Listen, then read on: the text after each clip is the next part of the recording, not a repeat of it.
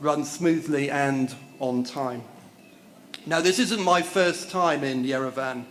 I've had the privilege of seeing the Aurora Prize transform from the germ of an idea marking the Armenian people's gratitude to those who helped save relatives from the genocide a century ago to where we are today. On the eve of granting the inaugural award, with an amazing contingent of political and humanitarian leaders gathered, many here today, and 4 finalists who have committed the most remarkable and awe-inspiring acts of public good in the face of great personal peril. Now, the central idea of the Aurora Prize is to publicly recognise and shine a light on extraordinary humanitarian work, and in doing so help to awaken the world both to the acts of compassion and also the problems they seek to alleviate. Slavery, civil war, genocide. It's about breaking the shackles of victimhood and victimisation and taking individual steps to make the world a better place. 100 years ago, humanity was awoken to the Armenian genocide by a range of voices calling for action: charities, the church, the media, and politicians. It was the New York Times, along with 2 brave diplomats, who galvanised the world to respond to what was fast becoming the first genocide of the 20th century. 100 years on, and 2 world wars later, the world continues to be shocked by organised acts of barbarity and violence that to many people seemingly spring out of nowhere. But as the people in the room today know, and the experts we will hear from, very few of these humanitarian crises emerge from thin air. The seeds of violence aren't planted in secret. Signs of growing unrest, acts of violence and political instability are more often than not visible to NGOs and experts who seek to draw the world's attention to them. Today, the Aurora Dialogues are designed to touch on some of the most pressing challenges we face in the world. We'll explore both current crises, with a particular focus on the refugee crisis, alongside discussing the role of the media in raising awareness. And we'll hear from inspirational voices from the field. We're beginning what we hope will be an annual dialogue that explores how past actions can help shape future solutions, and how individual endeavours can have a disproportionately positive outcome and inspire others to take action. So, some practical points. We have 4 main sessions this afternoon. First, a broad overview of the state of humanitarian issues that includes the findings from an exclusive piece of research commissioned for today's event, the Humanitarian Index. You might have read about it in some of the international press yesterday. Next, we'll focus on the refugee crisis and Syria, followed by a session exploring the role women play in humanitarian responses and a call to action. Finally, we'll look at the media. Just like the actions of the New York Times 100 years ago, how can the media wake the world to crisis and communicate and sometimes shame governments into action? Now, each panel will be led by a keynote and followed by a moderated panel discussion. A summary report of today's Aurora Dialogues will be circulated. Now, we don't want today's discussions to remain solely in the room. We want to engage beyond Armenia. So please, if you are avid or even sort of new to Twitter, please feel free to tweet in real time should you feel the urge. Now, the hashtag is #Aurora Dialogues. It's on the wall up and down the stairs. You really can't miss it. Now, as you've heard, the Matanadaran holds one of the biggest collections of ancient manuscripts and books in the world, almost 50,000 items in total. The historic sweep of these documents touches dark periods of our history that the world would rather forget. Today's modern documents capture humanitarian catastrophes in vivid terms. Books are written, newspapers and magazine articles are published, TV news broadcast stories all over the world. Consequently, you would believe that precisely because we're more informed, we're more inclined to take action than in the past. As you'll hear in research presented in our first session today, sadly, this isn't quite the case. Now, before we kick off, I'd like to invite a man who I have a deep personal admiration for to the stage, a man who I met 2 years ago, who had the idea of the Aurora Prize and the idea of creating a movement that helps Armenia and the Armenian people move beyond the genocide, to thank those who helped rescue them over 100 years ago and make a really positive impact and contribution to the world. So please, I wonder if you could applaud as he comes on, Ruben Vardanian.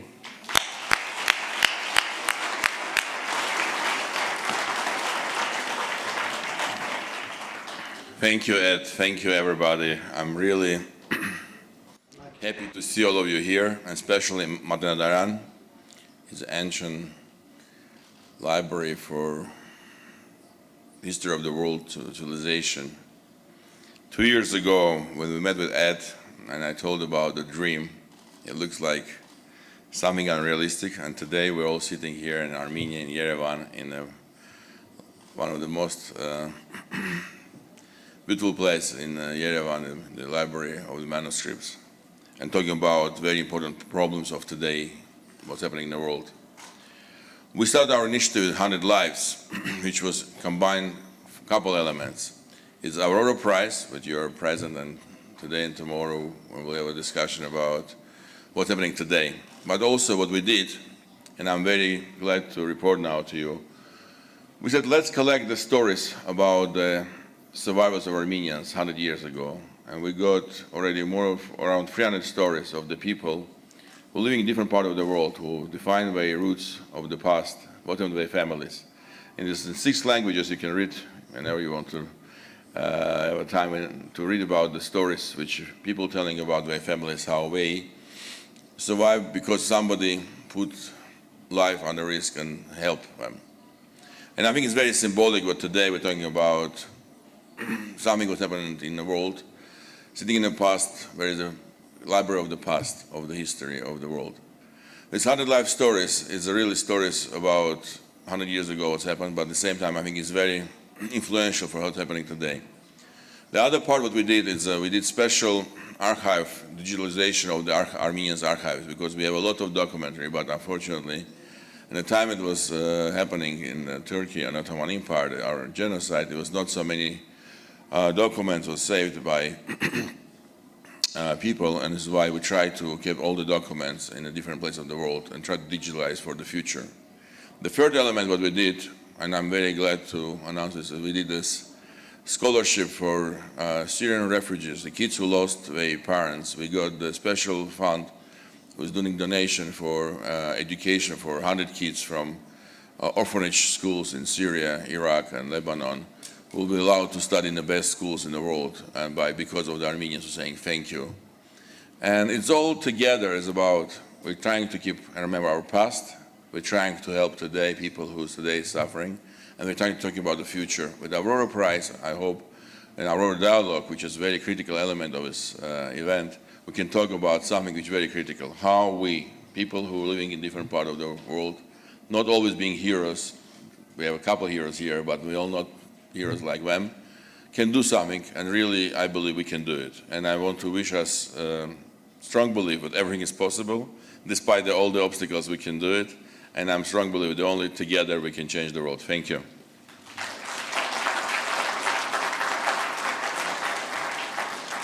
Thank you, Ruben. Now, Շնորհակալություն Ռուբեն, այժմ կցանկանայի ներկայացնել իմ գործընկերներից մեկին, Ջերի Սալիվանին, նա Էդելման ընկերության հանրայնության հետ կապերի պատասխանատուն է, նա իր թիմով վերջին 2 ամիսների ընթացքում կազմել են մարդասիրական համաթիվ հետազոտության արդյունքները։ Սա չափազանց խորը եւ համակողմանի ուսումնասիրություն է, ընդգրկվել են Միացյալ Նահանգները, Մեծ Բրիտանիան, Ֆրանսիան, Գերմանիան, Իրանը եւ Լիբանանը։ Եվ համոզված եմ, որ դուք հետաքրքրությամբ կլսեք այդ հետազոտության արդյունքները, եւ դա ձեզ համար կլինի ճամփորդության պես մի բան։ Ես չգիտեմ Էդին եք ողջունում թե ինձ, բայց եւ այնպես շատ հպարտության զգացում ունեմ։ Ինչպես Էդը ասաց, մենք կարևոր տվյալներ ենք հավաքել, այդ տվյալները իհարկե մենք հրապարակենք էլեկտրոնային կայքեջերում, ինտերնետում, դուք կարող եք ձեզ հետաքրքրող թեմաները նայել։ Այս նախաձեռնության նպատակն էր ստեղծել առաջ բերել քննարկումներ, լսել արձագանքներ եւ ավելի խորը ուսումնասիրել աշխարհի տարբեր մասերում գոյություն ունեցող հրատապ հարցերը։ Լիագումար նիստի ընթացքում ես կառաջարկեմ, որ փորձագետների հետ ավելի այսպես խոր քննարկում ծավալեք, իսկ այժմ ես արագ ներկայացնեմ ինչպես ասվեց 4600 մասնակից է մասնակցել այս հետազոտությանը 6 երկրներում ԱՄՆ, Մեծ Բրիտանիա, Ֆրանսիա, Գերմանիա, Լիբանան եւ Իրան is 5.7 just because we had a smaller sample size there. Մենք ուրեմն Ֆրանսիա, ԱՄՆ-ում եւ եվրոպական երկրներում ընտրել ենք 100 պատասխանող, իսկ Իրանում եւ Լիբանանում հարցվողների թիվը կազմել է 300, որովհետեւ այդքանն ենք կարողացել գտնել։ Մենք տարբեր հարցեր ենք քննարկել, հարցեր ենք առաջադրել մասնակիցներին եւ migration or are they inextricably linked? So then the next question we asked was, so that's your opinion on the most pressing issues today. What about in the next 5 years? Once again, terrorism stayed at the top, but you see that forced migration moved up into the second spot in every country except the US, where it had ranked 7th and it moved up to 6th. Let me go back.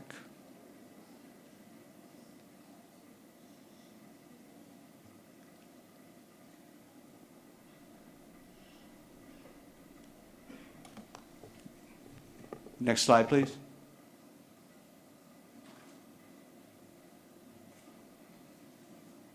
Okay. Well, we missed one slide there, so let me just give you a quick overview on that. We also took a little bit closer look at Syria, and we found that when we asked people, we gave them a choice of 60 countries and asked them the question about the whole refugee issue, where was it the most pressing? Not surprisingly, everybody ranked Syria as number one. There were some other interesting geographic nuances as well that popped up, and what we did then is we looked at it, and basically what we found out is when we asked people about the refugee hotspots, if you will, it fell into 3 categories. Informed, where people got it right; misinformed, where there were overestimates of the volume of to make those choices. The other thing that we looked at is what's the role of neighboring countries in taking in refugees.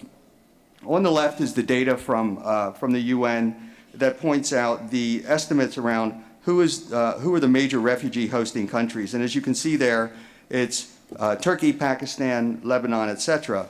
But when we asked people who they thought were taking in the most refugees, once again, they appeared to be somewhat misinformed. Turkey and Pakistan actually scored quite low.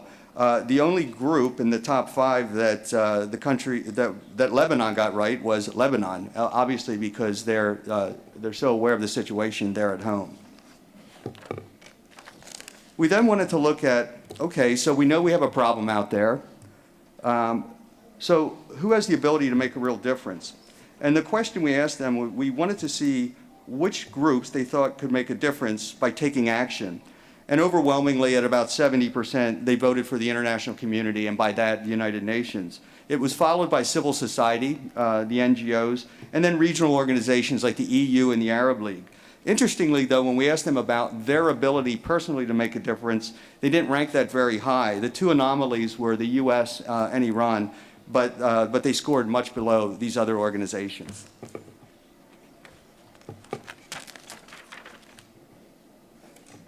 So then we changed the question a little bit. We said, okay, you told us who you think's best positioned to take action. Who do you think has the greatest capability to address the refugee crisis?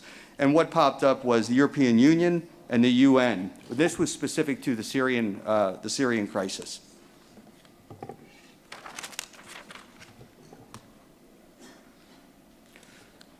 So then, focusing a little bit more on Syria, we found out that 1 in 2 in the, believe that the international community has abandoned the refugees. So interestingly, when we asked people who's best positioned to take action, who has the best capability, they said the UN.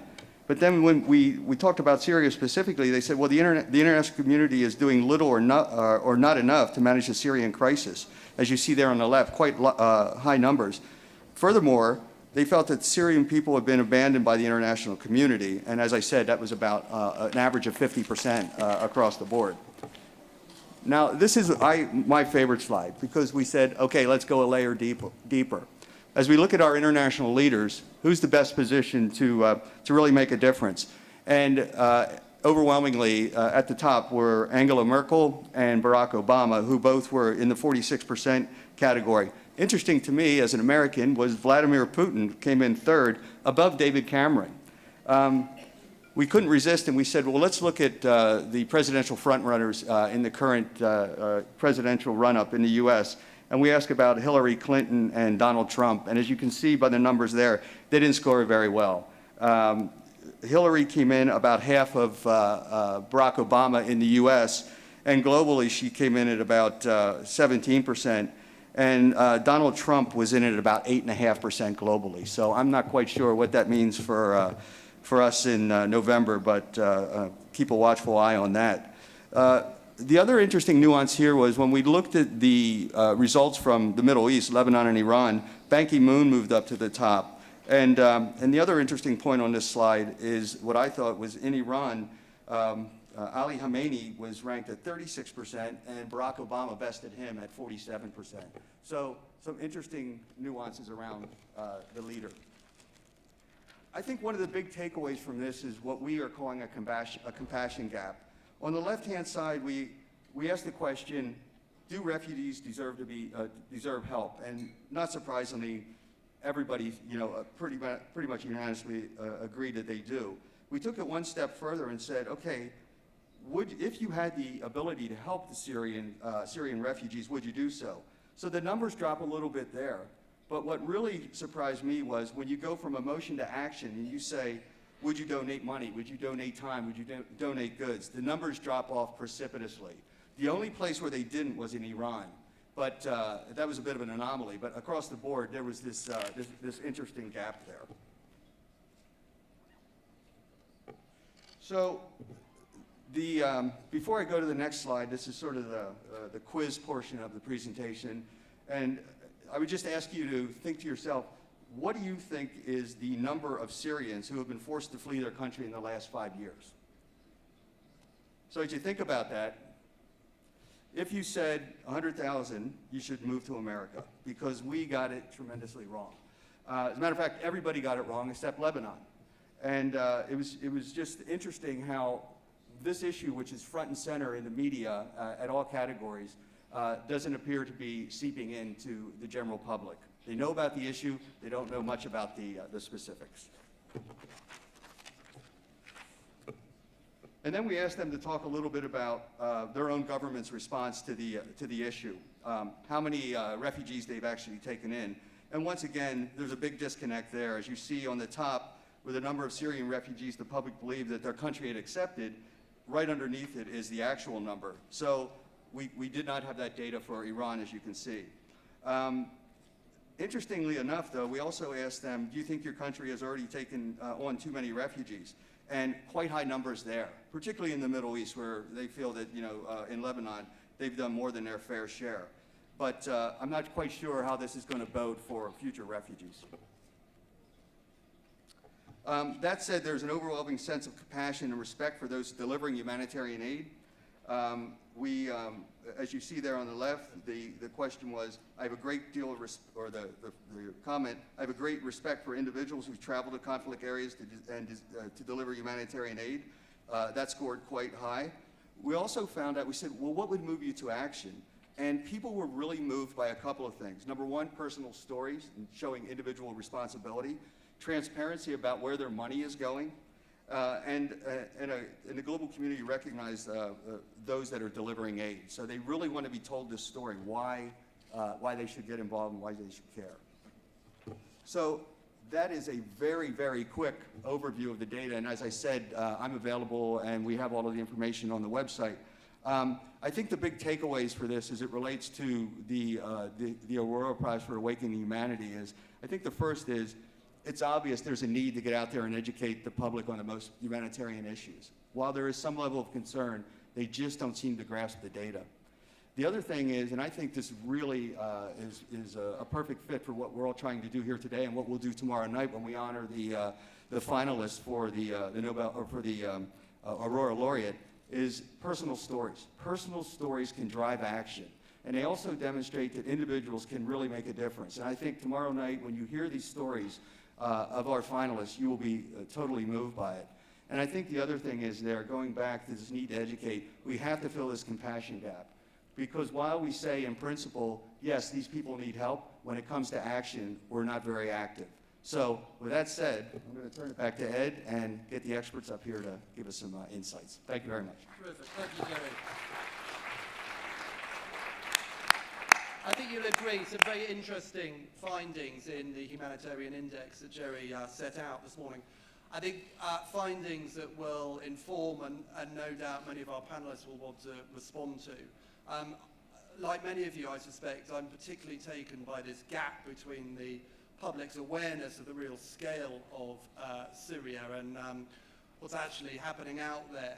And given the media attention to this, the fact that we have got this real perception gap between the actual numbers and where the public think the problem is, I suspect that will be an issue that David Ignatius will pick up on his panel this afternoon. Right, so on to the first panel, and David Talbot. Now, David is president of the International Centre for Transitional Justice, which works to advance peace and reconciliation in post-conflict nations. He's had a distinguished career in the field as Registrar of the Special Tribunal for Lebanon, advising the UN Secretary General during the Khmer Rouge trials, and as Deputy Chief Prosecutor of the International Criminal Tribunal for the former Yugoslavia. He played an incredibly important role in advising on the creation of the International Criminal Court. I haven't actually seen David for about 15 years, so I'm very delighted to reintroduce myself with him today. And perhaps, David, you could come to the stage and introduce your panel. Thank you.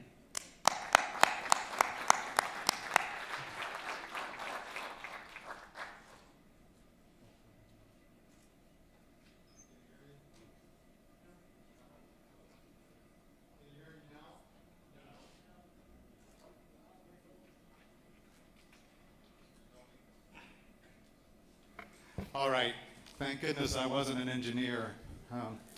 My father was, and he guided me toward the law. Let me introduce the panelists that we have and have them come on up now, and then we'll go. I want to make a few remarks, and we'll go into the discussion. We have Dr. Shireen Abadi, who's here. Doctor, please.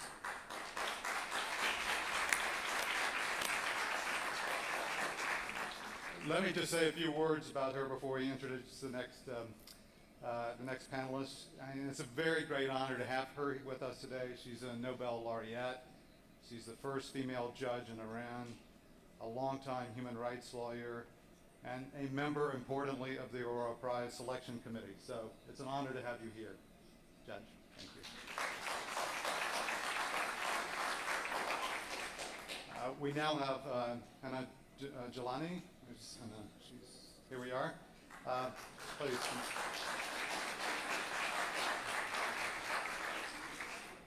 She is one of my heroes. She's a very respected internationally human rights lawyer from Pakistan. She's formerly the UN Special Representative of the Secretary General on Human Rights Defenders and is a member of the Elders. She is also on the Aurora Prize Selection Committee, amongst many other honors. Next, I'd like Dr. Ed Luck to come up. Ed, where's Ed?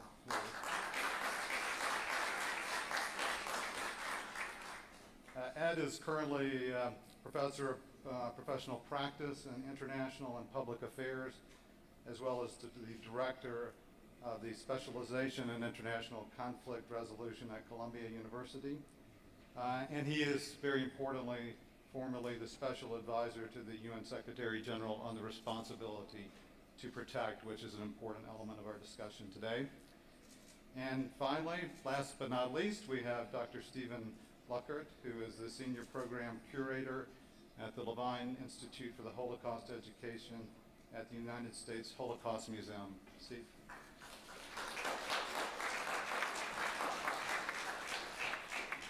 And I want to thank the organizers. I want to thank Ruben, particularly in his initiative on 100 Lives, and for this great conference. I think it's very well organized and very timely, because we are really in the depths of what I would call a displacement crisis. I call it a displacement crisis because I think we need to differentiate it from a refugee crisis. It's not the product of a natural disaster. It's not the product of some kind of unforeseen catastrophe. It's a product of systematic human rights abuses, of deliberate policies, and of really flagrant violations of the rules of international law. I think we need to recognize this, and we need to take account of some of the policy failures. Obviously, the war in Iraq, the invasion of Iraq is one, but I think there are a broad array of actors on both the international and national levels that have failed, and we need to take this into account. Obviously, Assad and others bear a very great responsibility for this displacement crisis, but the policy failures, I think, by the international community as a whole are really legion. I think we should also bear in mind from the outset that we're not simply talking about Syria or the Middle East and North Africa. There's a displacement crisis in a number of African countries as well. South Sudan comes to mind, Mali, in Asia, Burma, and a number of other countries.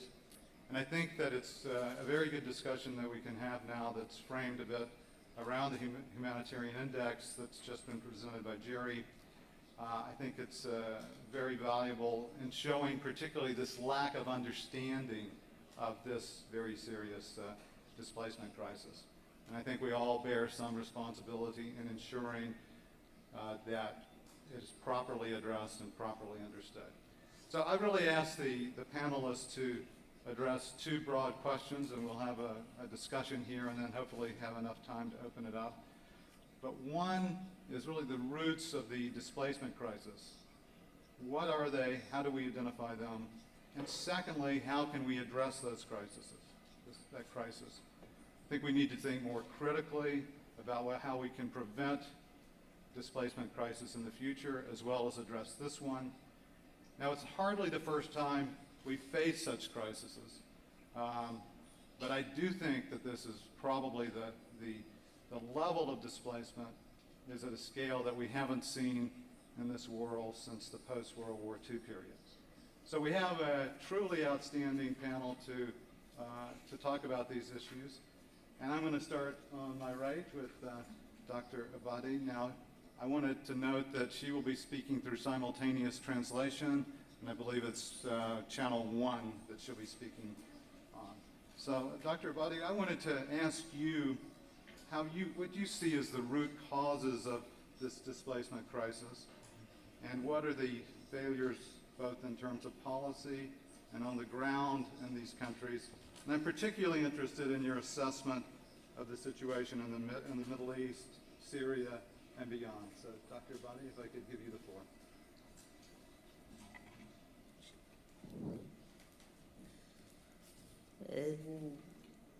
ریشه های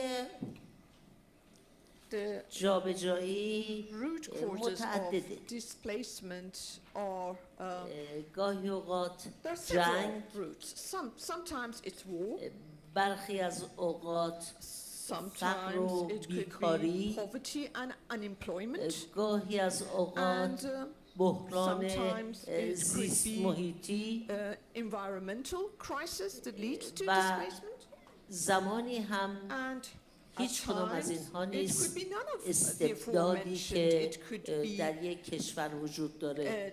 a dictatorship مثلا that ایران exists in a هیچ country. کدام از For این instance, in مشکلات رو Iran, نداره الان. we do not see اما any of the aforementioned استبدادی که در roots, ایران but هست the باعث شده despotism and تعداد dictatorship that زیادی از exists in ایرانی ها Iran has resulted مهاجرت کنند in the flight of many Iranians who have و migrated. حتی در بین سیل پناهندگانی And که even among گروه بزرگی از the flood of the پناهندگانی که آمدند refugees به who اروپا have recently arrived in مقداری هم Europe, ایرانی داریم. there are some Iranians. بنابراین همه این Therefore, عوامل all these factors مؤثر در could be ایجاد effective in وضعیت که پیش آمده. the اما من current چون از situation. خاورمیانه هستم But since I اجازه actually بدید come متمرکز from the بشم Middle East, روی please allow me بحران to خاورمیانه focus on the و crisis in the Middle East جنگ هایی که در اونجا and وجود wars داره. and conflicts that الان exist in بیشترین the Middle East.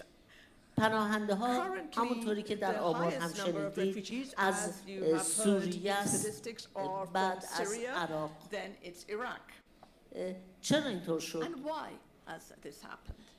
چرا اساساً جنگی شروع شد در Basically, سوریه؟ why did a war start in Syria in ریشه the first تمام place? اینها The در cause of خاورمیانه all یک this in the Middle استبدادی است که East متاسفانه در despotism اغلب that کشورها sadly در اون exists منطقه in many countries in that region. If the Assad dynasty had حکومت not کردن. اگر یک reigned حکومت in, ملی بود هیچ وقت مردم قیام not reigned نمی‌کردند. in Syria for 45 years in such a اگر dictatorship, به they جای would not, قذافی people would not have staged an uprising. If instead of حکومت Gaddafi ملی in و Libya, دموکراتیک they سر would کار have بود، had a هیچ وقت democratic مردم and a national قیام government, نمی‌کردند که people الان would never جنگ have داخلی staged در an لیبی uprising باشه. leading to a civil war in Libya, برای thus انفجارشون فراهم. forcing the people to flee in order to save their lives.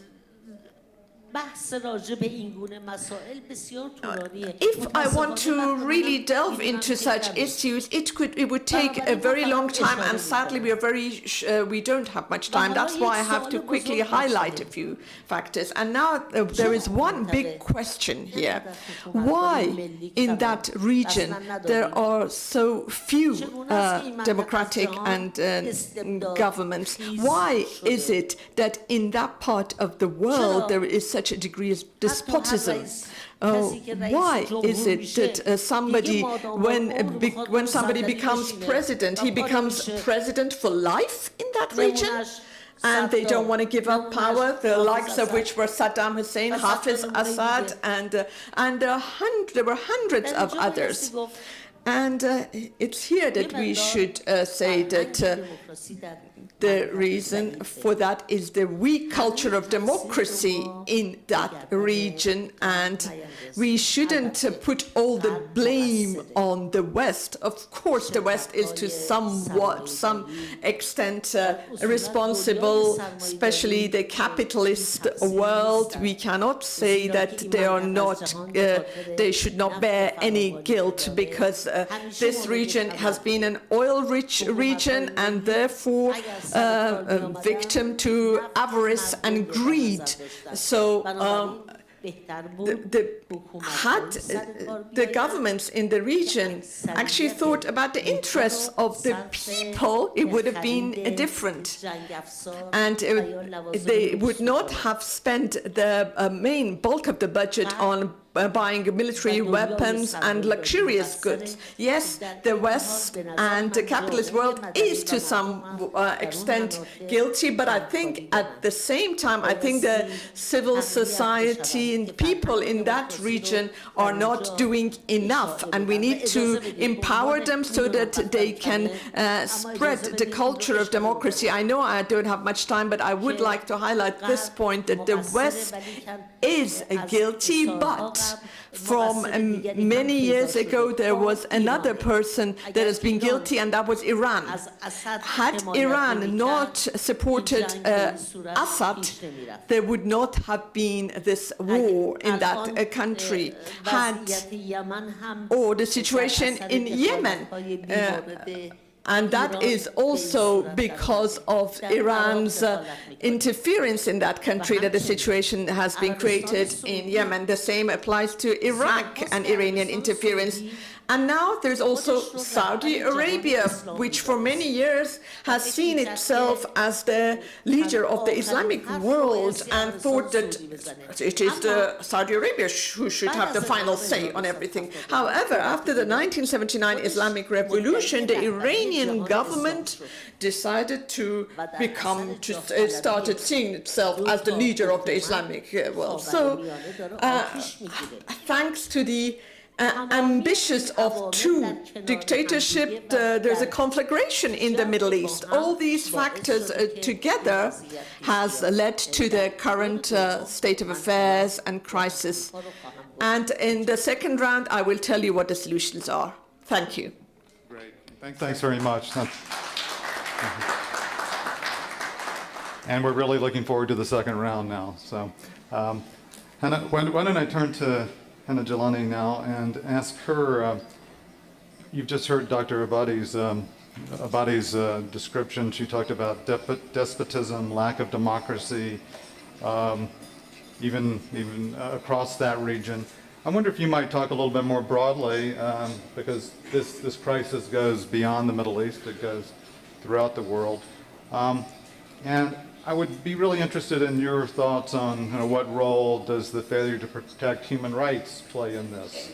And particularly, what are the human rights actors? What should they be doing? I know you have a lot of experience in this area. David, let me first of all thank the organizers for holding such a brilliant event.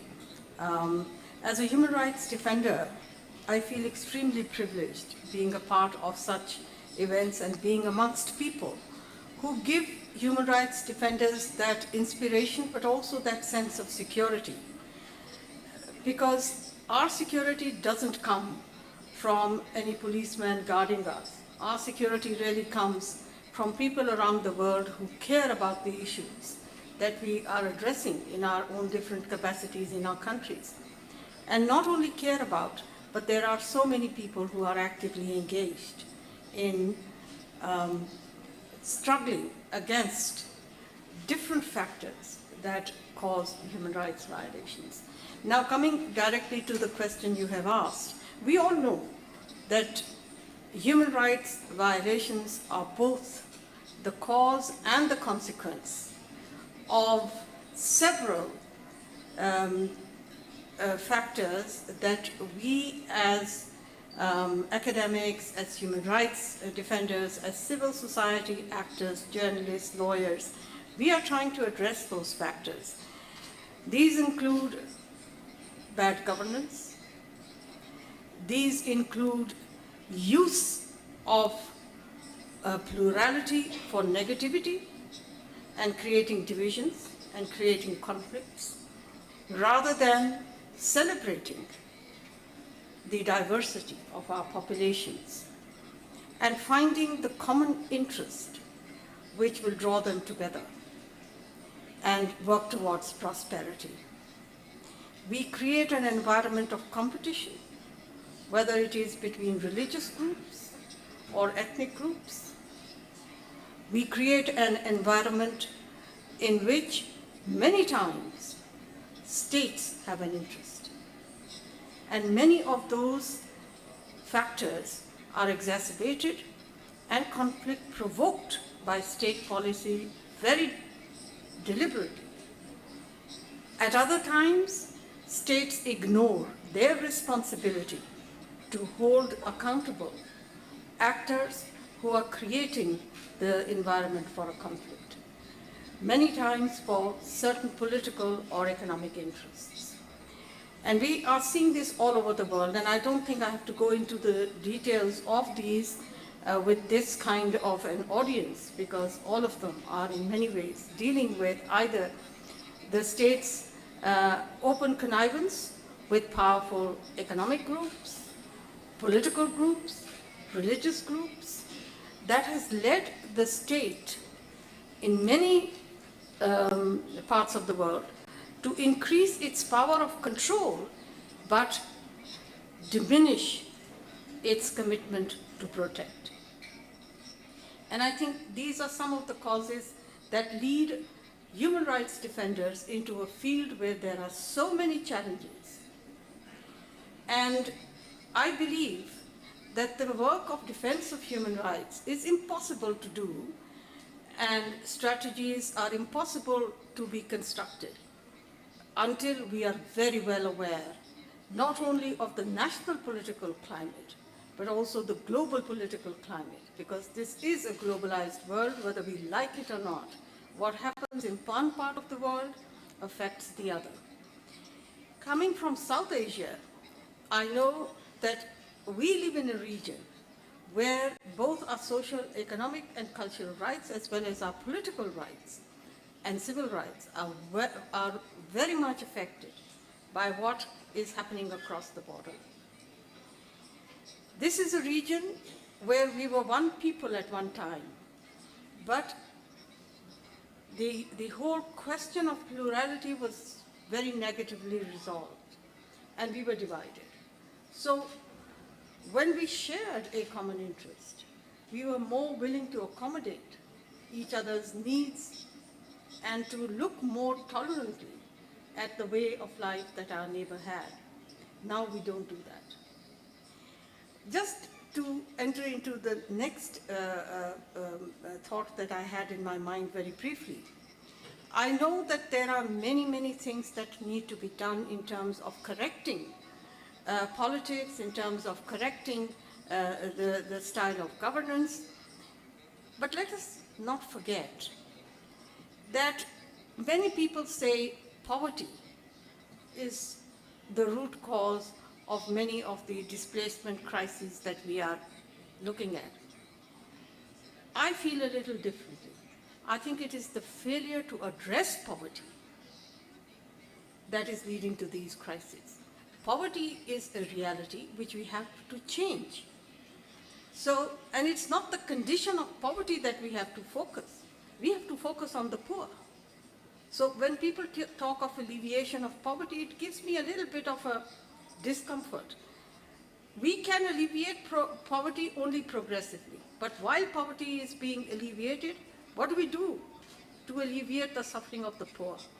So poor-centered policies rather than policies centered on alleviation of poverty would give me much more satisfaction. Secondly, when crises happen and refugees, asylum seekers, displaced people internally become for us an issue and a crisis. They are not issues and crises. These are people going through a very difficult time and going through sufferings which has not come because of their making, but because of the making of somebody who's taking on policies which is affecting their lives in such a disastrous way. What I see, and I've seen that as a Pakistani living next to Afghanistan in the 80s, I've seen it in other parts of South Asia, I see it now in the Middle East. Please, refugees have to be dealt with in a manner in which we focus on these people and their needs. Governments, nations have a tendency of using refugees for political agendas. Please, I think that's the most cruel thing that anyone can do. I take this opportunity to make this plea to world leaders. Please do not use the presence of refugees either in your country or in your neighboring countries or in your region for taking forward political agendas. These are very real issues. These are very real people. There are children, women, vulnerable communities that we need to take care of. That's terrific. I think your last point is one that we should all very much focus on, and I think the point that you make about the poor, rather than talking about poverty, but talking about the poor is really fundamentally important, and a number of issues relating to human rights. I'm also very glad that you brought up the issue of the commitment to protect, which I'm going to take up with Ed in just a moment. But first I want to turn to Steve and ask him to help give us some historical context here. I know you've looked at other displacement or refugee crises, particularly in the World War II, post-World War II setting. So I wonder if you could give us some historical perspective on this and also perhaps comment on maybe some of the material in the humanitarian index and how it might help us analyze these factors. So, Steve, turn to you. Thank you very much, David. Sadly, the problem of refugees and mass displacement is an old one. As Ed pointed out earlier today, this has been going on for at least 100 years. When you think back to the years of the First World War, you had, for instance, the Tsarist government in Russia carrying out the mass deportations of Jews and ethnic Germans whom they considered to be traitors or potential traitors. Likewise, think about the Armenian genocide carried out by the Ottoman Empire in 1915, and the mass deaths and the mass displacement of millions of people that caused. And also, not only of Armenians, but also of other Christian minorities and of the Greek populations there. And this was an issue that wasn't particularly solved. You had, for instance, during the Russian revolutions, you had over 1.5 million Russians fleeing from the before it became the Soviet Union, but Soviet Russia, and they found themselves in a very awkward position because they had no state protection. And there was really nothing in international law that was done to really, a solution had to be devised to offer them some type of protection. So you had the Nansen passports that were created to aid them. But they were still refugees in 1933 when Adolf Hitler came to power. And Adolf Hitler precipitated yet another refugee crisis. Some people calculated that in 1933 there were already 4 million refugees that were needing some kind of protection. Hitler began this policy of forced emigration of the Jewish population, and he pursued that until the fall of 1941, when Nazi Germany embarked upon a new policy, which was mass extermination, in order to solve the so-called Jewish question. And at that time, the world, of course, was faced with this massive crisis, and it wasn't the only one going on. You have to think about during the Spanish Civil War, over 500,000 Spanish Republicans left Spain to go to France, and many of them were set up in internment camps. You also had in the Soviet Union, you had mass displacement as a result of dekulakization, and also the deportation of ethnic minorities already in the 1930s. The world, of course, was faced with a challenge. How do you deal with all these different issues? In the case of the Jews being forced to leave from Germany, there were various committees that were set up, private organizations. A League of Nations High Commissioner for Political Refugees from Germany was established, but it was dependent on private donations. That is, there was no international governmental response. Much of the response had to be done at individual governmental levels. And for instance, in the United States, there was really no refugee policy. It was immigration policy. There was a great deal of sympathy for the plight of refugees, as was pointed out even in this report on the humanitarian index. So this is a similar thing. As the climate of opinion in the United States, for instance, turned against Nazi Germany, particularly after 1938. There was a great deal of sympathy, but that didn't translate into action. That is, you had a great deal of sympathy pointed out in polls, but that you would still have 75% of those polled who were unwilling to open the doors up to refugees any further than they were. That is, there was sympathy but a lack of action. And even with the outbreak of war, that it was exacerbated. Franklin Roosevelt calculated in October of 1939 that he believed that the war would create conditions for 10 to 20 million people being displaced and becoming refugees. Well, the war showed that many millions more were displaced, not only with the forced deportations and mass murder of the Jews, but you had the use of slave labor on a grand scale, and it became a huge post-war problem. And you had to have a special organization, the United Nations Relief and Rehabilitation Agency, set up to deal with that challenge of repatriating millions of people to their homes. But then there was also the issue of those who either could not or would not go back to their homes, including many Jews who faced continued persecution after the war. Okay, thanks very much, Steve. Good presentation. What I'd like to do,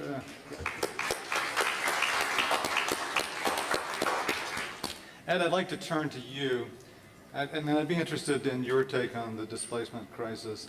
I know you've done a lot of work on the RTP doctrine, the responsibility to protect.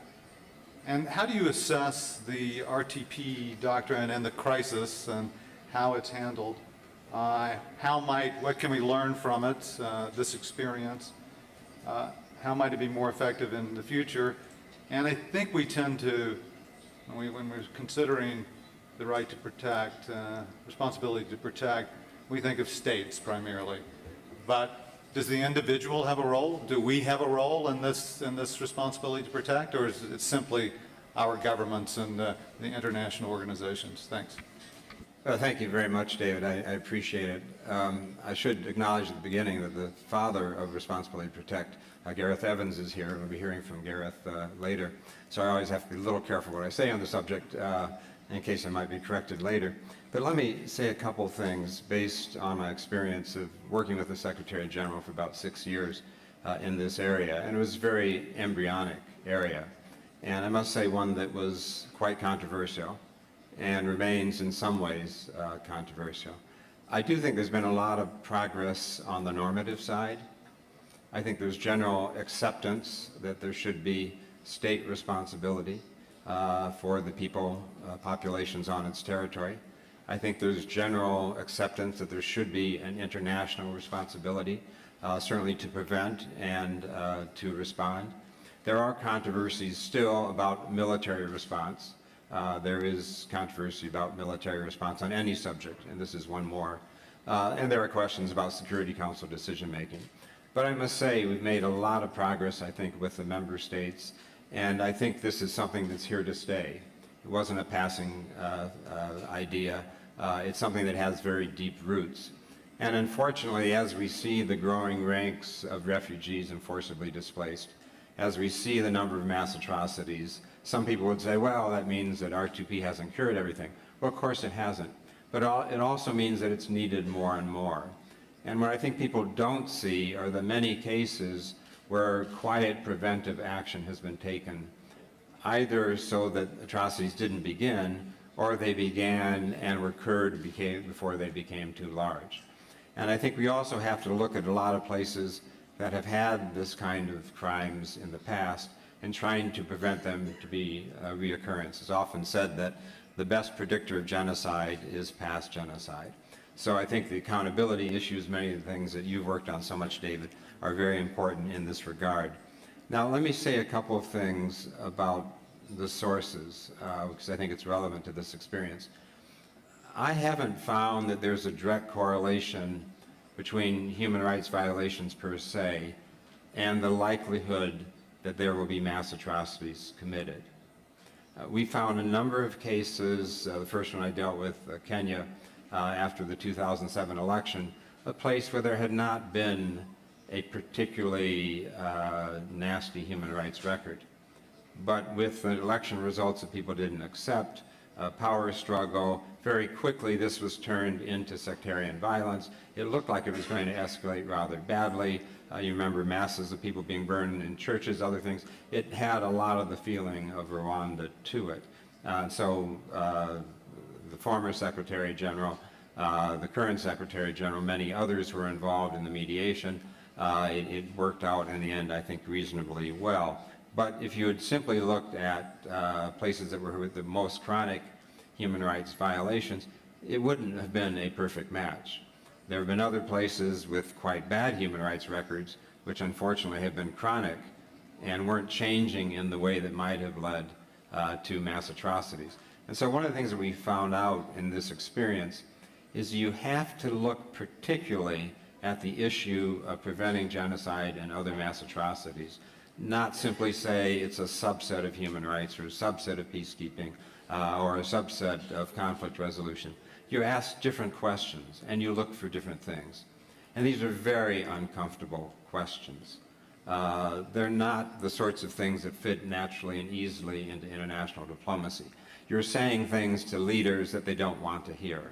You're saying things to populations that they don't want to hear. There's no country that wants to say we're on the eve of mass atrocities, that these things could happen here. Everyone thinks it happens somewhere else. And that, of course, is a dangerous thing. So we have to recognize that we need things like the responsibility to protect because it forces people to ask the right questions. And we'll never get the right answers if we don't ask the right questions. So I think this is a particular field that's developing. I think it's developing reasonably well, but it's still at best in an embryonic stage. And it's a long, long-term effort. We've had a genocide convention for almost 70 years. It's only really been since R2P's been around there's been any real effort to build a strategy to make it operational, to put it into practice. Otherwise, it was simply acknowledged, but it wasn't made part of policy and it wasn't made part of strategy. And that is what R2P is bringing to this. Now, I'm glad, I appreciate that you added the question of the individual responsibility to protect. It's something my wife and I are developing because it's a corollary. Many people think of responsibility as only of states and governments and responsibilities of international institutions. My experience has been the individual piece has been the most critical one. I think that's the spirit behind the Aurora Prize. I think that's what we heard about just now on the Humanitarian Index. Again and again, it's the attitudes of people. And if R2P is to make a difference over time, it's because people are interested and it galvanizes their interests. We have to see the choices that people make before there are mass atrocities, while mass atrocities are occurring, and after they occur. Those choices are critical. We shouldn't say that vulnerable populations should simply wait for other governments or international institutions to come to their aid. That's going to be too late. They have agency. They have choices.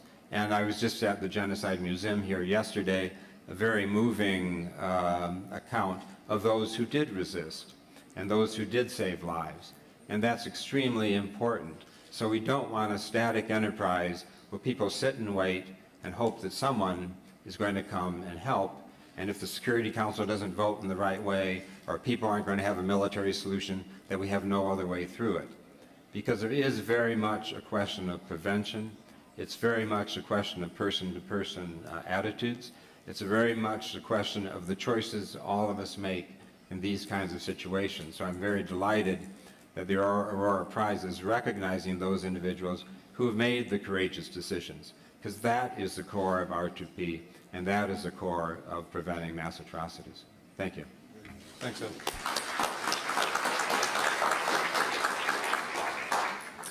And I wanted to turn to you first and kind of ask you about this prevention issue, which I think is so important. We've already talked about some of the root causes.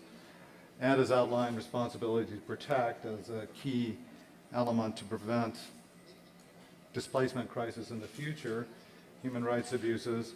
There are a lot of other tools out there, of course, that we think about. And I was just curious to ask you, human rights is often very much in terms of rhetorical. We have it very high on the agenda rhetorically, but enforcement is weak, as you've already discussed.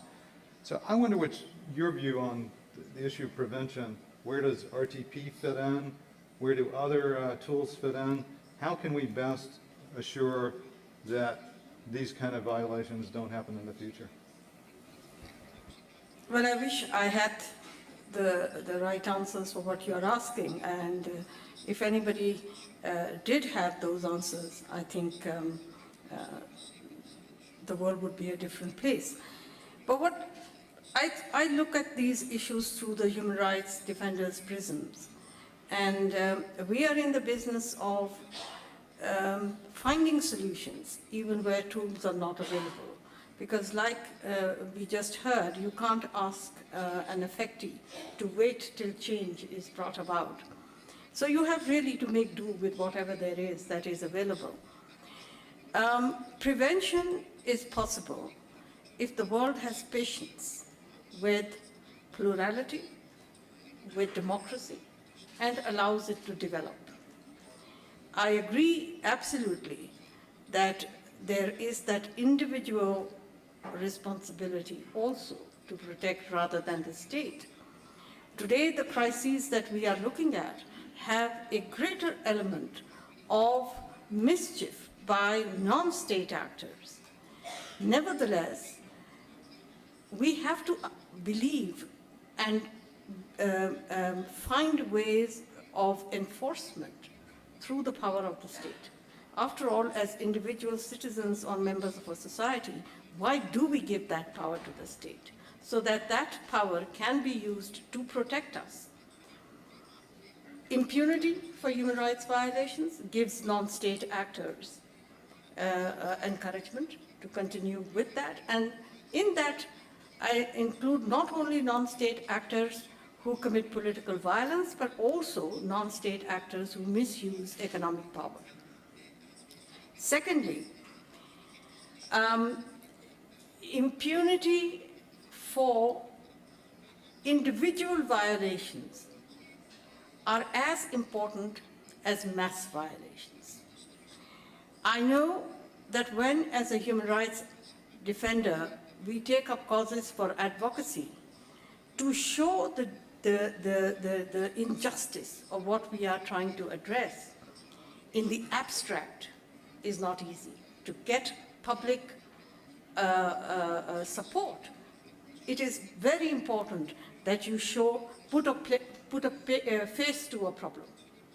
So the voice of the victim is very important for people to understand that a general violation that is occurring in everyday life of a country is affecting people in a certain way. I think that's very important. On a higher plane, let me say, international policies of intervention. I'm all for humanitarian and human rights interventions. But I also think that while preserving the legitimacy of such interventions by the international community, and I strongly believe that there is legitimacy in such interventions, there must be a commonly agreed criteria before such interventions can take place.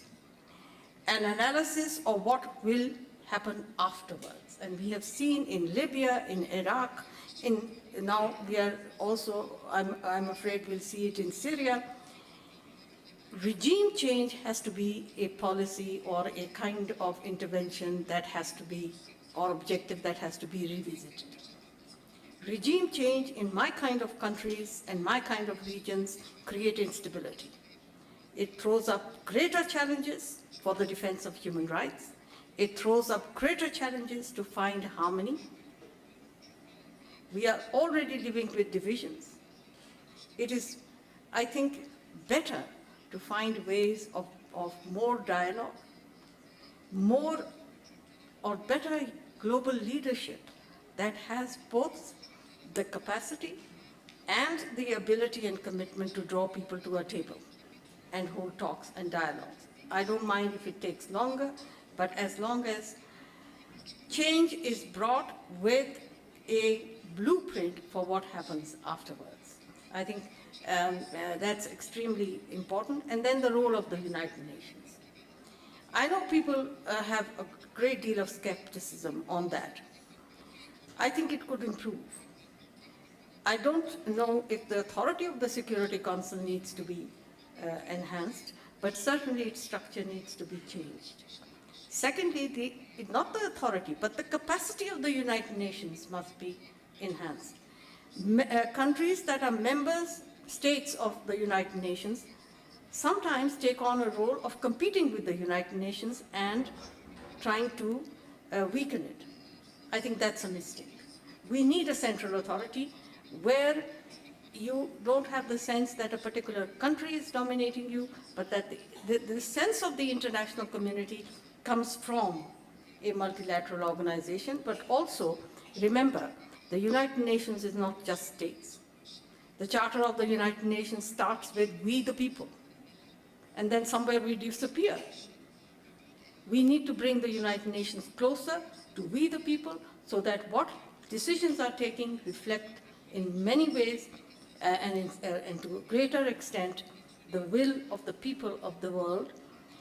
So more accessibility and more impact and influence of civil societies.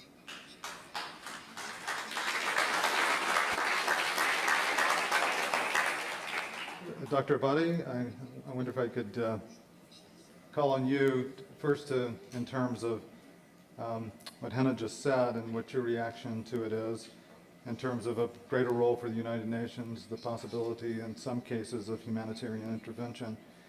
And if we're thinking about prevention, particularly in the Middle East and North Africa region, what do you think are the tools of prevention of these violations for the future? How do we get at the root causes of this displacement crisis?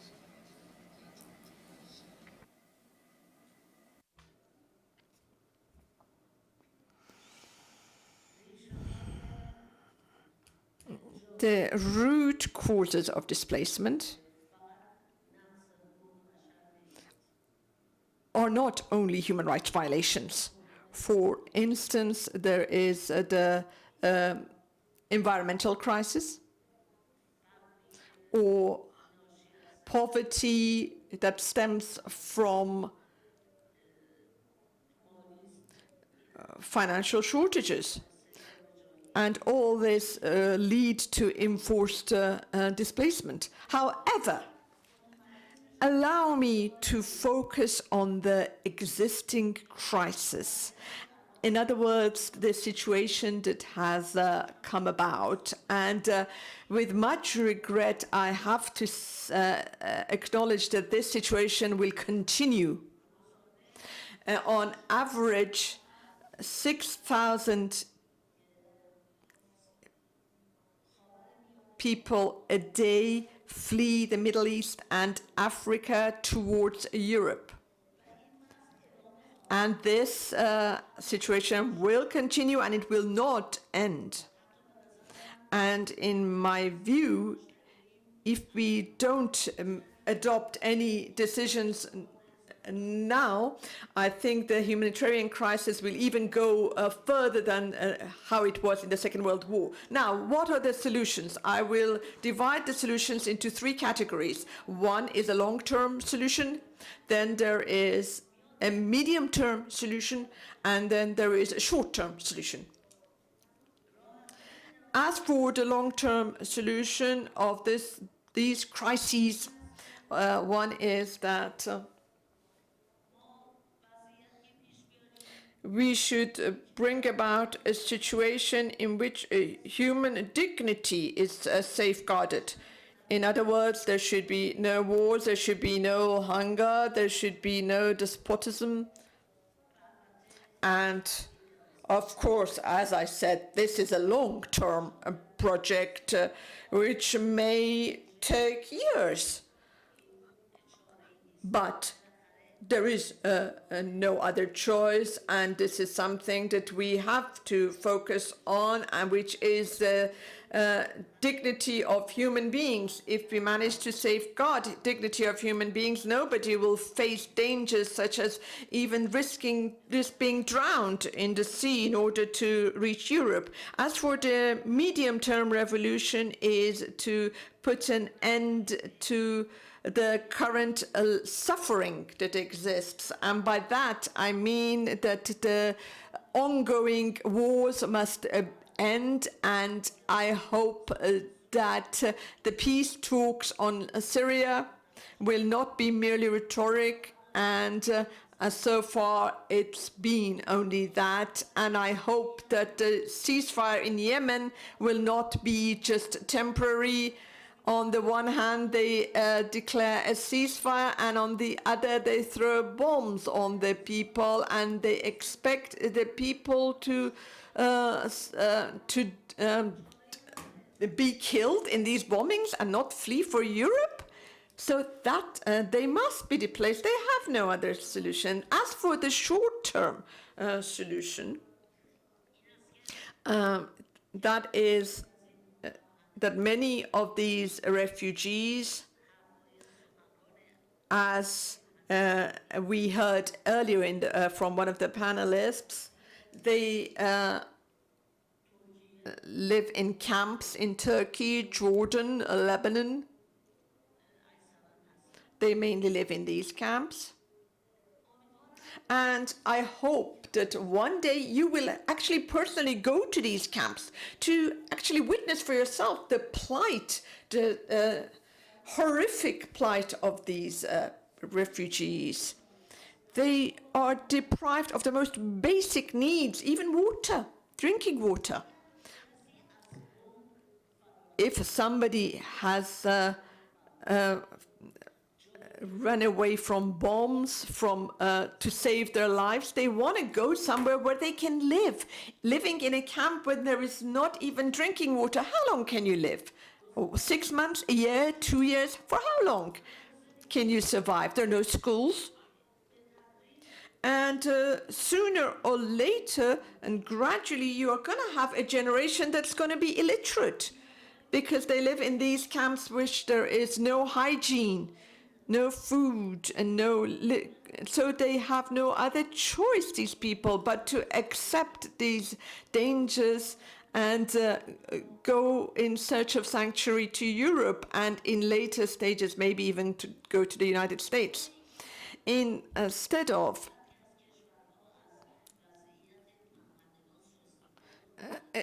some countries exploiting the plight of refugees in order to gain themselves entry into European Union, or try and raise funding under the pretext that they are helping the refugees, we have to deal with the situation inside these camps. And to that end, we must not place the entire responsibility on European governments, saying that they should open their borders, all their borders. Europe can only accept refugees to a certain extent. They don't have enough resources. So we need to equip these camps, make sure that they have resources, and they don't even have nappies for babies in these camps. They have no drinking water, as I said, so they need to have better equipped, they must better equip these camps so that people can, when they're accepting risks and they're endangering their lives. In the last month alone, 500 people were drowned as they were trying to reach Europe on a boat. Every month, many are drowned in a bid to arrive in Europe. Why? If they had equipment in these camps, they wouldn't be risking their lives to come to Europe. I want to highlight something tragic, and that is with regards to Islamic countries. Why aren't they not helping these camps? Where is Qatar? Qatar is one of the richest countries, where its per capita income is higher than everywhere else. Why are they not helping? Why isn't the United Arab Emirates helping? Why is not Kuwait coming forward to help? Why is it that the responsibility is being put on Germany, Italy, or France, for instance? Why the United Arab Emirates or Qatar? These are countries that need a workforce. They have always brought imported workforce from Bangladesh, India, and Pakistan because it's cheap. So why not use these refugees? Why have you closed the borders to them? Yet, why? Because you don't want to give nationality as citizen. You don't want to give citizenship to anyone.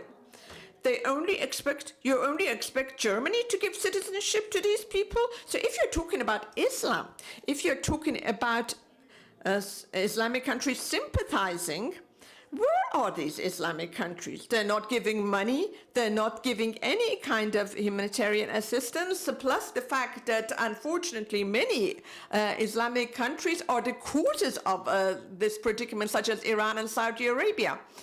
Or it's the rivalries among them which has led to the status quo. And now all these Islamic countries have stepped back and they're just crying out about, oh, look at the plight of the Muslims around the world. Where are you, Muslim countries?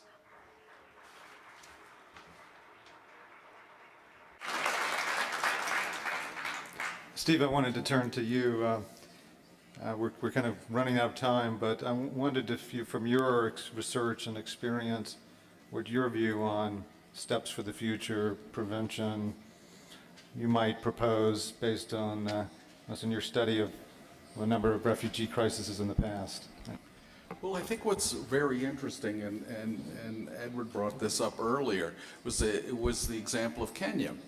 And in one of the previous elections, you had a number of activists that were on the ground using cell phone technology to counter the rumors and stories that had helped to incite violence in the previous election.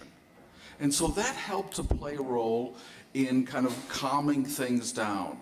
So when reports went out about, some a village being attacked, they would get information about what was really happening and transmitting that to calm that situation down. And that was something done by a lot of individuals. And I thought that's a very good way to use counter speech to deal with propaganda aimed at incitement. The other aspect of this that I think is extremely important is for information to be delivered to the general public about these crises. I think too often when I look at many of the reports, human rights reports, they're written for other analysts. They're not written for the general public. So consequently, that information is just circulating within a particular group. It's not reaching the general public. So I think that's got to change a bit. I think the museum is making a big step there, for instance, with our Simon Scott Center for the Prevention of Genocide, so that on the second floor of our building, we're doing exhibitions and things that call attention to what's happening, whether that's in refugee camps in Jordan or what's happening with the Syrian refugees today elsewhere. And so I think using that platform to reach the millions of visitors that we get every year is a good way of doing that. My final point that I want to raise is the importance, for instance, today in encouraging in places like Iraq, where you've had ISIS or Daesh committing genocide against the Yazidi and others, that you have to have the Iraqi government as well as others serve to protect those people from destruction. Because when I look at that, the situation in Iraq, I see many similarities to what happened during the Armenian genocide, where you had minorities targeted. In fact, some of the exact same policies are being used by Daesh in Iraq. And I think there has to be this effort of the Iraqi government and various militias to protect the rights of minorities there. And that's something that, for instance, the museum has called attention to as well. Okay, thanks very much. Ed, this is probably the final round, so I wanted to get a final word from you. And as we think about RTP, how do we make that more of a reality, number one? And number two, Are there other tools in addition to RTP? We've discussed that to some extent, but it might be useful, given your vast experience, to outline some of the other tools for prevention purposes. Sure, thank you very much. One, I think we should think, whether it's R2P or other tools, less about intervention and more about engagement. We found an awfully lot of cases where we could engage with government authorities, where we could engage in civil society in various places, when they seem to be taking the wrong path and making the wrong choices. And there were several cases in which the Security Council never got involved. I think, for example, of Kyrgyzstan with the violence in Osh in 2010. Hundreds of thousands of people displaced. Differences in religion and ethnicity seem to be at the base of it, along with economic issues and some political issues. Second of all, in that regard, we think of governments, but we really should think of individuals in those governments who could be targeted for messages, who could be reminded that there is something like the International Criminal Court they might have to worry about down the line, that might be worried about the future of their economy, that might be worried about foreign investment, where you can get messages to them, and where international institutions can join with regional institutions and national governments to offer both carrots and sticks if people make different choices. And here I think one of the critical problems that we've seen in recent years is leaders that won't leave, who insist on staying and staying and staying despite popular pressures. And obviously Syria is a case in point. Libya was another case in point. There have been many, many others in recent years. And we have to get better at finding tools to move people on. And I think the African Union has been looking at this quite seriously in recent years. And I think as a larger international community, we have to pay more attention to that. And that's going to involve, among others, the private sector. And I think we very often leave the private sector out of the conversation, or just think of it as a problem rather than as part of a solution.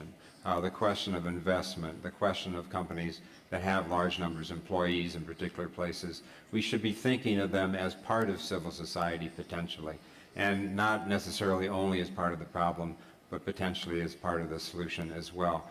And just a final word on this, we're about to appoint a new Secretary General. They always like to think they're elected, but according to the charter, they're appointed, and whoever she or possibly he might be, you know, we should be asking very hard questions now about their attitudes towards R2P, their attitudes towards human protection, their understanding of these kinds of situations, and put them to the test, and recognize that ultimately we as citizens, wherever we might live, we have to hold our political leaders accountable. If there isn't a resistance to hate speech, to incitement, to targeting of minorities, that is something which the body politic has to make their leaders accountable for in a political way. Accountability is not only after the fact legal accountability. It has to be political accountability every day. And those are the choices that we make in terms of which issues we think are important, which issues do we protest about, how do we join together, and do we recognize that if some of our fellow citizens are threatened, that we are all threatened. Thank you. Time for questions? Well, I'm going to get fired because I didn't manage the time well enough to give the audience questions. So I do want to thank the panelists. Just one word, because I think Ed has talked about accountability, and I think it's important that there's to know that there's steps that can be taken now for accountability in the future. Obviously, there are a lot of needs that need to be addressed in the displacement crisis, but a number of groups, for example, in Syria, are collecting documents that will be useful in transitional justice measures, including criminal prosecutions, including truth commissions, perhaps for reparations, perhaps for vetting out of human rights abusers, out of the security forces. So documentation is very important, and I think it's never too early to start to work with civil society groups and other active social forces, whether they're outside of the country, probably perhaps inside in some cases, where we can build knowledge about what accountability is about, so that we begin to break this kind of cycle of revenge, so that we avoid the kind of, this is I think an important part of prevention. If we have accountability at some point after these abuses have happened, rather than simply trying to clean the slate clean. And so I think it's really important for us to think about how we can prepare for the time when the displacement crisis ends, so that we build a future on human rights and on accountability, rather than trying to build it on impunity. And I think that's a very important point. So that was going to be my next question to the panel. So I've taken it, and I think this has been a great panel. These are tremendous experts that you have in front of you, and it's been an honor for me to be with them today. So thanks very much. Thank you very much, David, and thank you to the panel. I think you'll all agree, some very powerful remarks this morning.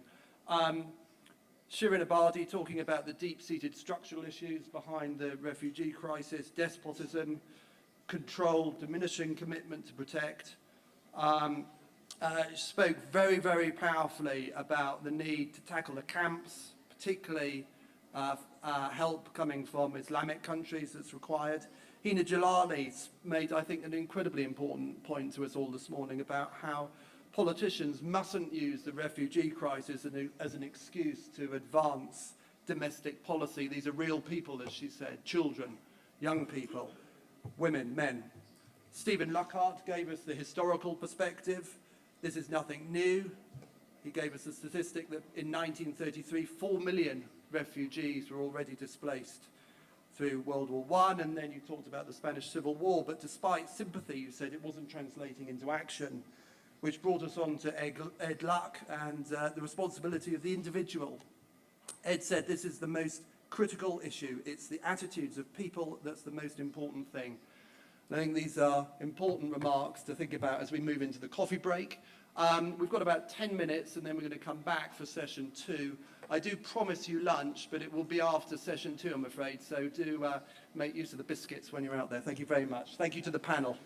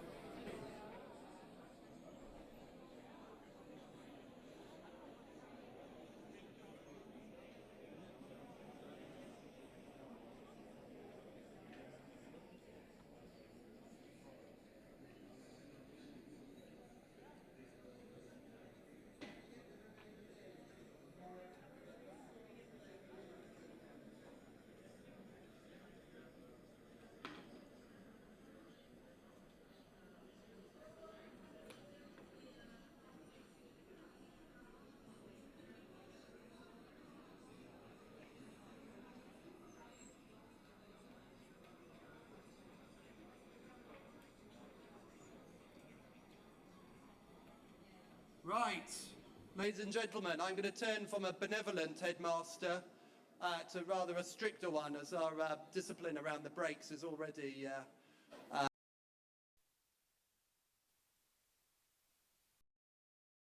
capacity. Can we please close the doors now? Can we close the doors? Thank you. Right. As we heard in research from session 1, there's unanimity amongst the sample that one of the most pressing humanitarian challenges we face is the refugee crisis. And it was obviously a big feature in the first panel discussion as well. Taking Syria alone, there are around 5 million people who've been forced to flee their homes, the majority of whom end up not in Europe but in developing countries that struggle to cope. This is a problem that seems to be getting worse, not better, so how do we respond? Now, before we welcome Gareth Evans, a man who in his capacity as president of Crisis Group for almost a decade made a significant global contribution to raising awareness of impending crises and presenting practical policy solutions, along with Gillian Sorensen, board member of the IRC and a senior advisor at the United Nations Foundation, I'd like to introduce Vigen Sargsyan, Chief of the Presidential Administration of Armenia, who's going to talk to us for a few minutes before the panel discussion. Thank you very much, Vigen. Thank you. Thank you. Distinguished guests, dear colleagues, it's a great honor to host in Armenia some of the world's most prominent humanitarians, academic and media leaders. And I would like to also welcome you very warmly here in this institution as the chairman of the board of Maten Adaran. This is a depository of ancient Armenian manuscripts, and this venue has a lot of symbolism. It captures a collective image of intellectual, historic, cultural, moral, and philosophical heritage of our nation. Every piece in this treasury of manuscripts has its own story, and it is a story of deliverance that mirrors the tragic pages of the Armenian nation, but at the same time a story of preservance and survival. As a matter of fact, last year when we were commemorating the centennial of the Armenian genocide, in this very institution we hosted a special exhibition called Surviving Manuscripts, because we host a lot of manuscripts here which survived the Armenian genocide and were saved as pieces of Armenian heritage which was ripped apart as part of the genocidal attempt. On these exact days last year, we commemorated the centennial of the Armenian genocide, and it was based on 4 major pillars, those of remembrance, gratitude to those who extended a hand of help in that difficult time when international protection of human rights was absolutely not a universal norm, and it was quite a courageous step on part of many to extend that hand in those days. Revival of the nation after that genocide. And the 4th pillar was that of international fight against the crime of genocide in general. And that 4th pillar was particularly important in terms of turning Armenia into a platform for all those oppressed, all those persecuted, to have a chance to speak up and to make their points and their voice heard.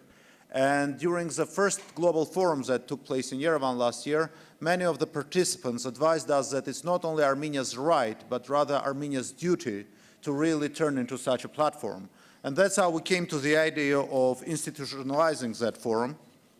And we cooperated closely with the International Association of Genocide Scholars, which is also represented very actively in the 2nd forum now, and decided that this will be a biannual event happening in Yerevan in April every 2nd year.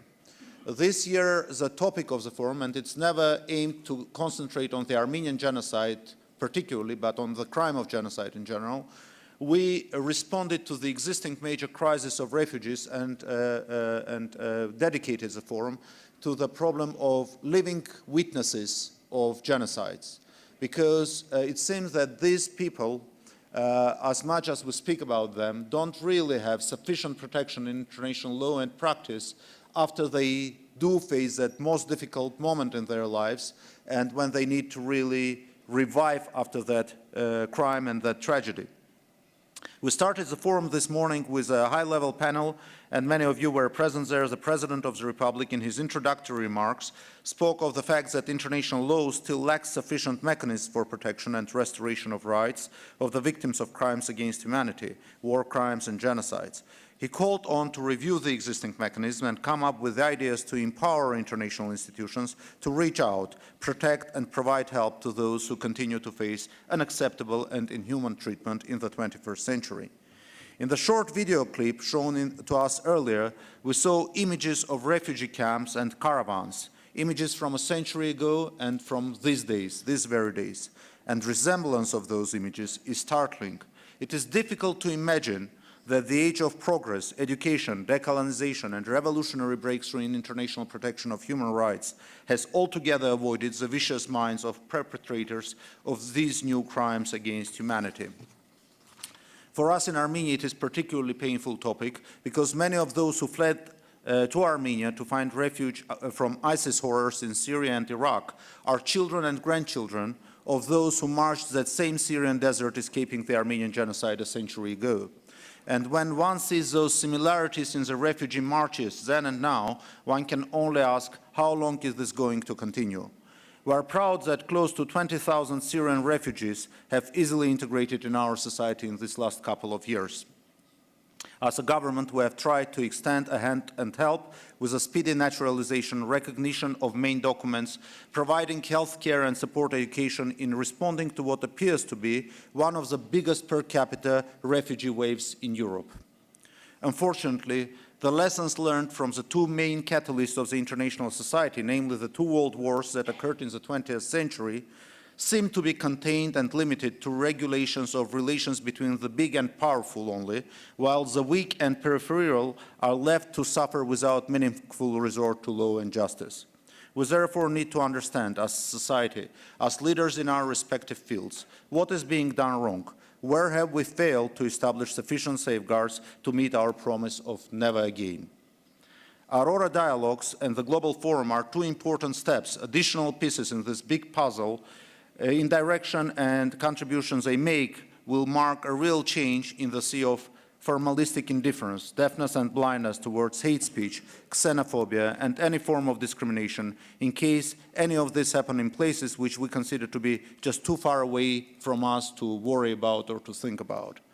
Those who love statistics and figures often rebut voices speaking up against modern-age crimes against humanity by showing that overall numbers of victims today is much lower than it used to be half a century ago or so. They might be well right, but the more sophisticated our instruments are, the higher level of responsibility we feel upon us. And this fight for each human life, each child's right, each one oppressed and discriminated, shall become only more rigorous. Our voices shall get only more loud. Our efforts shall be only more tireless, since as one of the most commonly met books in this depository, namely the Holy Bible, guides us, from the one who has been entrusted with much, much more will be asked. With this, I once again welcome you to Armenia and to Mate Nadaran, and it was a great pleasure turning to our second panel. Thank you. Thank you very much, Regan. So if I could now introduce a man I have known for almost 15 years, actually, a man who has had a tremendous impact on the world. The Honourable Gareth Evans is President Emeritus of International Crisis Group, an organisation which works across the spectrum of crisis prevention and conflict resolution. During his tenure, the organisation firmly established itself as the preeminent source of conflict information and policy prescriptions advising national governments and international organisations. He's had a distinguished career in politics in Australia, Attorney General, Energy Minister, Transport Minister, Leader of the Senate, Deputy Leader of the Opposition. But it was his tenure as Foreign Minister for 8 years that he really began to lay down his contribution to the world. So please welcome Gareth Evans.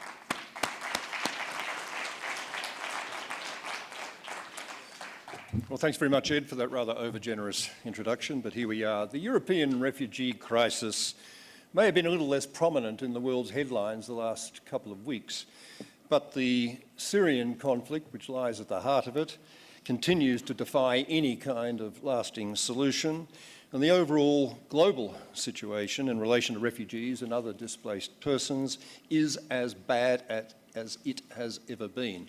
We had these issues very well opened up for us in the first session, but unhappily there's still a lot for us to talk about in this session. Let me begin by just spelling out in a few words again than at any time since World War II. As at the end of last year, there were some 60 million people spread around 52 countries, over 38 million internally displaced people, 20 million refugees, and another nearly 2 million asylum seekers awaiting evaluation of their claims for refugee status.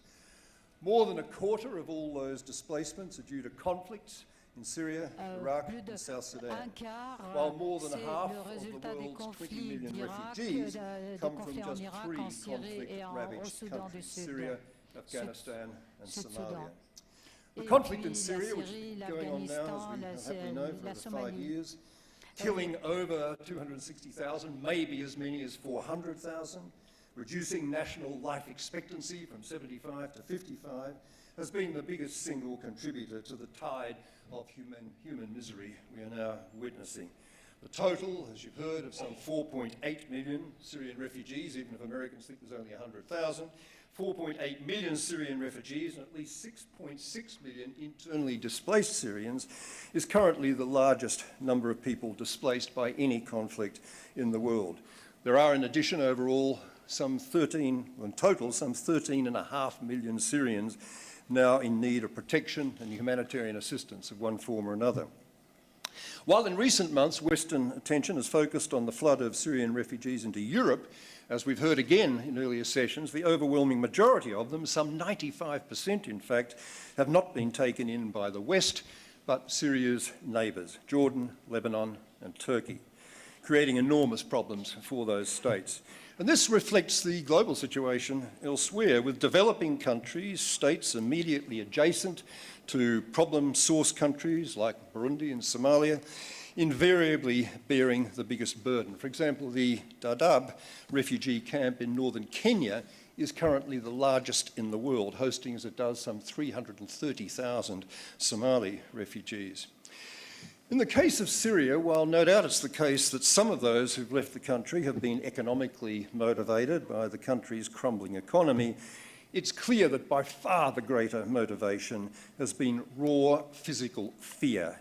Fear of the brutality of the Assad regime, fear of the barbarity of Daesh, or ISIL, or Islamic State, or fear simply of being caught in the three-way crossfire between the regime, its militant political opponents, and Daesh. Mass atrocity crimes, as you've also heard in the earlier sessions, whether they be legally defined as genocide or other crimes against humanity or war crimes, have been the currency of this conflict from the outset. And those occupying and commanding particular swaths of territory, be it the Syrian state itself or many of its militia opponents, certainly Daesh, have conspicuously failed to meet their responsibility to protect those under their control from such atrocities, as demanded of them under that set of principles that were unanimously embraced by the United Nations General Assembly in 2005, about which you heard Ed Luck talking so lucidly in the last session. So too has the wider international community conspicuously failed to meet its own responsibility to protect in the face of the unfolding catastrophe in Syria. The Security Council has been almost completely paralysed on the subject since 2011.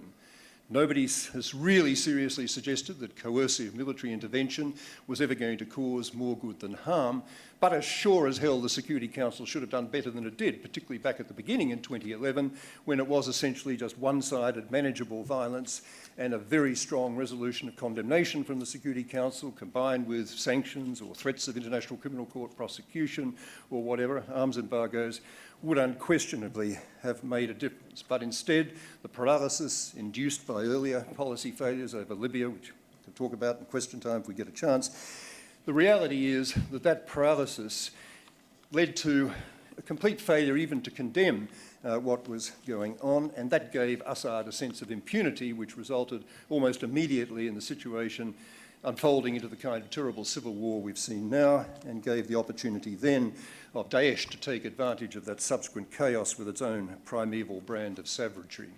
Well, that's where we are. That's where we are in Syria, in the Middle East. That's where we are globally.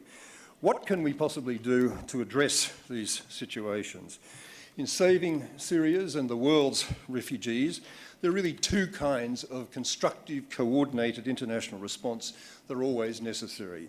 The first thing to do is obviously to try to resolve the problem at source by removing the fears that are driving people from their homes. And the second big task is to treat with humanity and dignity and decency those who have fled their homes because of a well-founded fear of direct persecution or a fear of general exposure to violence.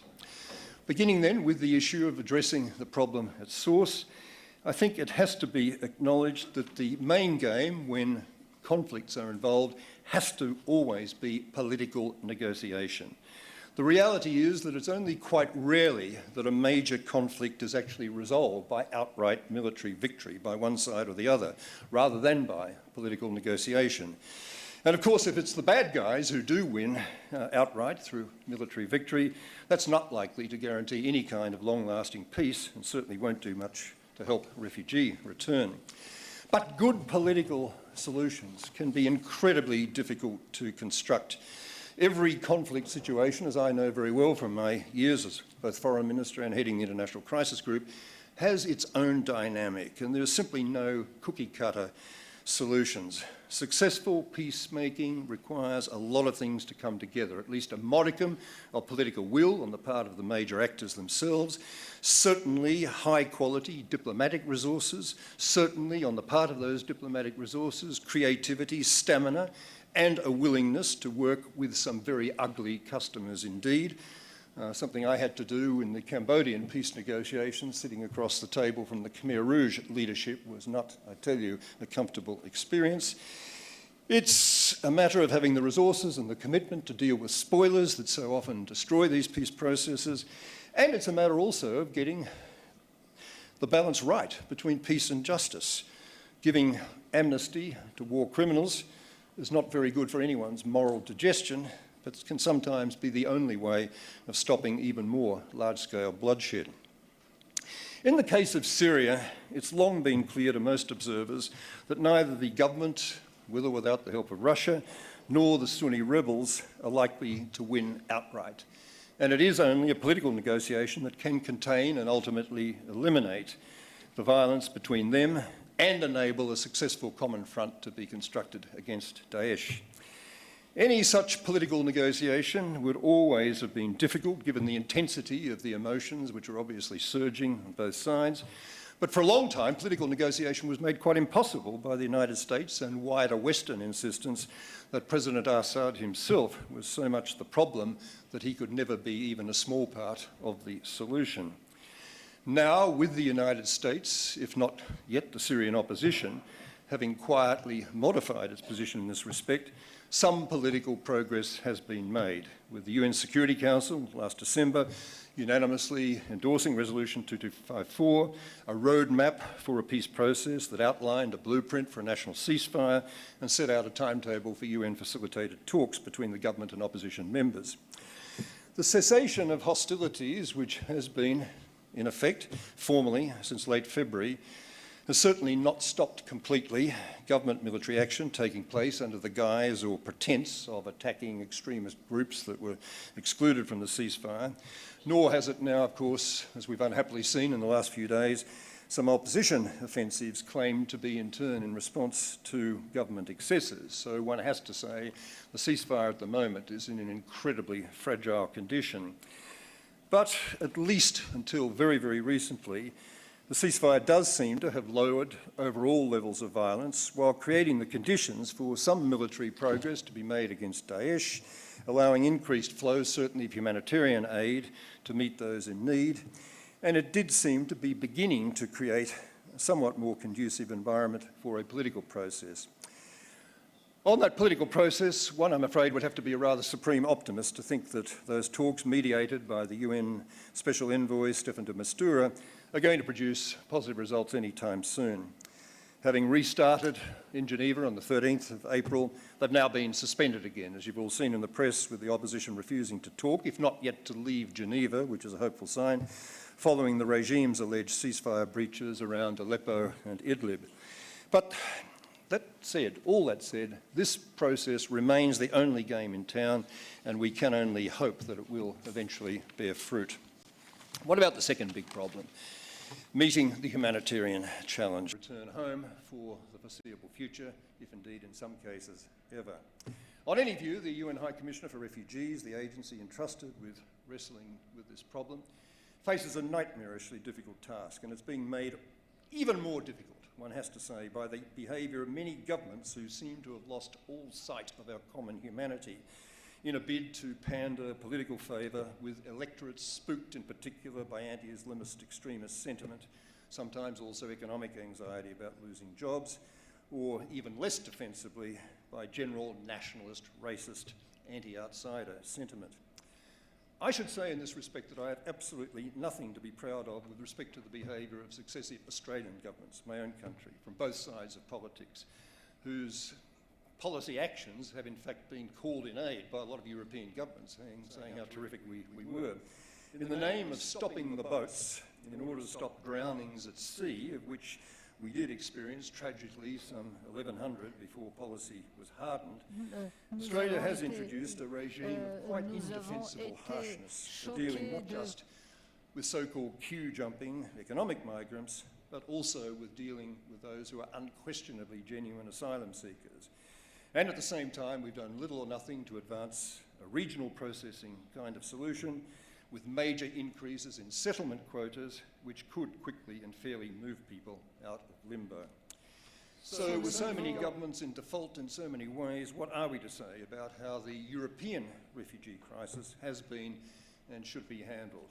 So a few concluding remarks on this subject. For the moment, and it may be that this will only be for the moment, the crisis does seem to have been defused by last month's agreement between the EU and Turkey, brokered by Germany's Angela Merkel.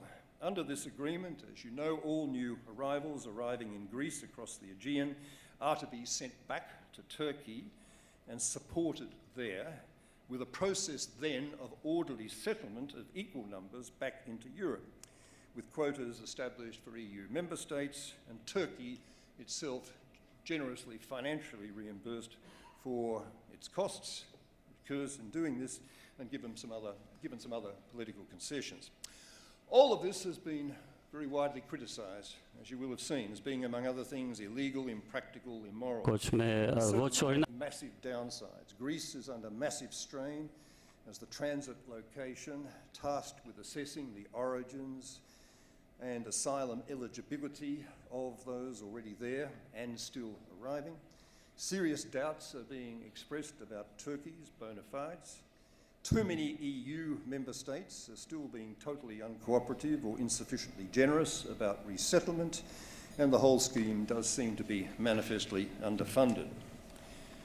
It's difficult, I have to say, to be too purist about an agreement which has at least some visible moral foundation, that's to say stopping irregular migrant and asylum seeker flows in order to make way for regular flows, and which for the time being anyway seems to have worked at least in dramatically reducing arrival numbers into Greece.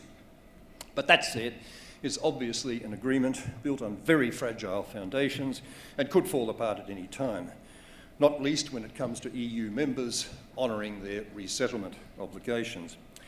What's manifestly necessary, I think, is the kind of comprehensive program, very ambitious comprehensive program, as is his wont, advocated recently by George Soros, writing in the New York Review of Books this month, when he said that program should be one providing Turkey and other frontline countries with adequate funding to maintain their very large refugee populations, creating a common EU asylum agency and security force for the EU's external borders, addressing the humanitarian chaos in Greece, and establishing common standards across the Union for receiving and integrating refugees. At the heart of Soros's argument is the need, as he sees it, for adequate funding, particularly to give enough financial support to refugees and the countries hosting them, containing them in the Middle East, to make their lives there more viable, allowing them to work, send their kids to school. Soros argues that this would help keep the inflow to levels which the EU, even in the current very unfavourable political environment, can absorb and should target. And he suggests that should be between 300,000 and 500,000 arrivals a year. The costs involved in all this are estimated by Soros at a rather mind-boggling 30 billion euros, US dollars 34 billion a year, which he argues can nonetheless be financed by debt in the first instance and then recouped ultimately, very ambitious for anyone to suggest this, by new Europe-wide taxes. He argues that although these numbers sound huge, maybe they don't sound as huge to George Soros as they do to the rest of it, but he argues that $30 billion a year is less than 1/4% of the EU's combined annual GDP, and less than 0.5% of combined EU government spending. And moreover, it's a number that needs to be taken into account when you consider, as he estimates, that at least 47 billion euros a year would be lost, it would cost the EU that much if the Schengen system of open internal borders were to collapse, which may well be the price of inaction in this enterprise. Well, whatever the force of George Soros's arguments, the costs involved here for this European solution alone are obviously breathtakingly large, and the prospects of this package being politically saleable are obviously very slight. And of course, if a similar approach was to be taken to addressing the refugee problem everywhere else in the world, given the numbers that you heard me mention at the start, the costs involved would be even more astronomical and the prospects of political implementation even more remote. For all that, saving the world's refugees is not an impossible task. It's one perfectly achievable by cooperative burden sharing, provided that the political will can be generated to deliver that by a combination of top-down leadership and bottom-up civil society-driven political pressure. The motivation for that leadership, the motivation for applying that pressure should be supremely obvious. It's not only the moral imperative to alleviate the suffering, the misery of immense numbers of our fellow human beings, but it's also, in a European context, the realist recognition that the scale of the present crisis is putting many individual countries at immense risk of security and economic breakdown, and is putting the EU itself at existential risk. Well, my final word is simply this: energising that leadership, energising that bottom-up pressure should be the advocacy task now for all of us who have any voice at all in these matters, and there's many people in this room, this dialogue, who have just that. And may I express the hope, even the expectation, that assisted by the kind of exposure to a wider public audience of the kind of individual voices, the individual stories that will emerge from this Aurora Prize leadership, maybe that task of advocacy will be just a little bit easier than might otherwise be the case. Thank you.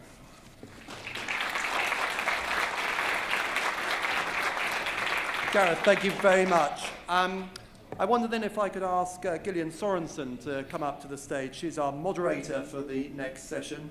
Now, Gillian comes with a formidable reputation, a career at the UN that has seen her serve several Secretary Generals as Assistant Secretary General, Special Advisor for Public Policy, and for a period, New York City Commissioner for the UN, which meant dealing with no fewer than 30,000 diplomats. Amongst many professional interests, she serves on the board of the International Rescue Committee, and I'm delighted she's with us today. Thank you very much. Thank you. Gillian, over to you. Yes, thank you, sir, and good morning, everyone. First, my thanks to all those who organized this remarkable conference. I'm very honored to be part of it and to represent today the International Rescue Committee, which has its headquarters in New York, but is present on the front lines in more than 30 countries and has been working on these issues for more than 60 years, so it has a long history. Thank you, Foreign Minister Evans, for your very comprehensive statement. It is clearly a daunting challenge for all of us who care about this. The sheer numbers, the complexity, the intractability of the refugee question and the genocide issues is really a challenge for everyone. And to find the political will the logistical solutions, and the measure of compassion in societies who can receive refugees is also very demanding. In my own country, of course, I'm American, our country is made of refugees. If you're not an American, if you're not a Native American, everyone, whether it's two generations or 6 generations past, all of us were refugees at one point. And I'm dismayed that there is such a resistance, even a closed door to the reception of more refugees, and a widespread misunderstanding of the kind of rigorous vetting they go through and the numbers that our country, a big country, could easily accommodate. We'll hope that changes.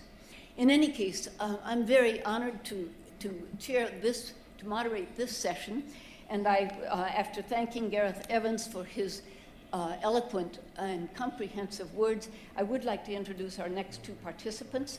And first, could I invite Arya Nair to come to the stage.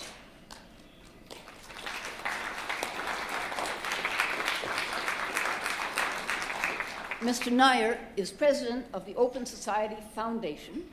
He has been executive director and founder of Human Rights Watch, and he was the national director of the American Civil Liberties Union for many years. He is a refugee himself, and so he speaks with an insight and a credibility that gives it added depth and meaning. And then could I also invite to the stage our other speaker, Enrique Eguren. Dr. Eguren is chairman of Protection International, which provides tools and strategies to people who defend human rights and gives them ways to, in fact, defend themselves. How do we defend the defenders so that they don't lose their lives or their freedom in the process?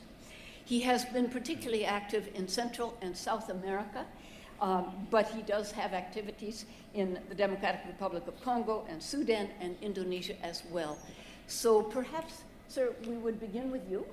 And I might ask also if you could draw lessons from Latin America that could apply to the situation in Syria and beyond. Thank you. Thank you very much. Thank you also to the organizers of this marvelous event. I'm very honored to be here representing Protection International and sharing some ideas with you about all this. Well, I can try to draw some experience from other places, but first I have to say that I have a point of view, because we all have a point of view. I'm not a political point of view, I mean because of the situation. I'm a Spanish citizen, I collaborate with an organization based in Brussels, then I'm a European citizen, let's say. So this brings me to a particular point of view about Syrian refugee crisis, but of course to the wider topic in the world. I think that we may have to look at this from different points of view, I insist. So maybe in the first place, a few bullet points, an analytical point of view.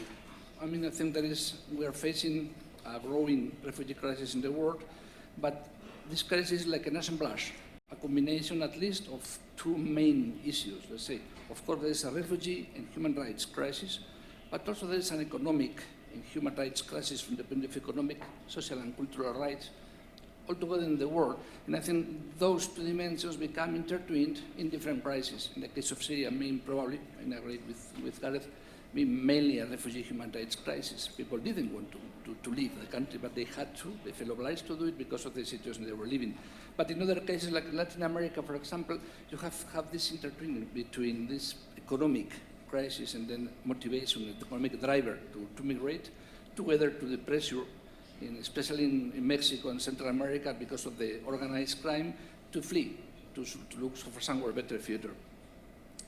So again, coming back to the point of view of Europe, let's say, in talking about the Syrian crisis, I think, refugee crisis, I think that Europe has been most of the time a distant actor. I mean, of course, because of the foreign policy, Europe and member states also have been closely involved in all the political negotiations around the crisis, but there is a key difference here. I think for the first time since decades, I would say, European territory is affected.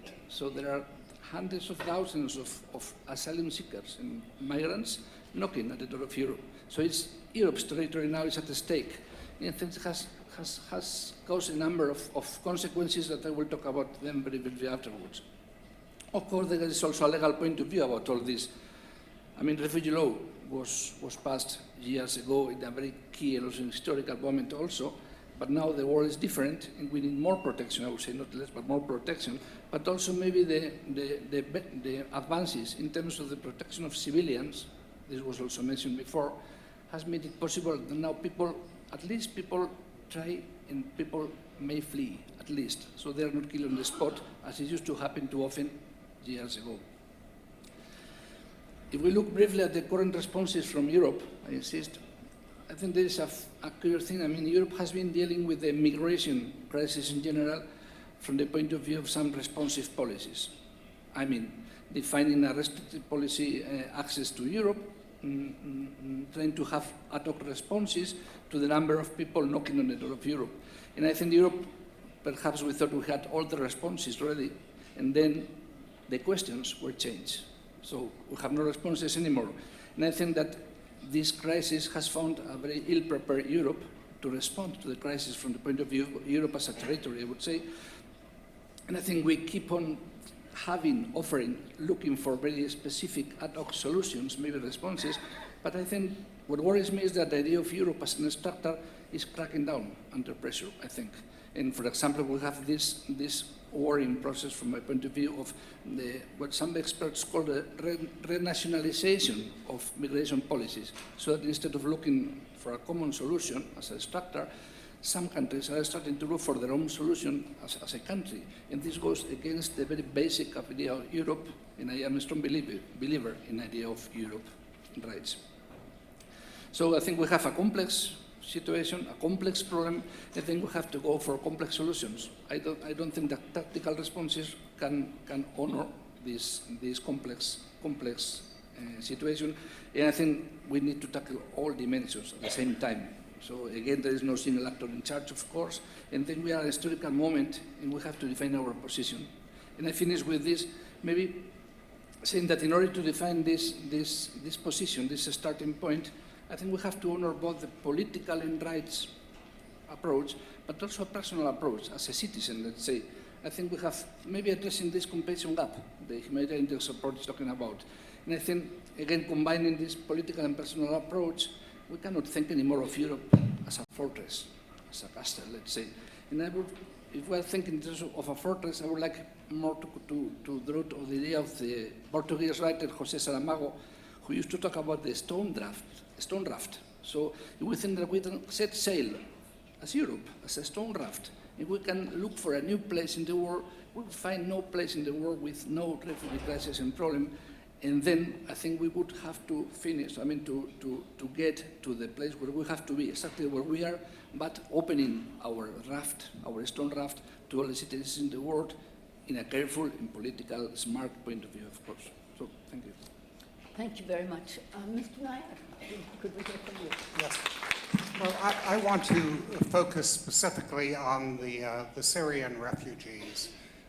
And I want to address three matters. First, what could be done, or what could have been done in the first instance to help prevent this flow of Syrian refugees once the conflict was underway. And it seems to me that aside from the question of military intervention, which Gareth Evans suggests was not a serious possibility, there are other kinds of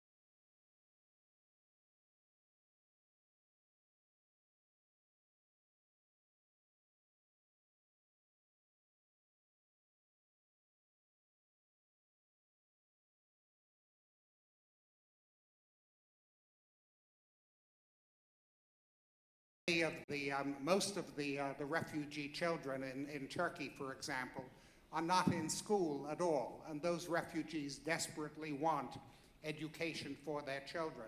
Assisting in providing schools for the children of the refugees, assisting in making it possible for the refugees to work in the countries in which they have taken first refuge are crucial steps if we are to deal with the refugee crisis. And then third, once they start going onward, how does one respond? As Julian Sorensen said, I started life as a refugee. I was an infant refugee from Nazi Germany to England. A few months before I went to England, my older sister, at the age of 10, traveled without her family to England as part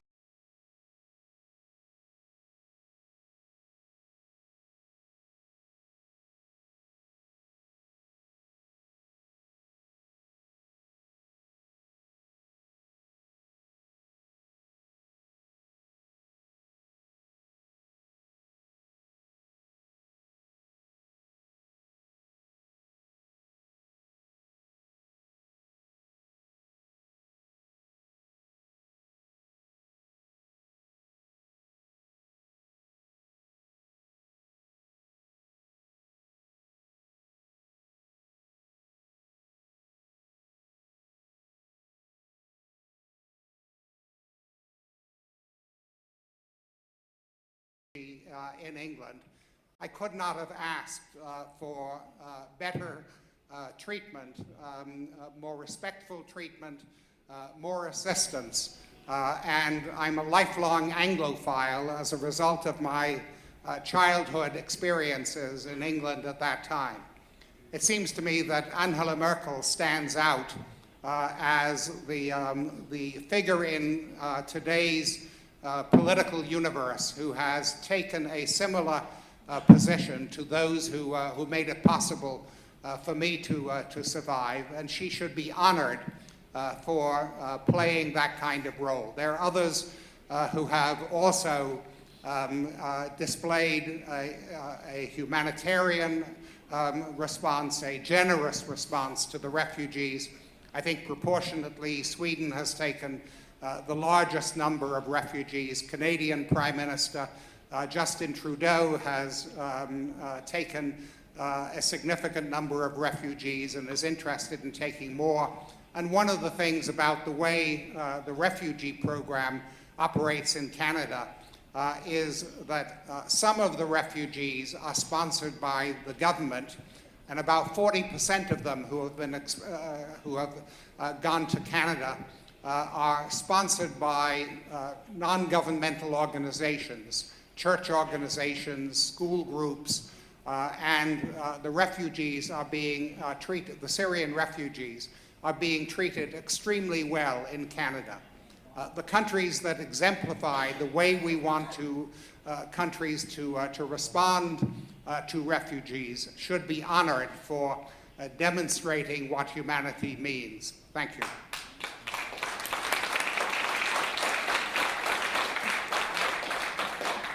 Thank you both for those very interesting comments. I would like to raise a question, and I'll first direct this to Gareth Evans. When I look at the response to this truly daunting crisis, what I see is a chaotic array of answers from one country to another, from one region to another. How do we find coherence? How can we give some common bond, common binding factor so that Europe itself doesn't split apart, and so that other countries, Canada sets a high example, certainly Germany does, and not everyone can do that much, but certainly everyone could do more. What do we need to give a more coherent. Well, unhappily, there's no simple answer to that. If there was, we'd all be a lot happier, but everybody does tend to do their own thing, and I think the only way to get them working in a coordinated, united, coherent fashion is A, to come up with good analysis, B, to come up with good policy prescriptions that do have affordable dimensions to them, both politically affordable and fiscally affordable, because that's what governments worry about, and then find ways of putting pressure on governments to behave in a coherent fashion using such coordinating mechanisms as you have. You do have some in the United Nations, obviously, United Nations agencies. You do have some in the European Union itself. You do have some in other regional organisations, which have been particularly effective in many parts of Africa. But it's really just a matter of mobilising the analysis, clarifying the prescriptions, and then finding ways of putting the political heat on. And a lot of that political heat can come from peer group leadership in other countries that have behaved decently and who lead by example in that respect. A lot of it can also come effectively from bottom-up political pressure, because as a politician myself for 21 years, I know that one thing that always generates some kind of a reaction is the feeling that you're under siege from popular opinion in your own electorate. So the grassroots stuff does actually matter. But somehow you've got to translate that into coherent shape and bite-sized, politically acceptable proportions. And here the role of the media is fantastically important. And that's the last thing that I'd emphasise, which you'll be talking about under Ted Koppel in the last session. The ability of the media to translate a sense of outrage and a sense of horror about the scale of the practical agony that's being suffered, and to put that in terms that do get communicated to mainstream policymakers can never be underestimated. We no longer talk much about the CNN effect, but believe me, the CNN effect and variations on that theme are fantastically important. So there's nothing much there that gives you an instant answer in terms of unity, coherence, cohesion, and all the rest of it. And George Soros is no doubt being wildly optimistic and coming up with the kind of proposal that he has. But nonetheless, that kind of analytical thinking, that kind of willingness to be prescriptive, and that kind of willingness to just create a voice in the media, which it is difficult for governments to ignore, is what we need. You correctly said in your opening remarks that each crisis, each refugee crisis is distinct and different, but there are also commonalities, particularly in what leads up to that: the exclusion, the marginalization, the identification of the minorities, and so forth and so on. You've seen that happen in the past. Can you try to draw some lessons, Mr. Nair? Well, clearly that's a critical factor. You know, among the European countries that have behaved, I think, dishonorably in dealing with the refugee crisis are a number of the East European countries, countries such as Hungary, the Czech Republic, Slovakia, Poland. Of course, all those countries generated significant flows of refugees within living memory. That is, there were about 200,000 Hungarians who fled after the Soviets crushed the Hungarian Revolution. They were accepted by other countries, principally countries in Europe, but also in North America. They were accepted very generously, and now Hungary has stood out as a country that is hostile to the acceptance of refugees. The same happened with the Czech Republic and Slovakia after the Soviets crushed the Prague Spring in 1968. Again, they have behaved as in a completely ungenerous fashion. And one of the things that they have said is they will only accept Christian refugees. So they have explicitly discriminated on religious grounds. Of course, they are citing contemporary terrorism as a rationale, and yet there really is no evidence of refugee involvement in terrorism. The terrorism that we have seen in countries like France and Belgium comes from second-generation immigrants and reflects deep problems within those countries. But the refugees are being smeared as a source of terrorism, as a way of justifying what are biased policies. And as much as one needs to honor the Angela Merkels, I think it's also important to condemn those leaders like Viktor Orban, the Prime Minister of Hungary, who has led the way in trying to demonize the refugees. Would you like to speak to this? Yes. Maybe because I failed to answer to part of the question you made before in terms of lessons learned which might be drawn from Latin America. And maybe there are two dimensions which are a bit technical, but to take one, which is maybe the numbers in the first place. I mean, numbers are different in terms of the amount of people seeking asylum in Latin America due to the wars, internal wars, civil wars in the 70s and the 80s, well, in the 90s. So numbers are different in terms of, in the case of Colombia, which is the largest crisis in the region, it's mostly about internal displacement. So it's not so much about seeking asylum outside the country. Anyway, also both Colombia and the international community is failing to answer that crisis properly. It's not only numbers, but also the pace. I mean, I think numbers are larger in this crisis, but also the people leave quickly. I mean, as quickly as they can, of course, talking about the several years. But in Latin America, this took maybe 5, 10, 15 years, and then being the pace different is more, it's not so difficult to look for solutions and to allow for a space in different countries. So I think those things make so different. Of course, the context and even the kind of conflict, which is mostly internal conflicts, makes it very difficult, I think, from my point of view, to draw lessons to, instead, maybe the one I will comment on was in terms of generosity. There has been and there is a lot of generosity, both from governments but also citizens in the area, in order to accept, to offer asylum and to respond to crises within the region, I think. I would like to, before we run out of time, I'd like to invite questions from the audience. And if you would like to pose a question, please put up your hand. Yes, sir. Can you stand so people can hear you and tell us who you are? Yeah. My name is Mego Terzian, Doctors Without Borders in France. What about the World Humanitarian Summit in Istanbul? Are you planning? I'm sorry, can you speak a little louder, please? Yeah. What about? What about World Humanitarian Summit? Oh, the World Humanitarian Summit. The World Humanitarian Summit Yes. in Istanbul. Yes. Are you planning to attend? What are your plans? For example, you, sir. Thank you. Could you hear the question? The question relates to the World Humanitarian Summit in Istanbul very soon, and there's also a humanitarian follow-up meeting at the UN the day before the General Assembly opens in September. Any comments on that?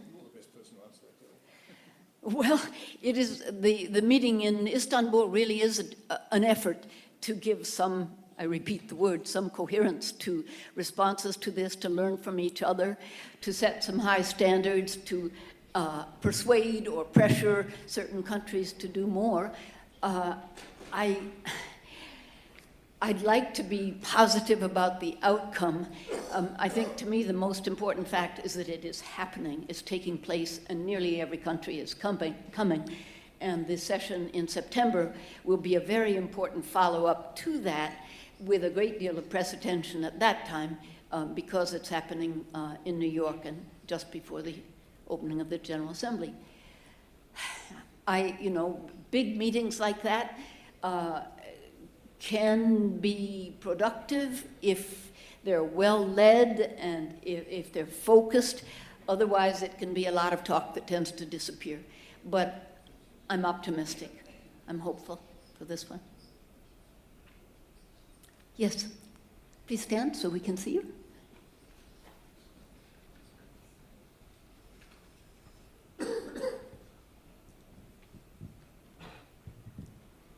My name is Elif Akgül. I'm coming from Istanbul. I'm a journalist working for BNet.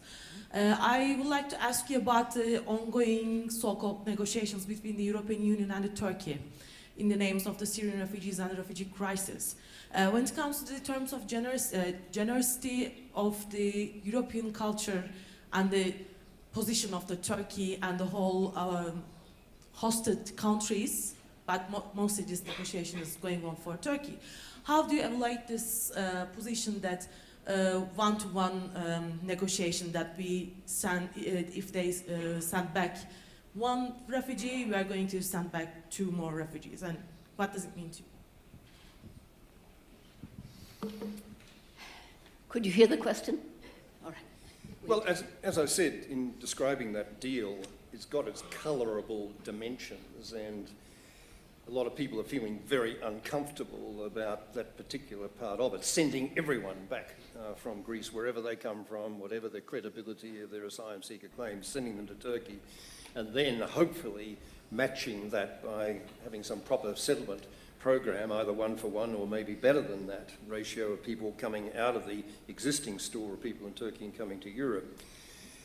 It's not the happiest of solutions, but in terms of where we were not very many days ago, if it does have the potential to stop people taking those dangerous trips across the water, drowning at sea, if it does lead to a decent resettlement program, a fast resettlement program, and not people spending years stuck in Turkish camps or holding camps waiting for something to happen, which means, of course, generous resettlement quotas being accepted by many more EU countries than have so far demonstrated their willingness to do that. If those conditions can be satisfied, it's not a bad solution. In the Australian context, in dealing with the issue of people dying at sea and so on, I mean, the core answer to it was a proper regional solution with regional resettlement, regional holding operations, and a serious program of systematic resettlement with much higher quotas being taken by my country and others to clear the backlogs and enable people to move. So it's not the happiest of outcomes, but as I said, this is not an exercise for purists, it's an exercise for those of us who just want to do something, anything, to alleviate what was a totally awful situation just before. Whether even this lot will hold together remains to be seen. Yes, ma'am. In the yellow jacket behind you there. Yes. Thank you. My name is Leila Ali Karami, and I'm a lawyer from Iran. Just recently, a few days ago, a 16-year-old boy hanged himself in a camp in Germany, a refugee boy. And the family several times asked, because they were 6 months in the camp, and they were asking for a place to be settled. I'm just wondering, Europe is not a safe place even for the refugee when they arrive. And then what we're going to do with these people, when they arrive in a safe Europe, and how we can use these kind of forums to, to attract international attention to help these people when arrive in a safe place. Thank you. Are you? Well,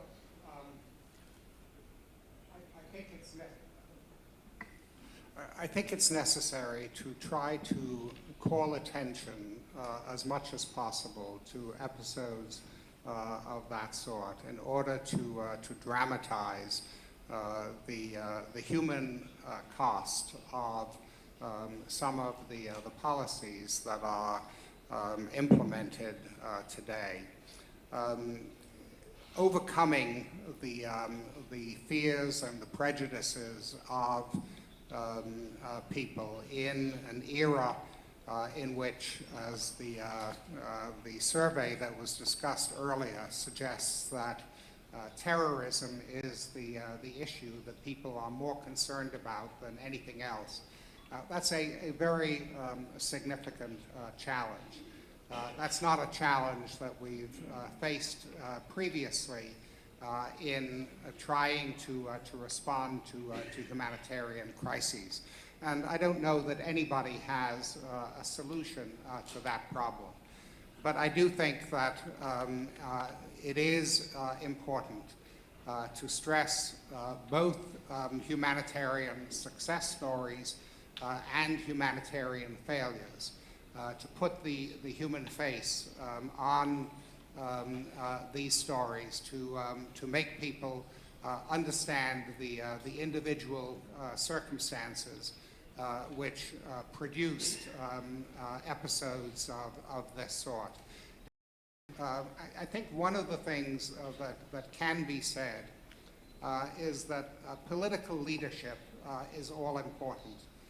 When a country acts in an ungenerous spirit, it is very likely because the political leaders of that country are exploiting fears for their own purposes and try to bring out the best responses from their population.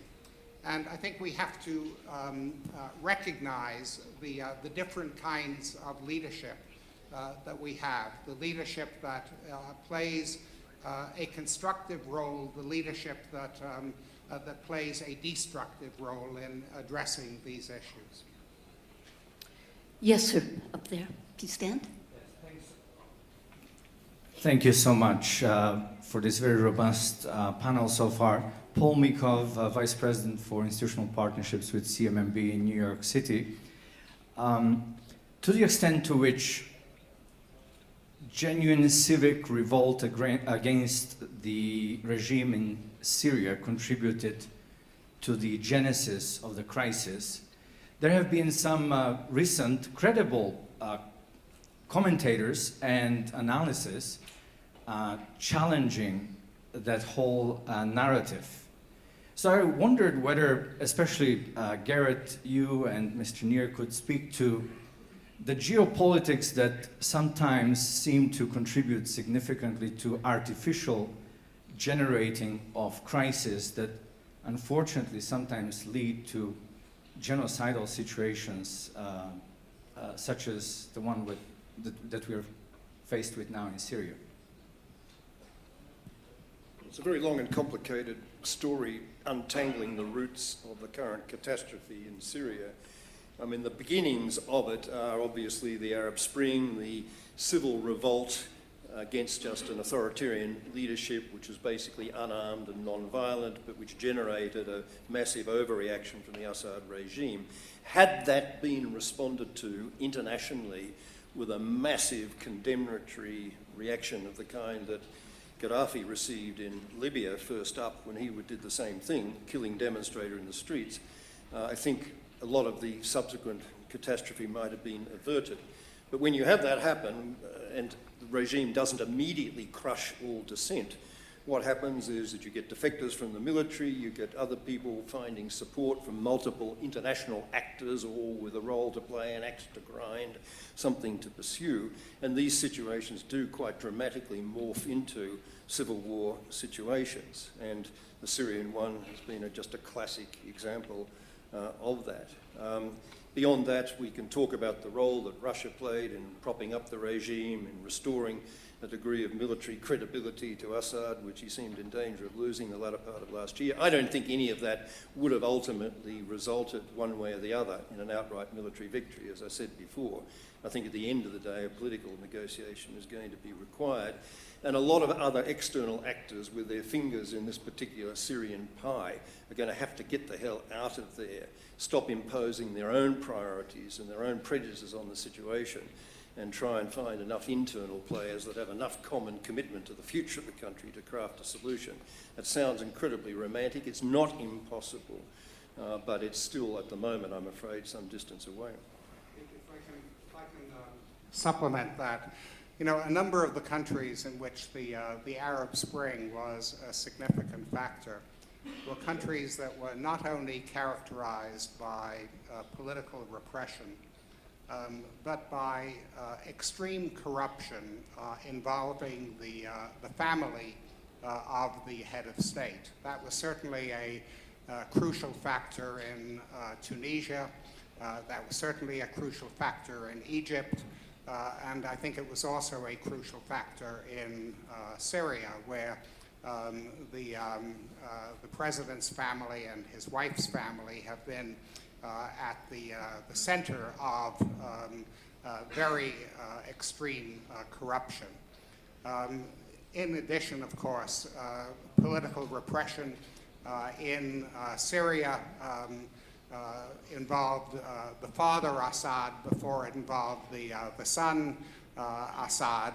And of course, once the conflict got underway, the methods used by the Syrian government were as barbaric as anything that we know. The barrel bombs that have been a particular feature of the way in which Assad has waged warfare have caused a very extensive loss of civilian life. It is apparent that the Assad regime has particularly targeted medical facilities, and that the Syrian doctors, who have been heroes in trying to treat the victims of this conflict, have been especially targeted. And of course, Assad did use chemical weapons. So this is a regime which matches in brutality almost any that one can think of. Gareth spoke about having to sit across the table from the Khmer Rouge. I mentioned Saddam Hussein. You really have to put Assad in that category. And that extreme brutality is central to the disaster inflicted upon the Syrians and the consequences inflicted on many other countries as a result of this conflict. I'd like to make one point about putting a human face on these refugees. When someone refers to 60 million refugees, people's eyes glaze over. I think it's very important to tell the personal stories, to make it live and breathe. And I was reminded through some Syrian refugees that I've met with that in this case, these are educated, skilled people. They're professionals. They don't want to be wards of the state. They want to work. They want to participate and contribute. And as a group, that should make a community that could assimilate, could add, could be a contributing factor to any society, if we can find a way to connect talent with opportunity or skills with opportunity. I'm also very conscious of the enormous burden carried by Jordan, Turkey, and Lebanon. If you extrapolated those numbers to our own countries, it would be in the millions. So I think we do owe them a particular thank you on that. So let me raise one other question, and that has to do with civil society. I watch what is being done by Mercy Corps and Save the Children and Doctors Without Borders and if I can say, International Rescue Committee.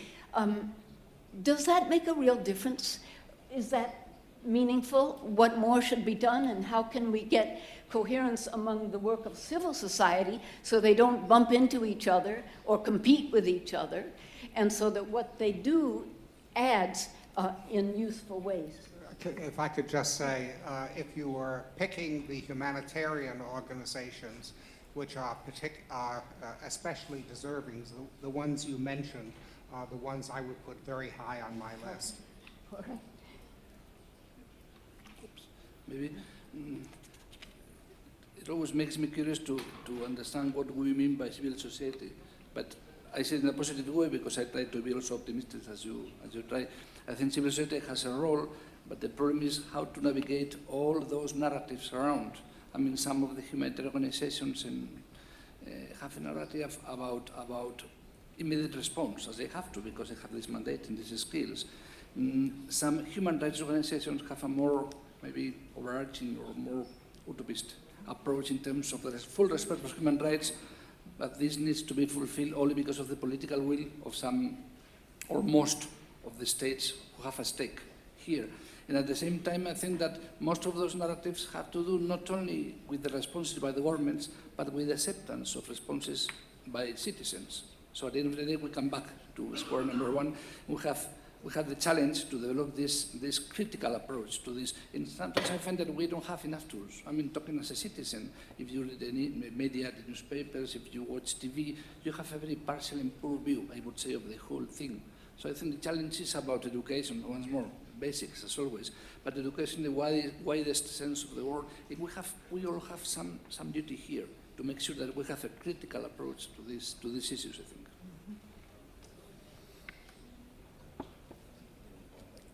All right. Let's take one last question, right in the middle, sir.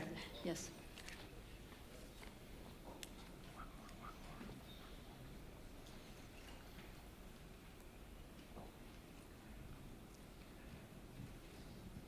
Thank you very much. I just wanted to make a very brief comment in the context of civil society. My name is Eamon Meehan. I'm the director of Throcura. It's an Irish NGO, a member of the International Caritas Network. And I just wanted to say that in my recent experiences working with Syrian refugees, it has been very important for us to support Syrian civil society among the refugee population in Lebanon in particular. And not only Syrian civil society working to provide basic needs, food and shelter, but to sustain and to enhance Syrian culture and education and knowledge. And what they have told me is that even for children who have been out of the country for 3 or 4 or 5 years, they're already losing that sense of the culture and the history. But also things like leadership development, community development, participation, is very important. So I think it's important that we recognise local civil society as a key actor as well in the humanitarian response. Thank you very much. Thank you. Well, our time is up.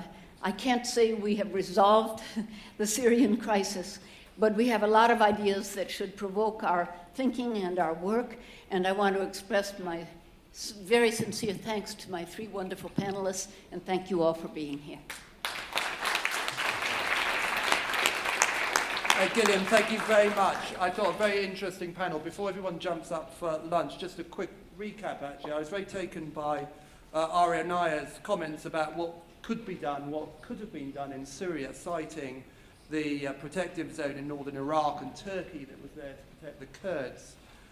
You also talked about how the refugees often go to the closest countries that share the burden, and more needs to be done there to help the refugees in countries like Jordan and Lebanon. I thought you also shared a very personal story about you finding sanctuary in England during World War II, and reflected actually, perhaps I suspect, what is the attitude of many people in this room, which is the very poor behaviour that we're seeing in Eastern Europe countries in terms of their responsibility and the way they're responding to the Syrian refugee crisis. Enrique Iguerin, I made two incredibly important points actually relating to Europe. First, currently a distant actor. We can't continue to think about Europe as a fortress, you said, and we do need to think more about the economic conditions that are behind this phenomenon that we're talking about. And finally, Gareth Evans and his 3-point plan for a coordinated response. Good analysis, good policy prescriptions, politically and fiscally, he said, and this is as a man who was a politician for 21 years, put the political heat on our political leaders and our politicians. Finally, Gillian, thank you very much for great moderation. I think at the end, your point about actually telling the personal stories of the refugees, as you say, living and breathing human beings with lives, with talents, with skills, with opportunities, and how we can find a way of matching talent and opportunities, a point very well made, actually. So, to lunch, we've got 45 minutes, and then we will be back in here at 3:30 prompt, please, for the final 2 sessions. Thank you very much. Thank you.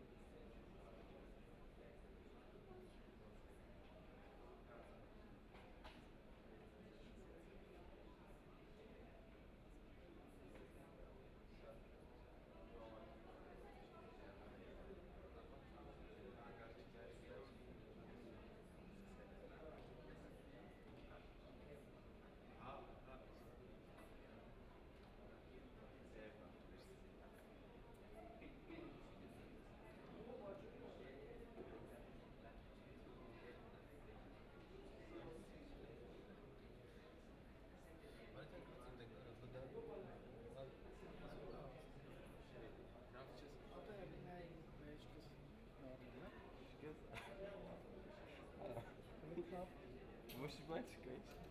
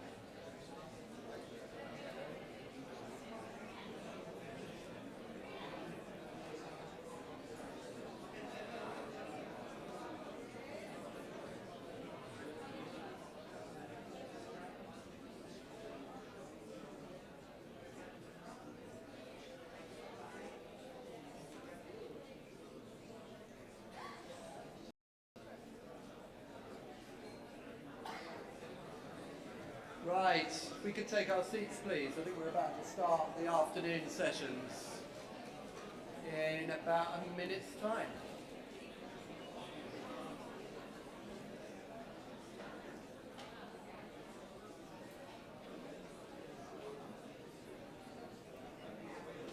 Anyone else left out there? Otherwise, we will begin.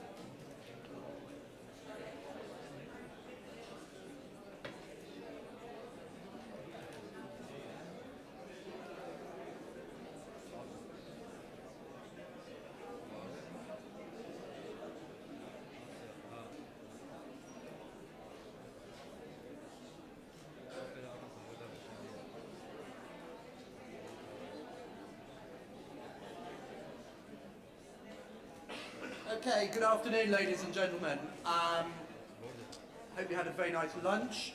So we're going into the two sessions of the afternoon. And with your permission, what I would like to do is actually to run the two sessions together rather than breaking for coffee, which is proving, whilst nice on the coffee front, to be logistically a little bit difficult. So with your patience, we'll run session 3 and session 4 together. So the first session then this afternoon is going to be an extremely interesting session. Now, while it's the case that women and girls face a disproportionate burden in times of humanitarian crises, this next session is about looking at the contribution women have played in responding to crises through 4 remarkable panelists. We'll also discuss the urgent need to increase the number of women leading efforts to resolve peace at an international level. As you'll hear from our first speaker, when women are involved in peacemaking, the results can be fast and they can be permanent. Now, our panel is moderated by a great friend of mine, Nancy Soderberg. Nancy is a renowned diplomat, a security and foreign policy expert, serving terms as the United States Ambassador to the United Nations and Deputy National Security Advisor in the Clinton administration. She's got a formidable reputation. She's going to speak to us for 10 minutes and then moderate the panel. So please welcome Nancy Soderberg.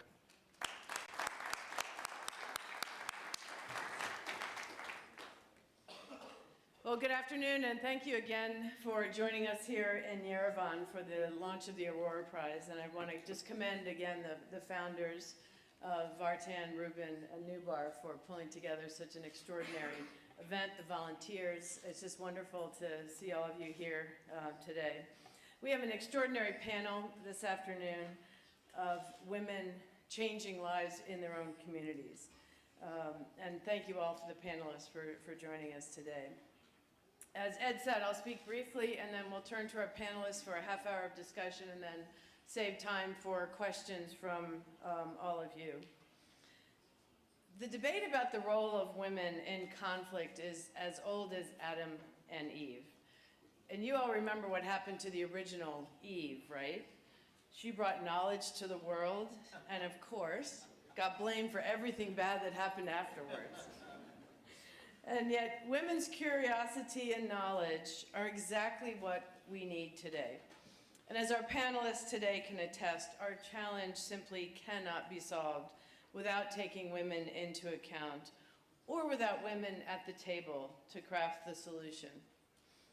Without thinking about women, we will not get far enough in resolving conflicts, slowing down climate change, managing globalization, addressing poverty, or even combating the causes of terrorism. And so taking steps to include women offers us enormous help. And And we have taken important steps. 2 decades ago, delegates from 189 countries, led by then Secretary of State, First Lady Hillary Clinton, met in Beijing for the 4th World Conference on Women, which issued a powerful call for laws, reforms, and social change that would help women and girls reach their full potential. And as a result, far more girls are in school, more women hold jobs and serve in public office, and more countries have laws recognizing women's equality. And in 2000, the UN Security Council passed Resolution 1325, which recognized for the first time the role of gender equality and women's leadership in international peace and security. And today, nearly 90% of all peace processes in UN engagement include regular consultations with women, which is a significant rise from the 50% in 2011 and the 11% in 2000. And yet we all know in this room that consultation is not the same as being at the decision-making table. And lasting peace requires women to be full participants at that peace table, as negotiators and as decision makers. And as the UN's Undersecretary General and Executive Director of UN Women often says, every day that women are excluded is a day we have to wait longer for peace. And yet we are still underinvesting in women. Only 2% of the aid to fragile states targets gender equality as a principal objective. Only 3% of military personnel in UN missions are women. And we're failing to meet the UN's own target to earmark 15% of all peacebuilding funds to advance gender equality and the empowerment of women. Around the globe, women still make up far less than 50% of the decision makers, whether it's in parliament or boardrooms or in conflict negotiations. And even though my own country may elect the first woman president this fall, only 17% of the seats in our own Congress are held by women. And it's even worse in business. In my own country, fewer than 4% of the Fortune 500 CEOs are women. And yet 64% of the minimum wage jobs are held by women. And just 22% worldwide of national parliaments are women. And only 24 women out of 193 countries serve as heads of states or governments. Only 17% of government ministers are women. Surely we can do better. And we're also far behind in the world's most powerful body, the UN Security Council. I happened to be the US rep at the Security Council when we all voted for the passage of that resolution I just mentioned, 1325, in the year 2000. And yet, of the 15 ambassadors sitting around that powerful table, only 2 of us were women. It's not any better today. There's only 1 woman at the UN Security Council, Samantha Powers of the United States. Of the permanent representatives in the General Assembly, only 16 of the 193 are women. Now, women rarely cause conflicts, but always suffer the consequences. And violence against women, which, as our panelists know all too well, surfaces in domestic violence, rape and conflict, child marriage, honor killing, sex-selective abortions, and so much more. Violence against women remains a global pandemic. Around the world, the women are the majority of the poor, uneducated, unhealthy, and unfed. Women are the majority of the world's farmers, but also often are forbidden to own the land they cultivate or to access credit to make those farms profitable. Women care for the world's sick, but women and girls are less likely to get treatment when they themselves are sick. That is a shocking waste of half of the world's talents. Now, so what? What does it matter if women always play second fiddle or don't even get to try out for the orchestra? There's no guarantee that life's fair, so why do we care? Well, if the world were running smoothly, maybe it would be fine to ignore women's potential, but we're facing some serious challenges. Why leave half of our talent on the bench? And here's what the research has shown over and over again. When women are free to vote and run for public office, governments are more effective and more responsive to their people. When women are free to earn a living and start small businesses, they drive more economic growth. When women can go to school, get health care, their families and communities prosper. And when women have equal rights, nations are more stable, more peaceful, and more secure. Even in Europe, the Organization for Economic Cooperation and Development, the OECD, found that narrowing the gap between male and female employment over the past 2 decades has accounted for a quarter of Europe's GDP annual growth. That's an extraordinary statistic in Europe. Imagine what we could do if we could do that all around the world. Now, don't get me wrong, I am not saying that women are better than men. We all know better than that. We all know some wonderful men, like most of you in this room, and some appalling women, none of whom are here, of course. But leaving women out of the formal economy leaves you with a half-powered economy. Leaving women out of education leaves you with an ignorant population, but the opposite is also true. Bring women into education, and their children become more prosperous, and so does their country's economy. Bring women into negotiating discussions, and they help end civil wars and build sustainable peace. Men bring it home on their families, women do. And so if women are making the money, their families have better health, better nutrition, better education, making for far more prosperous communities. Girls' education gives girls new opportunities, new ways to generate cash, lends them to have fewer children, and invest more in those children. I've seen this firsthand. When I first engaged in the search for peace in Northern Ireland in the 1990s, and we have some Irish in the audience, thank you for coming, I quickly found that it was the women who were pushing the hardest for peace. They knew the real cost of war. They were the ones trying to make ends meet on a shoestring budget. They saw how whole families suffered when a husband was unemployed. They were the ones who buried their husbands or brothers or sons. And so those women organized to help each other on both sides of the community to solve their common problem. Before the men did, they saw the need and the possibilities for peace, and they insisted on making it real. I've seen that same dynamic in other peace processes around the world, in the Balkans, South Africa, West Africa, East Timor, Latin America, as have most of you in this room. If women are fully empowered to help build a just and lasting peace, that peace is stronger. But if they're marginalized, the prospects for lasting peace are as well. We know what has to be done. The research unquestionably demonstrates that women's empowerment and gender equality contribute to the conclusion of peace talks and sustainable peace, accelerating economic recovery, strengthening protection efforts of peace operations, humanitarian assistance, and countering violent extremism. A recent UN study shows that when women are at the peace table, their participation increases the probability of a peace agreement lasting at least 2 years by 20%, and over 15 years by 35%. States that have higher levels of gender equality are less likely to resort to the use of force in relation to engagement with other states, which makes gender equality a powerful tool of conflict prevention.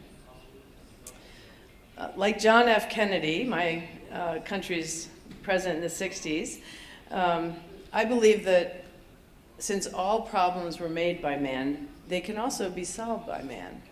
But today's complex problems need to have women at the table as well as men. Now, I'm not suggesting that the exclusion of women is the only reason that we have problems today, but I am suggesting that we won't solve these problems as effectively without including women. And that brings me back to the original Eve. If women's curiosity and women's knowledge are exactly what we need today, how do we actually bring women into the process and put them at the table? On peace processes, there are 3 ways. One is involving women to brokering and securing the lasting peace.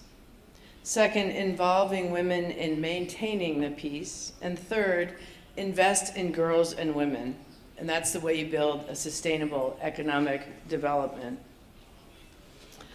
In closing, I would just leave you with the thought that there's one very simple way to achieve the full participation of women. Put them at the table. That means electing more women presidents, prime ministers, members of Congress, appointing more women to ministries and as ambassadors, more women in senior UN positions and in the field. Perhaps even the next UN Secretary General will be a woman. And of course, appointing more women above the glass ceiling in corporate boards and the CEO rooms.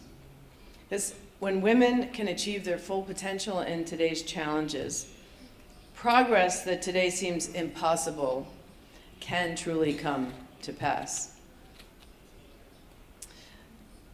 Now we have 4 extraordinary women who are living this day to day, and because they understand the need to have women empowerment, they're going to join us on the panel today. And they're going to each talk about their individual call to action to invest in women to better address the humanitarian crises of today.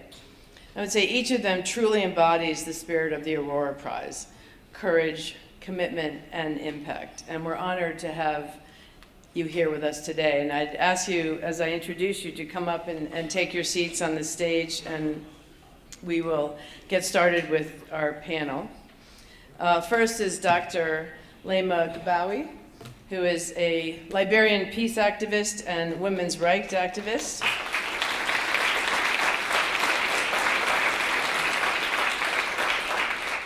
And I might add, a Nobel Peace Laureate, and we're delighted to have you with us here today.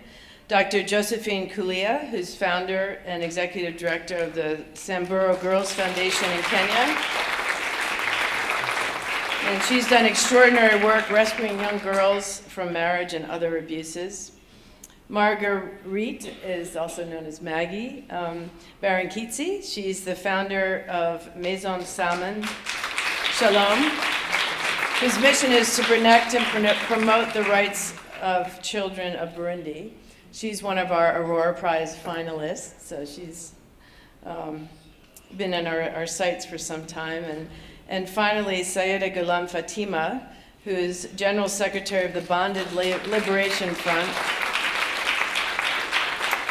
And she's a Pakistani activist fighting against slavery for human rights and labor rights, and she is known as the Mother Teresa of slaves. So thank you all for being here. And as I said, we'll speak for about 30 minutes, and then we'll have about 15 minutes for questions. So I'll switch over to it.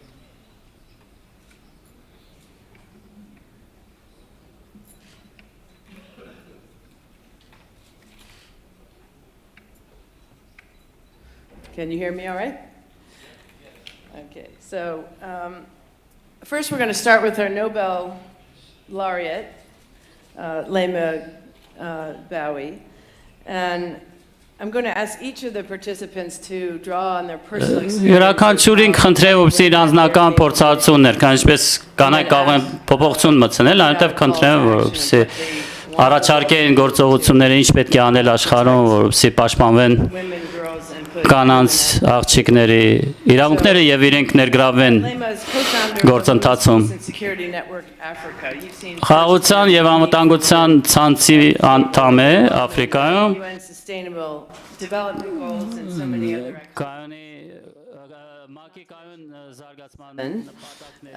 Gives you a unique and profound insight. So what is the world not doing right in your view? Thank you for having me. I always like to do these kinds of panels with real life examples and ask people to get involved. We have beautiful mountains around Armenia, and if each and every one of us went on the top of the mountain to see the exquisite view of this country, but with one eye covered, we will not be able to see it fully. There will be some pieces that will be missing from our view. And this is my theory of how the world is functioning. were working with one eye covered. Excluding women from peace processes is just like that, half blindfolded. I think it's important because even before the formal peace process, women are on the ground already beginning peace processes. They are the ones putting their lives on the line. And I can sit here and give you examples. In 2003, we had a failed disarmament process in Liberia. The UN had gone in, they did everything wrong, and the fighters started shooting again when we were supposed to be disarming them. The next day, we called out in all of our native language, and the fighters decided to lay down their arms. We sent the women in the cantonment site, and there was this one woman who went and met this soldier who had been badly wounded, and she was feeding him and feeding him. And when he made up her face, he asked her to sit him up. And she did just that, and he asked for her daughter. And she said he died. She died during the war. And he said, I know. She asked him, how did you know? He said, because I killed her. She came back to us crying. And the question I asked her was, did you stop feeding him? She said, no. I continued to feed him. Isn't that what peace is all about? So when we talk about women's involvement in peace processes, it's a group of people. You talk about us not being better than men, but I think we're more thoughtful. It's not about our egos. It's about the well-being of the community. And just any call for the world to do more? Well, I think the world needs to take the blindfold out. And if I may speak in my typical voice, the men need to really get to the place where they tell the rest of the world they are exhausted pretending to know it all when it comes to peace processes. Because there is no know-it-all. Women are the ones who know the home inside out. I can walk into my house and I'll know where to find everything. There's no way any man can say he knows the community better than any woman. And peace is about the community. Peace is about the entire nation. And peace is about people. So it's about time that we all come together to do this. There's Beijing, there's 1325, but until we practicalize these things, we will continue to have these panels, always making cases for women. And personally, I'm exhausted because I know we can do the job. We've proven that we can do it, and it's time to join hands and do the work and stop asking.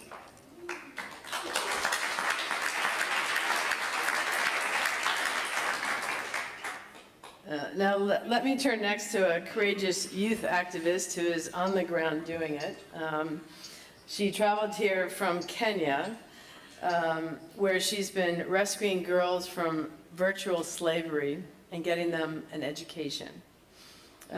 You've been battling, we talked yesterday about an 8-year-old girl that she rescued from child marriage, but she's battling against cultural practices, female genital mutilation, child marriages, and faces some very strong opposition from her village, from both men and women, I might say. So what should the world do to help you?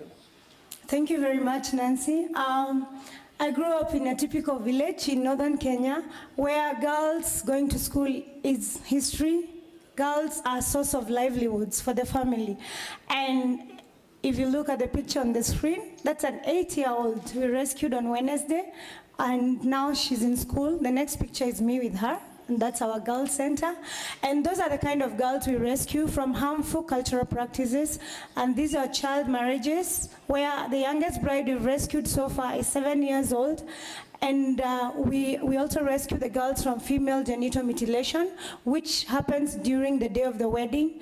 That child on the first picture is standing on her wedding day, and she is already cut on that picture. They cut the girls on the day of the wedding. So we rescue the girls sometimes before the day of the wedding to prevent her going through the cut. And the third issue we rescue the girls from is from the beading, whatever the beads on her neck on the first picture or something like this, where the young men in the village who are not married can pick any girl as young as 8, 9, or 10. buy them beads in exchange for sex. So these girls get pregnant, and they're not allowed to get pregnant before wedlock. So once they get pregnant, they go through crude abortions, or they wait for them to deliver these children and kill them. So we rescue both the girls and their babies. So it's been 3 years. We've rescued over 1,000 girls. We are supporting 258 girls to school.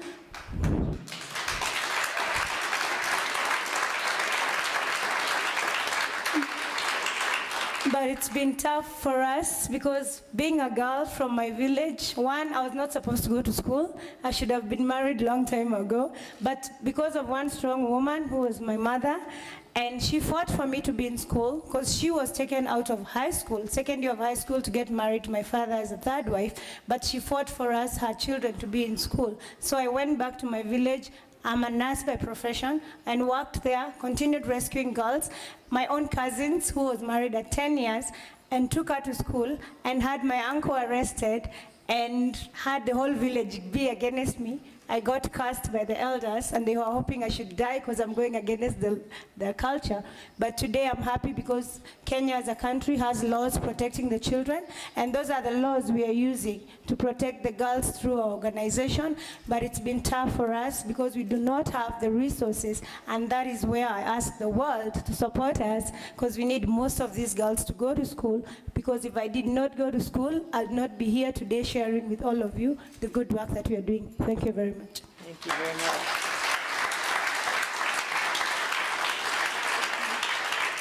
Next, I'll ask our two Aurora Prize finalists to comment. And first, Sayeda Ghulam Fatima, who runs a Pakistani-based bonded labor liberation front that's fighting to free slave workers, both men and women. And you've successfully raised awareness of your efforts and millions of dollars through social media.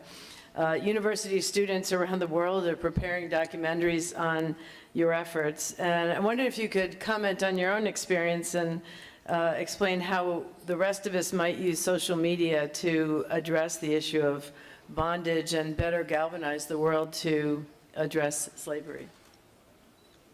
Yes, thank you. First of all, I must thank you to Aurora Prize for Humanity, Awakening Humanity, for providing me such a wonderful audience here to talk with them. I think that my long struggle, it's around more than 35 years. And I was a teenager when I start my struggle, and I realized that women and girls are more deprived. They are privileged, and they need some support to get out from that bondage and slavery. So thus, I just think about them, and then around more than 80,000 slave workers. Among those, more than 50,000 women are freed up to now. And then my struggle, a long struggle, came up through Women of New York and CGI. I must appreciate them.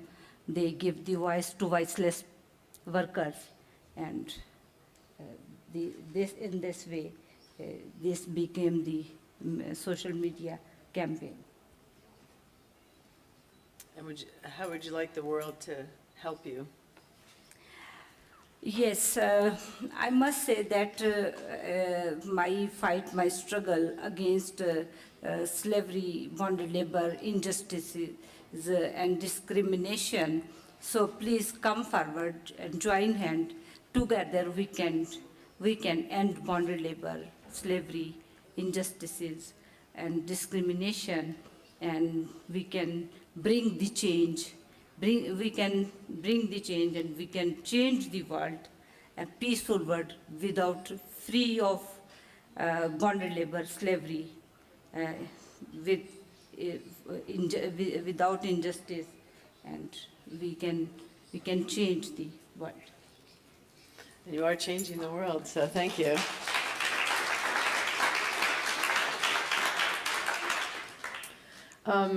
Maggie Barankitsi has founded the Maison Shalom in the midst of the 1993 genocide or mass atrocities in Burundi, saving many children and continuing that fight to integrate the education of the children of Burundi in a way that is fundamentally altering many children's lives.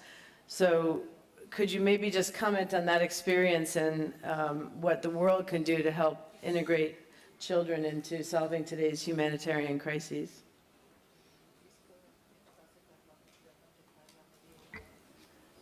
Merci beaucoup.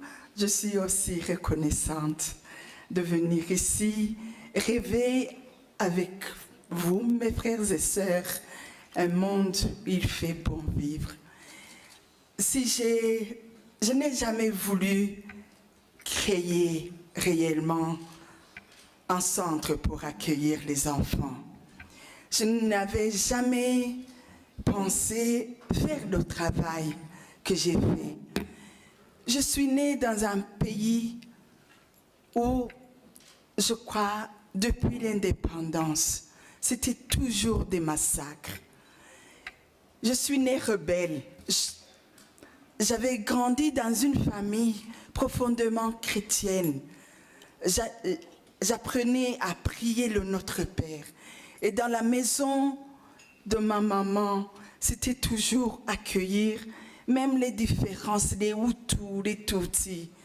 Et puis, j'ai remarqué que c'était faux, que c'était seulement les apparences. Et puis, à 16 ans déjà, je me suis révoltée. J'ai quitté l'école parce que je disais, ce que nous apprenons à l'école, il n'y a pas de valeur humaine. Qu'est-ce que je peux faire? Et finalement, j'ai adopté des enfants de deux ethnies, Hutu et Tutsi. Ma famille biologique ne m'a pas comprise. Et puis, finalement, je me suis fait accepter.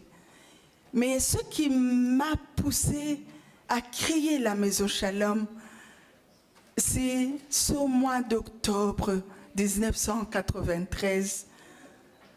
J'avais perdu beaucoup de ma famille, une soixantaine de personnes, mais je voulais toujours faire croire aux gens, montrer que c'est possible de pardonner. Et j'ai protégé. We can't hear the net armas.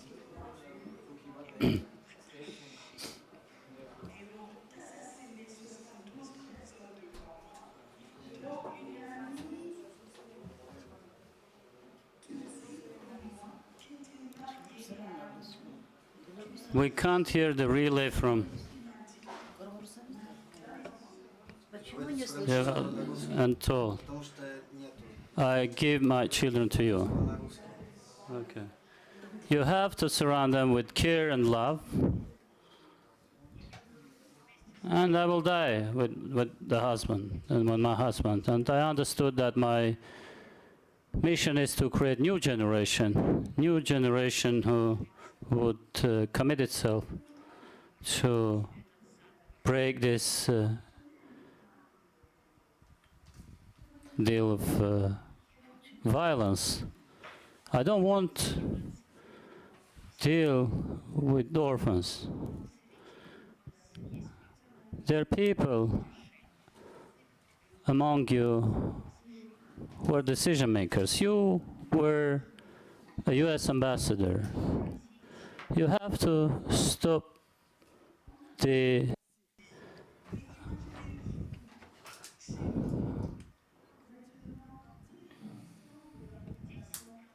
indifference environment. 10% fled Burundi. I fled from my country myself. And the international community must deal with those who suffer from indifference, because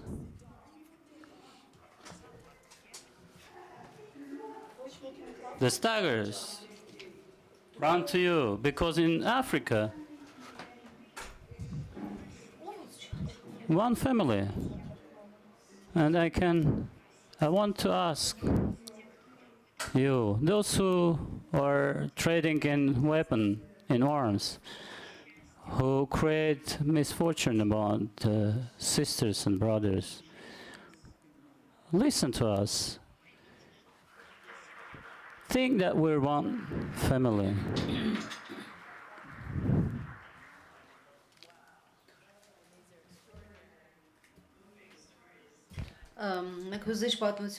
How they're affecting change through their sheer force of will and understanding that, as Maggie said, we're all part of the same humanity. I might go around one more time before we'd open up for questions and just put the question to the panel is, how can you overcome that mentality? Is it person by person? Is it house by house as you're doing it? Or does it need a stronger push from the international community? And what are the biggest cultural obstacles that you face in your own community that you need help overcoming? Indifference, not seeing that we're part of the same humanity? Is it education? What would the priorities be to be able to change that community and the world to overcome those obstacles that you all face? And maybe we'll just start with you again, if that's okay. Well, I've come I don't want to say full circle, because life, I'm still going and I'm still doing. But sometimes even the littlest thing that you would think doesn't matter has a huge impact on the work that you do. I've been an activist for many years now, and in my own country, when I started first, one of the biggest obstacles to my work was the fact that at the time I was not married. That was an obstacle. How can a single girl put together all of these women from religious groups, and she's a sinner, you know, the religious bit, all of those things were the things that were pushing.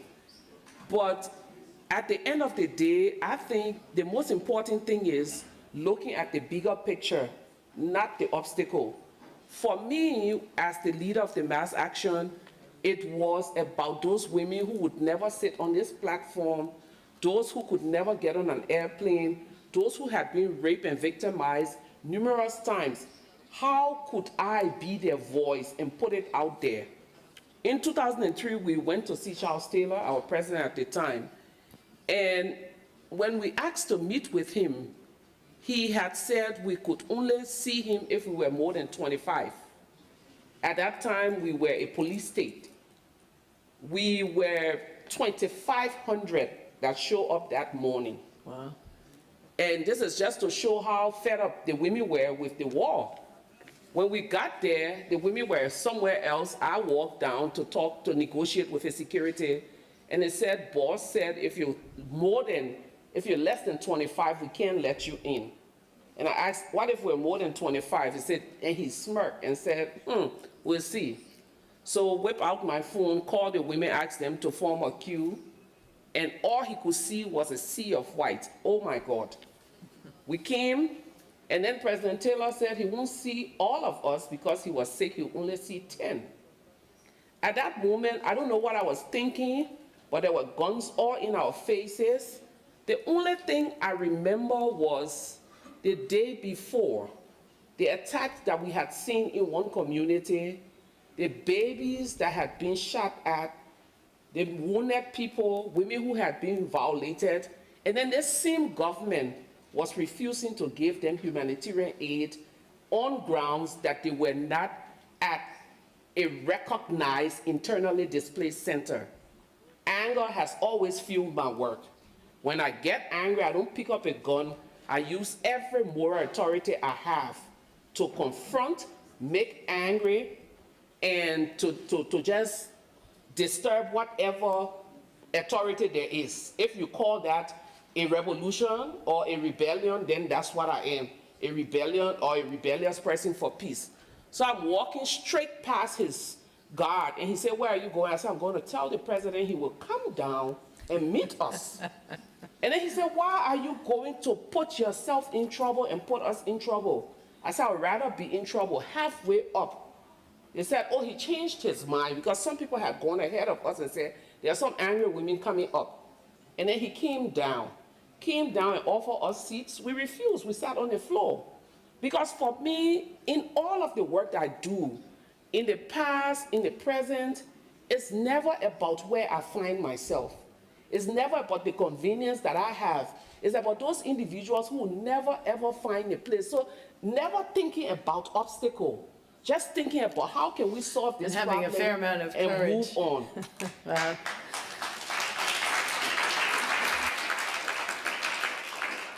I think all of us were very relieved when Charles Taylor was finally brought to justice and is going to spend the rest of his life in prison. I might turn to either of you if you would like to comment on that, or perhaps how you get men to think that we're one type of humanity. How do you're only half of the equation, so unless you convince the other half, you're not going to have progress. Maybe Maggie would like to say something. Souvent, nous voulons aider, mais nous n'écoutons pas les personnes.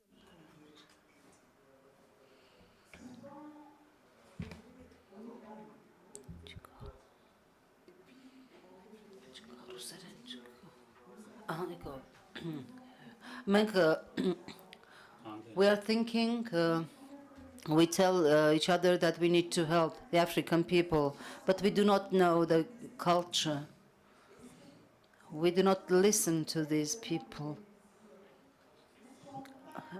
They are just receivers of assistance. They do not become members of our families.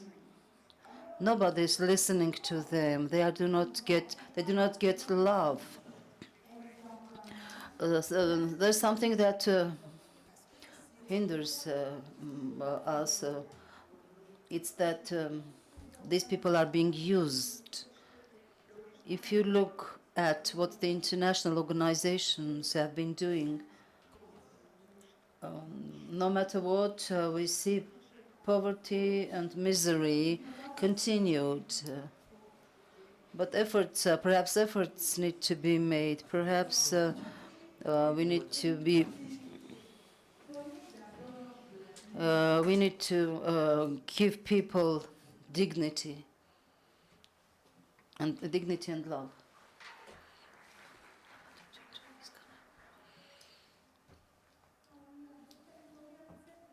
There are many from different angles, as you said, right from the men and the women. But I think sometimes it takes the courage to just stand up against what you think is wrong around you. And that is what I did, because mostly when I started this, I got so many discouragements. I was told, first of all, you're a woman, women do not have a voice in this community, no one will listen to you. And secondly, the laws had not been passed, so I had nothing to support us. But finally, because the laws are in place and we are using the laws to protect the children, it's difficult because the same people who pass the law, for example, in government, we are supposed to work with the police to help us rescue these children, but they don't care because they say, oh, this is culture, and the constitution is contradicting itself. It says the culture is acceptable, and again, these things are illegal. So the moment we report the police, sometimes we get a lot of resistance from them. And of course, we get the resistance from the villagers because majority are illiterate. The community I come from is 90% illiterate, and mostly are women, because women are not supposed to go to school because they are supposed to be sold off to fetch cows for the family. So they are a source of wealth for the family. So basically, it's a battle between culture and the law, and we are trying to bridge in because the implementation of the law is lacking.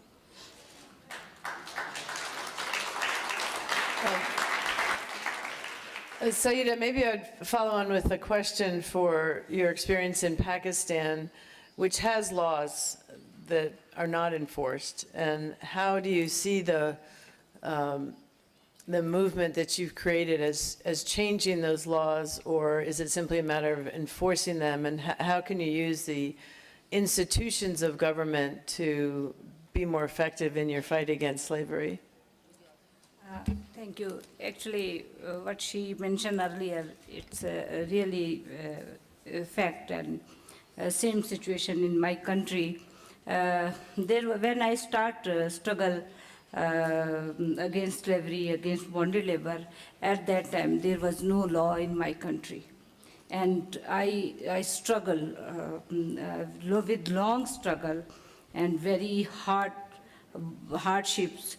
I succeed to get the decision from the Supreme Court of Pakistan in the favor of the bonded laborers.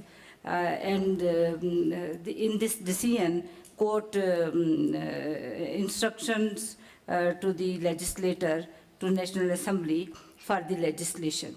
So in the light of that decision, Supreme Court decision, Government of Pakistan, 1992, adopted the Bonded Labor Abolition Act 1992 after the very, very, very hard and very long struggle.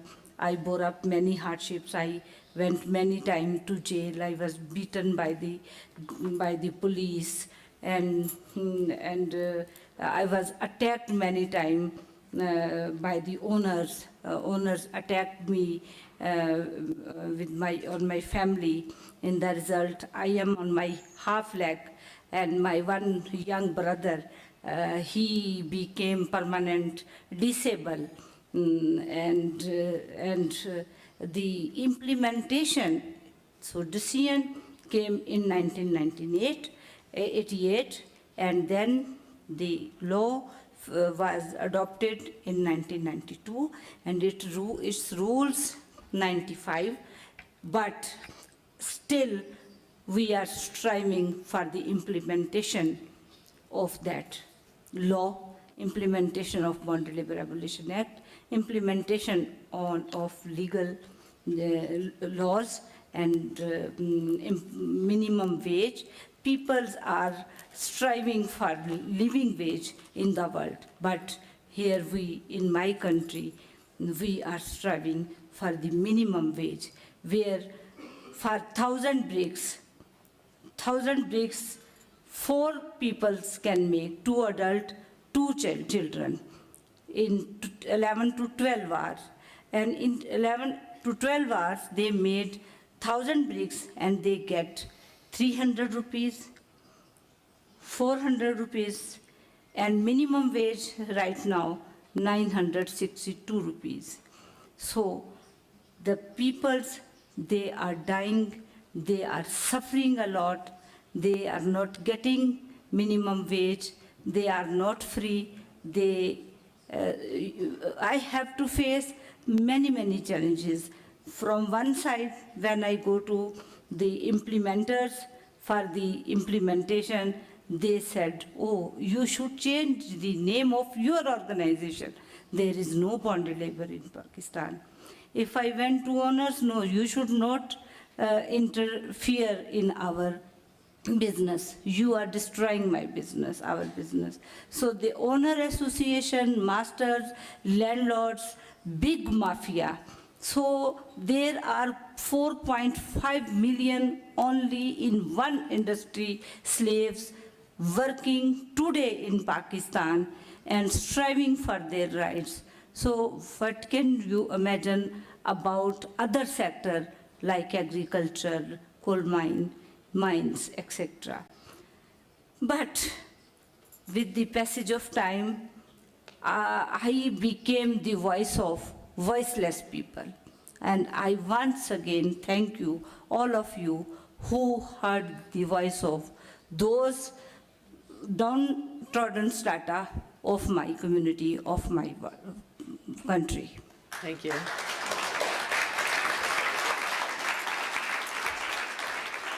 Okay, we've got about 15 minutes for questions, and I would say that this is one of the more powerful group of women that I've heard from, and I think extraordinary stories and acts of courage, I would have to say, on each of you. That's very impressive. I had first there in the back there. Maybe stand up and maybe just introduce yourselves as well.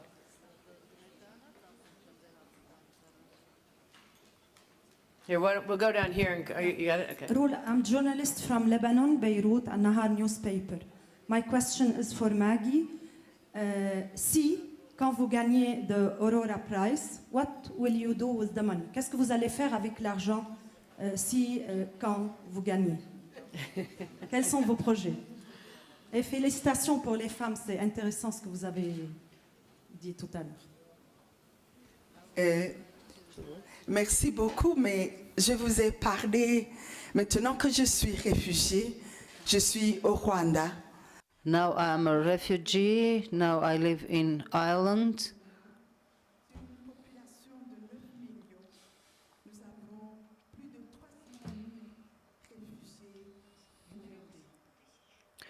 We have about 300,000 refugees. They live in 4 neighboring countries. And currently I live in Ireland. I work at a camp of refugees with 50,000 people, half of which are women. There are 5,000 children there. Some are just babies, very young children who have suffered. Some of these children were castrated, and they had to put acids upon them. These children need to be treated. They need medical care. There are 300 students who were banned from the universities. They need to go back to the universities. But how to get the money? There are women with children whose husbands were killed. These people have nothing to eat. No matter how much money you give me, that will never be enough. I will always need more. The international organizations should see these children, this treasure. Children are the treasure of the entire humanity. That's the most precious thing that we have, but we are throwing them into the wind. If we could stop those who sell weapons, we could build universities. If we want peace, if we want the world to be a better place, we need to send all of these children to school. When they study, all of them study at school, the world will become a paradise.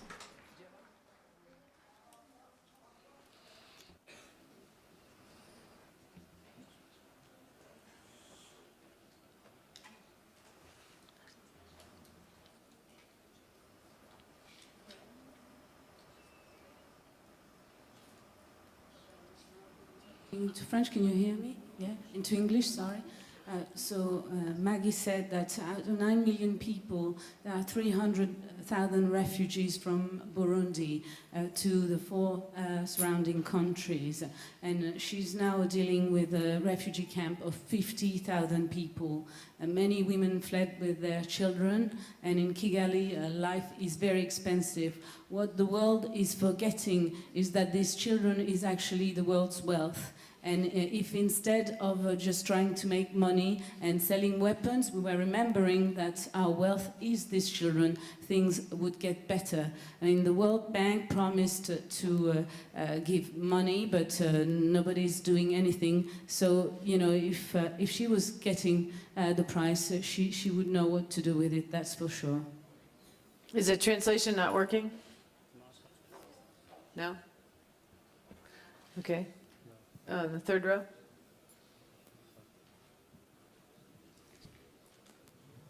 Hello, my name is Aaron Sharinian. I represent the United Nations Foundation, and we applaud and support everything that you've said about the role of girls and women around the world. The question that I have is, which of you could teach us something about the role of faith communities?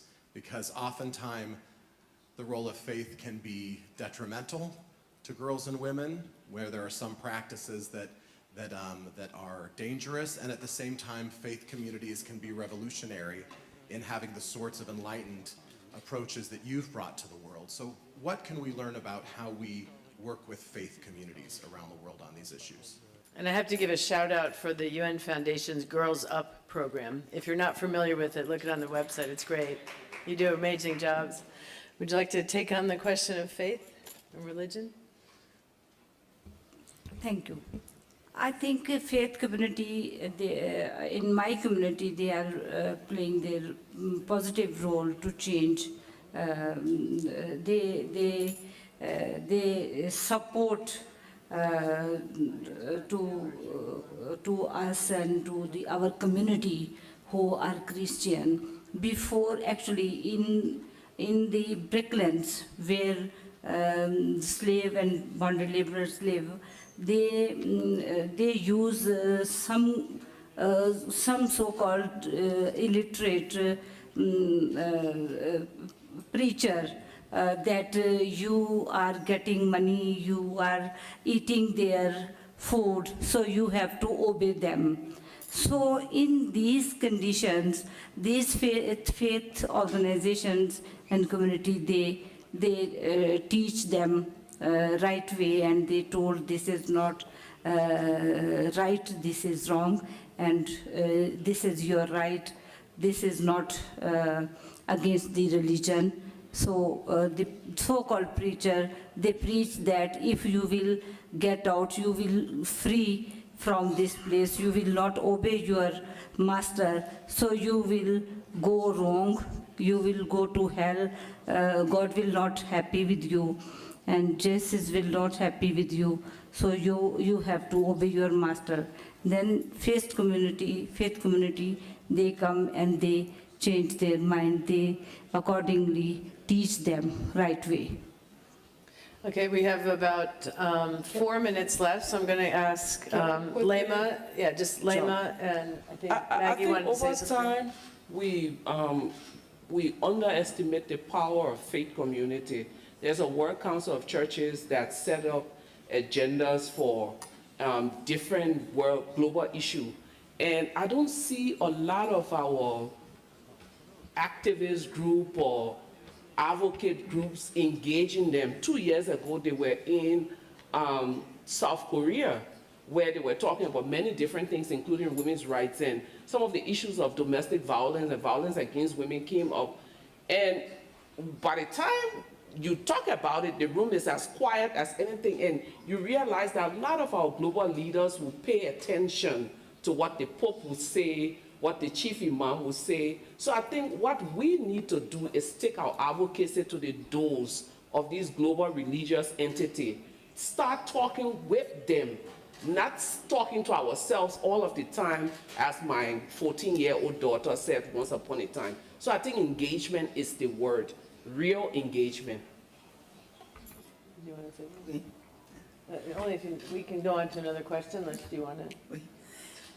Je crois que nous n'avons qu'une seule religion. I believe in love.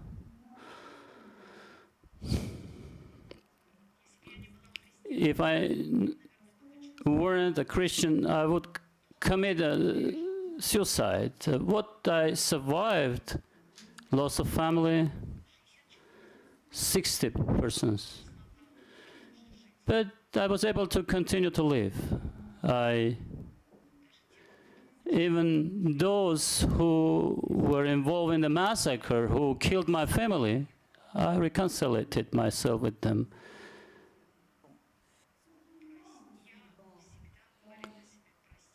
I have been always saying mercism because they don't know what they do. We shouldn't forget, we should forgive. Look around. I'm here in Armenia. Why the wars take place? Because we're not tolerable. We don't forgive. I worked a lot in United Nations with United Nations. There's lack of tolerance. There's no commitment to listen to simple people. You in the United Nations there work, you have objectives, there's mechanisms, strategy, results, and outputs, and you don't speak yourself. I commit the God's will. We need commitment. It's a value. All what you do will change. And everyone would be excited. Panel, if anyone has a final question. Okay, no, yeah, okay. One final question there, and then we'll wrap up. From Human Rights Watch. I guess my question is a general question for any of the panelists that want to answer.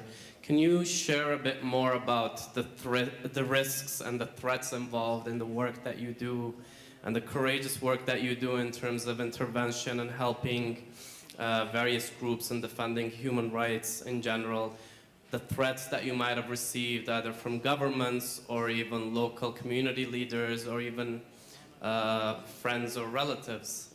So can you elaborate a bit more on that? Thank you. Go to Josephine. It's interesting because the work that we do is all about risks, like right from starting it off. And one of the risky issues is, as I said earlier, is we are balancing between culture and the law. And for me, actually, I've been threatened by the villagers, the community, because they think I'm going against the law, the culture. And I have been also threatened by men who have gone to school, because, for example, we had a PhD holder going back to the village to marry a 14-year-old, while his last daughter is 21 years old. So it didn't make sense. So we had to push for this guy to be arrested. And everyone was against me, like, why are you preventing this girl from going to get a rich man? So that was how they looked at it. But they didn't see this girl's rights are being violated. So like the recent case we've had was a government chief who is like 54 years old, almost retiring from service, and he's supposed to be the one protecting these children from the household level, but he goes ahead and marries a 12-year-old girl as a third wife, and we have to arrest him. He's government, we are arresting this guy, and every one of us, everybody thinks we are crazy because we are trying to use the law to arrest the same person who's supposed to be using the same law to protect these children. So it's a conflict of the work, the interest of the people, and the law. So basically, it's a risky job, but we can't stop because we need these girls to be protected and to have a better future. Thank you. Well, thank you. I'm afraid we'll have to stop there. Our panelists will be around for the next few days. Feel free to continue the conversation in the hallways and over dinners. But I think we heard some amazing, very powerful statements. The same richness of humanity, get people to look at the bigger picture, be practical, no more know-it-all men. Listen, provide dignity, and above all, educate your girls and your children. So thank you for a wonderful panel. Thank you very much, Nancy, and thank you very much to the panelists. I mean, if you think about the number of people that the panelists in front of you have helped over the course of their work so far, it is pretty extraordinary. We're talking about hundreds of thousands of people. And I don't know if you sort of agree with me, but the way I see it is what we've got here today is great moral authority, great moral leadership, fearlessness, commitment. I mean, we've been hearing about the kind of purest form of altruism. And some really extraordinary stories right from the outset, actually, from Lema Bowie, the story that you told about the lady who was caring for the soldier only to discover that he had actually killed his own daughter, and she went on to continue to care for him. The story from Margarita Baron-Kitze. I mean, these are amazing experiences that you have, but you continue to do powerful, very positive work in the world. And of course, from Saida Ghulam Fatima, who has faced herself, as she told us, enormous threats to do the work that you're doing in Pakistan, saving so many children. And finally, Josephine Kalea, who has, you know, as you heard from her, has saved over 1,000 young girls who are in forced marriages or being abused.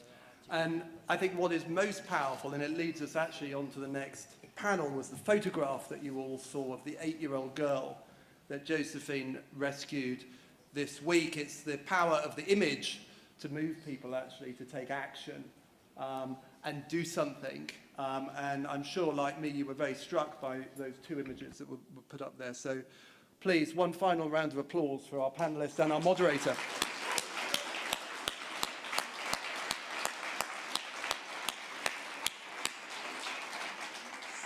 So, we are entering the last 100 meters. It's the final stretch. I think we're going to take about 30 seconds just to reorder the stage, and then we'll move on to Ted Koppel.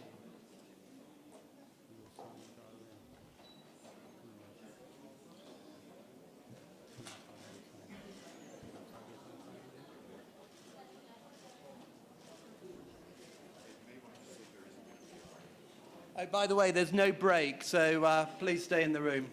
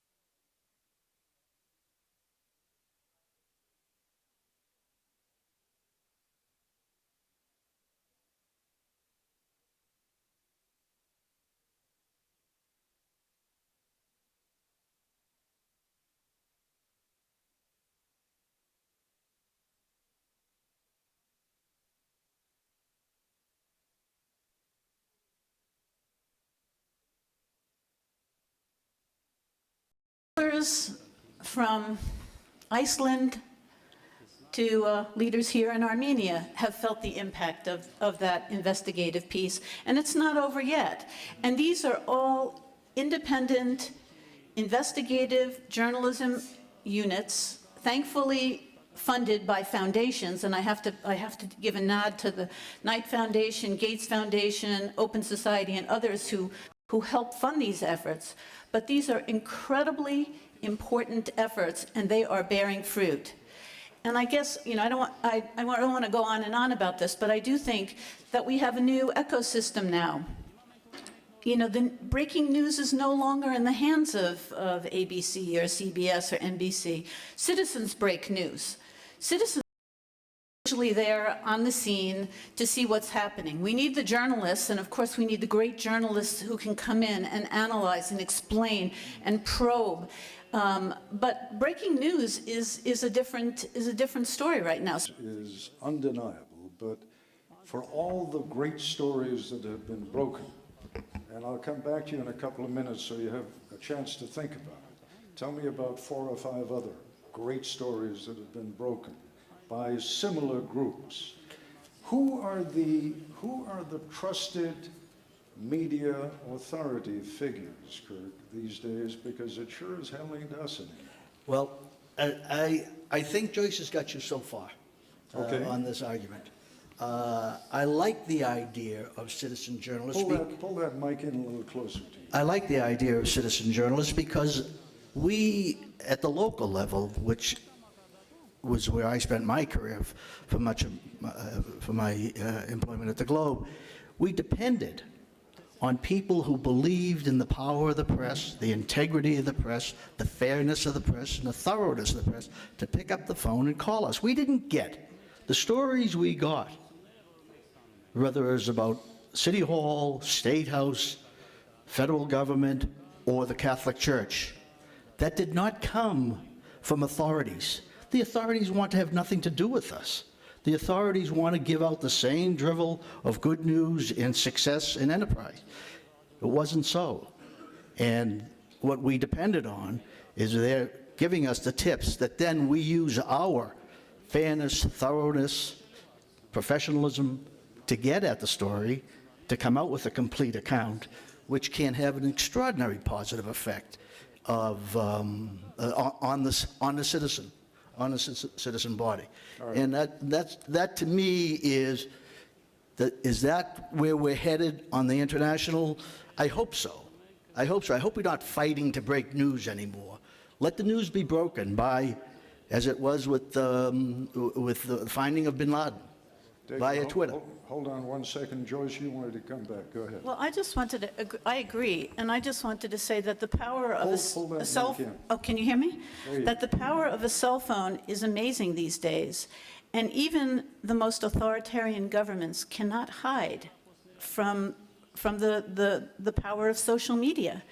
I mean, years and years ago, there was a major earthquake in China, and no one saw a picture from the place in the 70s. Nobody, there was no pictures. The whole town was with our citizenry, in which we can actually use them as sources. Yes, you have to verify. There are lots of different issues, but it's a whole different... Ignatius, is it 3-zip, or do I have any support? Well, you know, I think I'm going to, this may be characteristic, be in the middle of this one. I think that the revolution that Joyce and Steve have both described, the world in which every person with a cell phone has a publishing platform and the ability to be a reporter or commentator. Every person with a cell phone has a TV camera and can record reality. That is very powerful. The problem is that new world of social media, of narrow band, you know, individual generators and consumers of news broke apart our news aggregators. So our mainstream media, that now is a phrase that usually is said in quotation marks and is a kind of mocking, critical term, but that's the world you described, Ted, where CBS, ABC, NBC had 40 foreign correspondents. We had a role in gathering and then screening, filtering the news, what you really needed to know, what was really important in the world. We tried to make good judgments about what mattered and didn't. That world's been blown apart. So now people choose the narrow casts that interest them. So if you're a Syrian social activist, it's a fact. You can get, in a wonderful, miraculous way, instant images from towns where people are besieged. You can communicate with like-minded members of your opposition group. The problem is there's nothing in our media world that pulls people together. Put aside Syria, take the United States. The effect of new media, this amazing revolution that blew up the franchise of the Washington Post, the New York Times, ABC, CBS, has been to give people media that basically, rather than challenging what they think, rather than organizing, filtering the world, and then telling you what's really essential in the judgment of the editors who ran that publication, you now have media that tell you that what you already think is correct, that reinforce the prejudices that you already have, and people select those media. I mean, they go out and look for the thing that will say the people you think are good, and here's the evidence. And the people you think are terrible, they are. I mean, just look at American cable news. I think it has a nightmarish effect on our politics. As somebody who's still in the mainstream part, writing a column that tries to be as balanced as I can, I'll tell you, it's the things that get hits, that get, become viral, that get millions of people passing them around, are not the things that are seeking to be balanced, and offer objective information. They're the things that spin the information for a particular audience. They're the things that throw red meat over the fence and get grabbed. So it's true, Joyce. These tools are fabulous. They allow something miraculous, but they have blown up something that was also good, and I don't like the way in which people are using these tools to reinforce their prejudices. Let me just give you a quick statistic to confirm what David Ignatius was just talking about. Today, now, after 7.5 years of the Obama administration, polls indicate that 27% of the American public still believe that he was born overseas, that he is not a natural-born United States citizen. Something like 92% of self-identified Democrats believe in global warming. The number of Republicans who believe in global warming is somewhere in the 30s. In other words, this notion of looking to media, and this goes back to a time when Rupert Murdoch created the Fox network so that there would be a little more conservative coverage out there. It succeeded beyond his wildest expectations. Fox makes about $1.5 billion a year. MSNBC decided that it would do the same thing on the other end of the political spectrum because it was good business. We have all these echo chambers out there right now, but my question, and I see your light on, Kirk, so I'll go to you. My question is, where is the reassuring middle ground anymore? Where are the authority figures that people can turn to and say, well, those people still tell the truth? I hesitate to tell you what the beach is going to look like after the hurricane. And I don't think, from my perspective, that's really my job to worry about down the road. For right now, the stories we heard today, those are the stories that I want my reporters covering. Those are the stories. That's what's going to make great journalism. That's what's going to make journalism that is essential to my readership. And when I say my readership, I mean our readership. Don't worry about what it's going to look like down the road. I hear you, David, but I don't think we can spend too much. I look to your column to worry about that, but me as the news editor who's assigning people, I'm saying go for the best, the brightest, the most interesting stories. And the ones we heard today, which I haven't read in the Boston Globe or the other major media, those are the ones that I want my readers to Kirk, be. I know you to be an honest man, and you've already demonstrated that by indicating that the stories hadn't been in the Boston Globe yet. Is the Globe going to pay the money to send its own correspondents over to Africa to spend the necessary time to do the kinds of stories that we heard here today? There's ways of getting around that question. There is indigenous help. There's indigenous reporters. And those reporters, to identify those reporters, that's my responsibility as the senior editor in charge of assigning. That's my response, to set up a network of people, whether it's in Armenia or Turkey or wherever, that I can depend on, that I can pick up the phone and engage them in a story idea that we've heard today and have that story fully reported. Joyce. Yes, and I mentioned earlier this era of collaborative journalism. I mean, the organization that I work for, the International Center for Journalists, has helped set up several of these investigative journalism networks around the world. If they know that the Boston Globe wants to work with them on a story, they would be delighted. They exist, and they are breaking stories left and right, from the horse meat story in Europe to the Magnitsky millions that disappeared to, you know, to the Panama Papers. There are big stories being broken by very, very good local journalists. So I think that we're just in a new era where we're still making those links right now. But think about 400 journalists collaborating on that one story. And the news didn't break until they all broke stories around the world. It's pretty phenomenal, interesting new model. All right. We're here today to talk about the role that journalism is playing, can play in the future, to draw people's attention to and ultimately engage their efforts behind some of the worst inhumanities around the world. My question to you is, I know what the answer is on television. How many of those stories are going to get on the air? This many. This many. Because they don't draw flies. You'll get Donald Trump on the air 50 times before you get a story on a massacre in Africa. I simply want to draw your attention to the fact that the war in Congo, for example, has been going on now in the Democratic Republic of Congo, has been going on for more than 10 years. More than 5 million people have died in that war. How often has that been on the front page of the Boston Globe? Or the Washington Post? Let's go to something much more local, and that's the fighting in Artsakh. I have heard last week, the last 2 weeks since President Sarkisian left Boston and I had to rush home here, I've had so many journalists and Armenians in my community pick up the phone and call me and say, what's going on? I don't know what's going on. Why is this happening over here?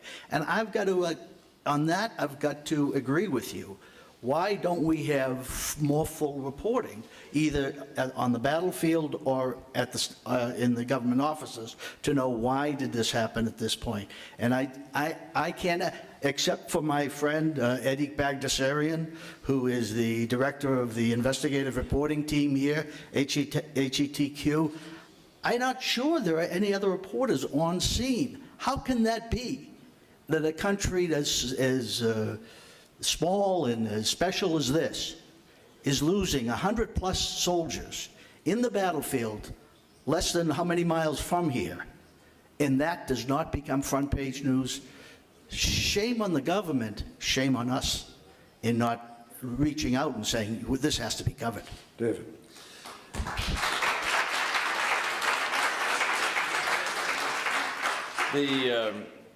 The recent fighting at Karabakh is an example of a general problem that I think is really scary, which is that we live in what I sometimes call an embedded world, where covering conflicts has become more dangerous as weapons have become more powerful. And the kinds of things that I used to do as a foreign correspondent, where I felt I had an implicit white flag covering the Lebanese Civil War. I could go back and forth across the Green Line.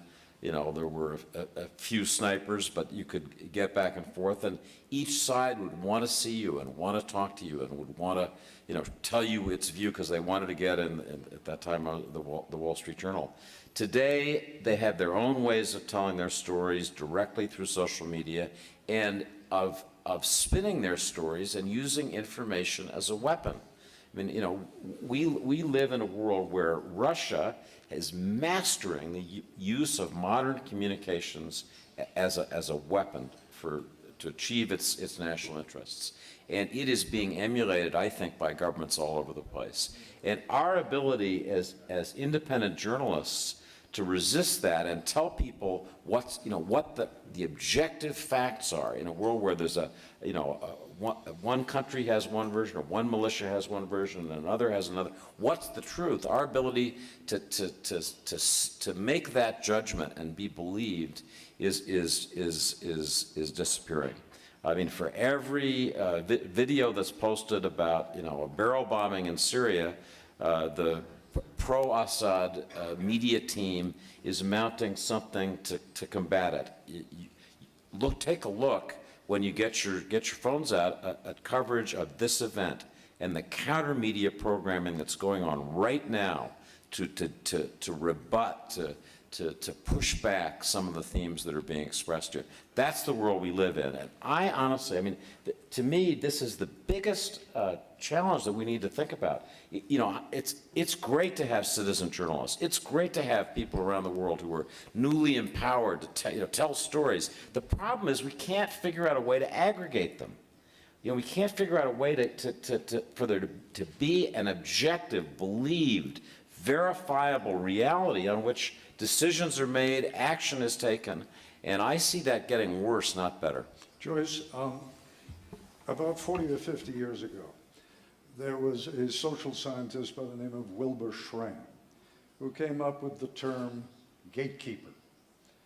And by gatekeepers back 50 years ago, he meant the New York Times, the networks. In other words, these were the reliable authority figures through which or through whom all information had to pass. I'm not suggesting that those were the golden days, but respond to what David was talking about.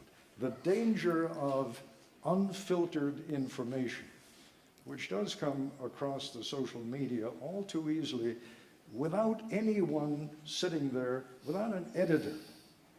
I've never worked without an editor. I like to think I'm a pretty careful reporter, and I check my sources. But we need editors. Please. I couldn't agree more. I'm an editor myself. I couldn't agree more that we need editors. But the issue is, I guess people will take issue with the role of the gatekeeper as opposed to the role of the curator.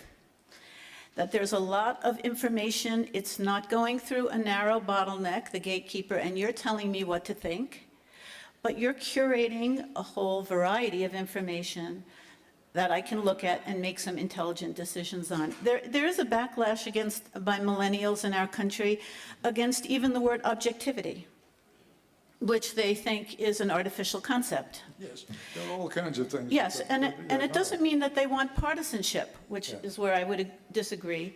I don't think it's partisanship. I think they want authenticity. They want, if you listen to the, last year there was a NPR radio series called Serial. And it was a brilliant series by a woman journalist who looked into the murder of a high school student. What was different about it was that as she is reporting, you are hearing the tale. You don't know how it's going to end up, but you're hearing her questions. You're hearing the struggle she had with the information. You're hearing how she thought through and who she was going after. And that kind of authentic probing is all of what we journalists always do. It's just making our process more transparent, and then we get more credibility. So I just think it's a different, it's not that, I do think that there are distortions in the market. I do think that people get rewarded by having more clicks on superficial things than on substantive David Ignatius columns. I agree.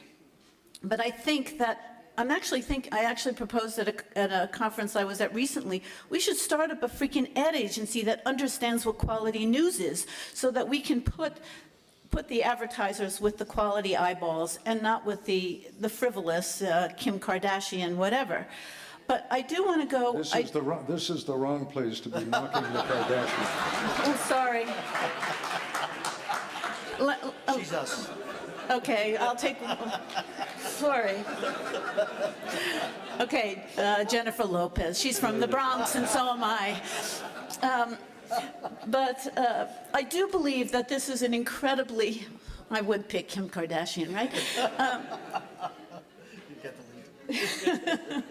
That's your lead, right? No, I do believe that this is incredibly dangerous times for journalists. So I was a foreign correspondent for 11 years.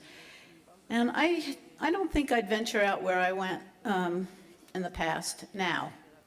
And if you think about the challenges of covering ISIS, where a lot of the vast humanitarian crises are taking place, and how very difficult it is for journalists to get near ISIS, because, as David said, you have a big target on your back. They have their own vast social networks, social media networks. They're cranking out their own propaganda. They don't need us anymore to tell the story. So we do have very particular challenges in how we do it and how we get reliable information from Syria. It's no joke that this is a very, very difficult and dangerous time for overseas journalists. I'm proud to say that in conjunction with the Aurora Prize, we're giving an award tomorrow, presenting the award to a New York Times correspondent, Rukmini Kalamaki, for tremendous work in covering humanitarian crises. It can be done, it is being done, and you'll hear more about that tomorrow, and I'm very glad that we had the opportunity to give this award. But I don't underestimate the challenges. It's just we have, as you said, we're in the storm now. Right. We don't know how it's going to shake out, but you still see great stuff happening. You know, when I came to the second time I came to Yerevan, and I came to Yerevan in 2002, and I was the only member of the panel who spoke English. Everybody else spoke Armenian. I had no understanding of what the issues were here. I was in the land of, as I thought, milk and honey,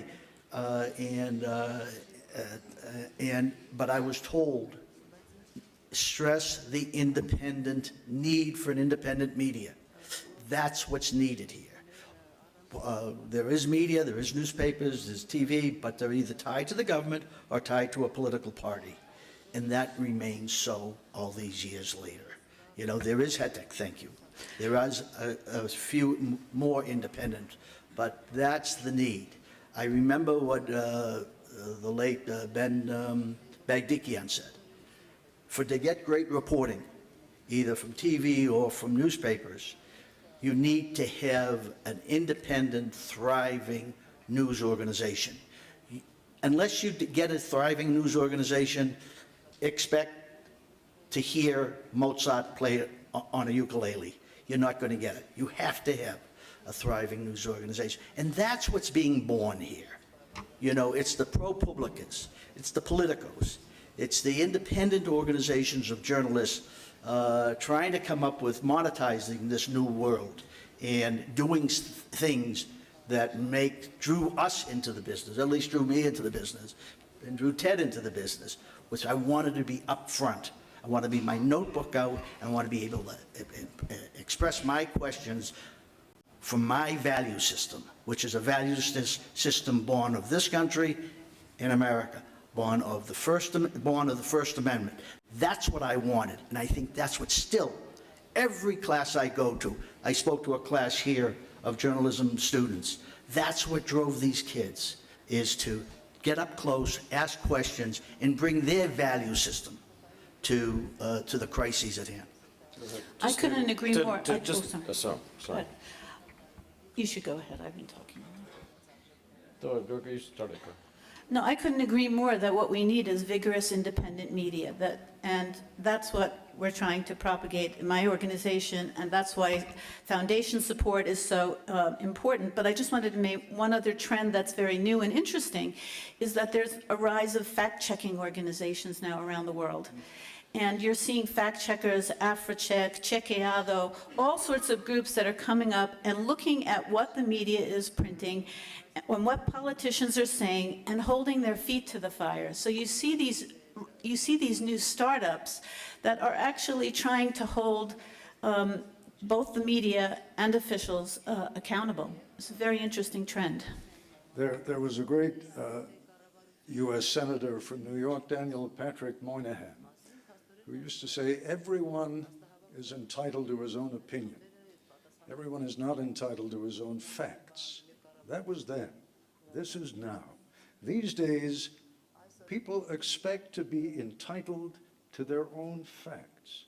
I just am a firm believer, and David, I'm sorry I'm cutting into your time a little bit, I'm a firm believer in the essential qualities of editing. Journalism is not a one-person process. It requires editing. And there is an enormous difference between social media and journalism. With that, David? Just a couple of observations. For some years, 15 years ago, I was the editor of the International Herald Tribune, which is an international, doesn't exist anymore. It was taken over by the New York Times, but was an international example of American-style journalism. It aggregated the best of the New York Times and the Washington Post and then put it out to the world. And when I traveled, everywhere I went, I was struck by the difference between what we did in our newspaper, the way we went about reporting and organizing the news, and what I saw from the local media, which, almost every paper had a political spin, a bias that was evident not just on its editorial page, but in its news coverage.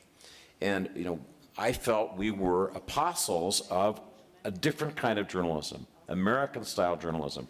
And I think, as much as Steve said, we need to be unembarrassed about defending and supporting and arguing for that, not because it's American, but because it's journalism, because it's real, because it's independent, because it's courageous, because it defies government, because it refuses to bend because it's, it's convenient. For the authorities, and for people like us, Joyce does this as well as anybody I know. People like us need to be in support of courageous, independent, real journalists who have this image, I think, of American-style journalism, because they're the ones taking the risks. I mean, it's easy for me to talk about this. I live in Washington now. Before you jump in, and then Joyce, we'll hear from Kirk, then from Joyce, and then I'd like to get you all involved in this process. I'll wave back at you, but I'm not coming to you yet. I apologize for staying local and being a little bit dictatorial here. This is what David just said is important for here, for this city, for this country. For the leadership of this country to understand that a free press is a pillar of the American democracy, and it only enhances the credibility and the power of this country. That has to be understood and observed, because only that way are you going to get 3 million or 30 million or 300 million, as it is in the United States, people believing in the quality, the integrity of your leadership. Otherwise, it's not going to happen. And no matter how much repression or fooling the public you try to do, you're not going to enhance and build and establish a democracy that works. It's happening here. It's so important for this country and this leadership to understand that. Yeah, I couldn't agree more with that. And I think that if when you can make a case for any aid policy, whether it's health, the environment, you name it, humanitarian crises. If you have an independent media that is fully functioning, you are more likely to achieve your goals than if you don't. And I know I'm the Pollyanna on the panel here, but I do see enormous potential here. And one of the things I wanted to talk about on the positive side was the fact that we have tools now to be able to engage audiences in very positive ways, as opposed to all the horrible stuff that may go out on social media, as David talked about. We have you saw that in the Washington Post piece recently that won the Pulitzer. We have the ability to, in this new era of data journalism, to take the data and bring the story down to me, to one. Here's the elections and here's what happened in the elections. How did my community vote? I can find out. In Nigeria, in Kenya, there's a very good newspaper there that has a portal called Dodgy Doctors. You can go on that portal, you can put your doctor's name in, and you can find out if he's licensed to practice medicine, which is huge.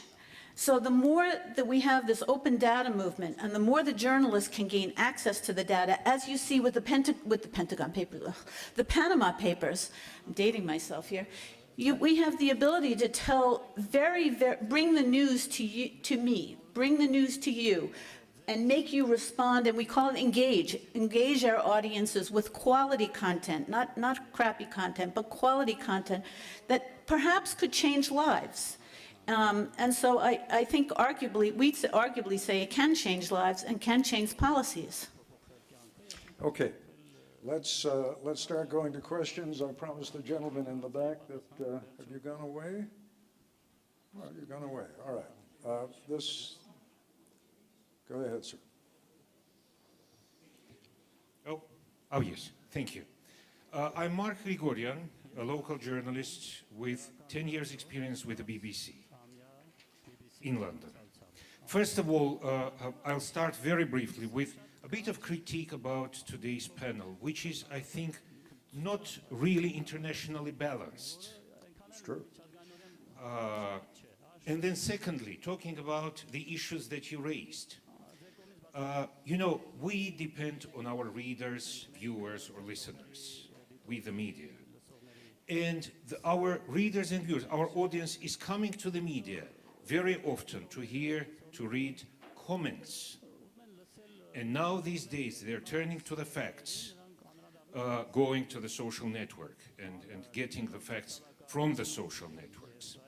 And it raises another issue of trust and credibility.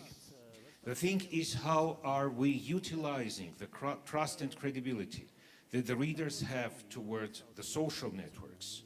And the thing is of how we are absorbing these social networks facts into our reporting. Thank you. This was more of a comment rather than a question. No. Thank you. I mean, first of all, I think with deference to the panel and myself, you're right. It should have been a more cosmopolitan, a more international panel next year. Yes, sir. Thank you. Thank you very much. My name is Arsen Kharatyan. I currently actually run my own radio station in Georgia, but I used to work for The Man, for Uncle Sam of America in Washington. As you may know, VOA used to be one of the main and the most important sources of information for the Soviet Armenia and many other Soviet countries. I could remember the shortwave where my grandparents would say, shh, it's VOA now, we're going to hear what's going on.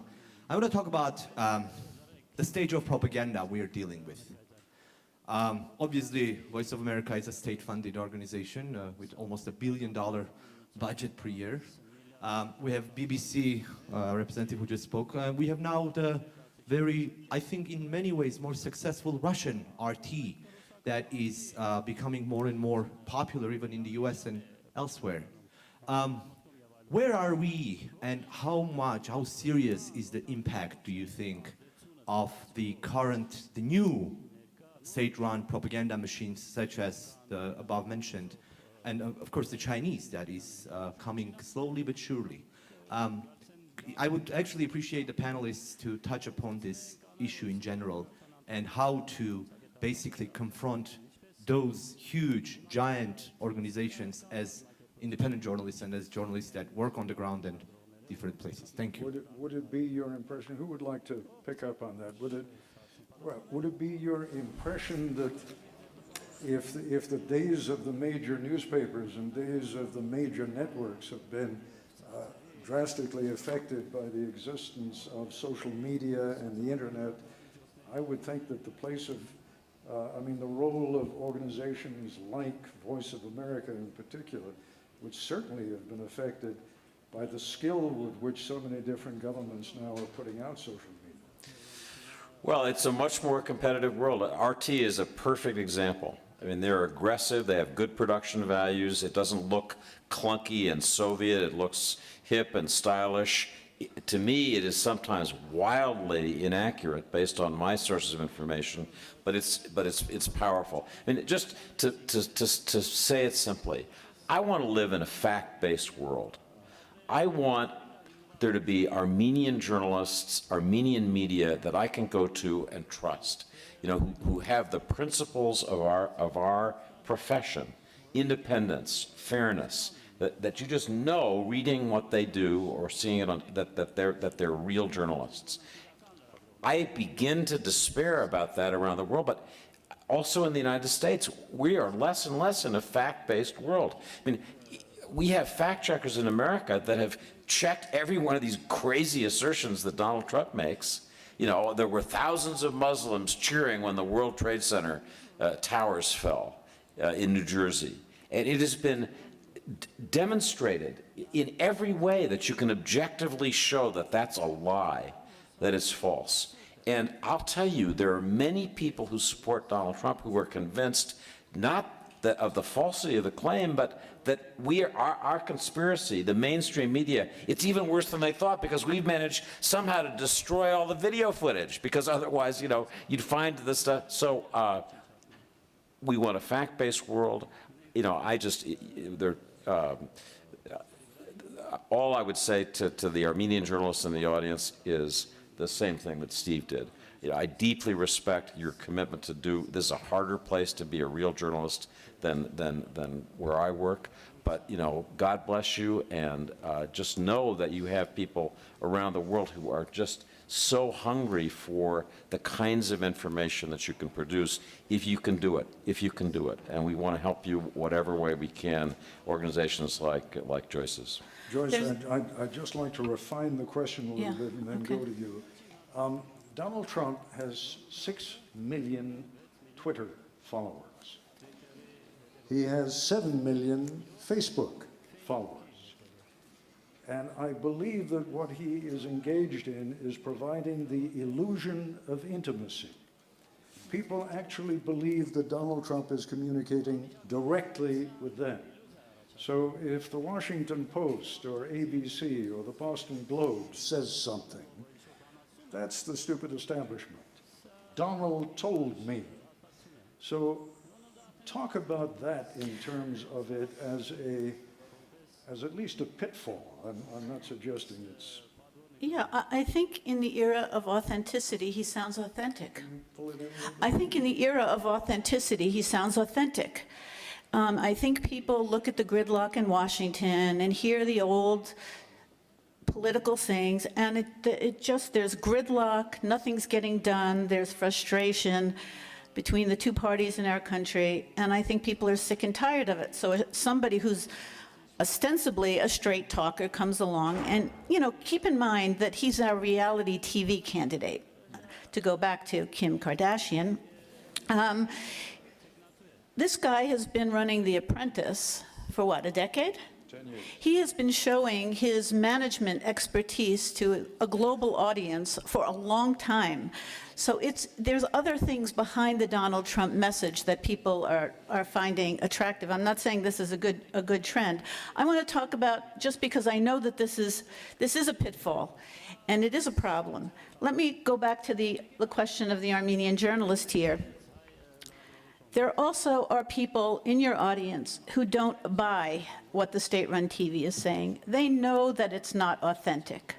Your audience, people, maybe everybody's in this brainwashed period, but I think people you have to give your audience a little bit more credit. In Mexico, for example, there are lots of major media, but they're in the hands of wealthy and powerful people, and oftentimes they just censor news when it's not convenient.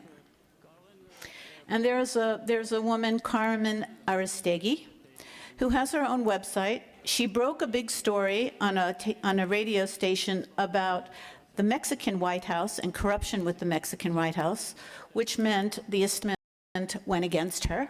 She and her team lost their jobs, and now she has her own website, Aristegui Noticias. She has 6 million followers, okay? 6 million followers on Twitter.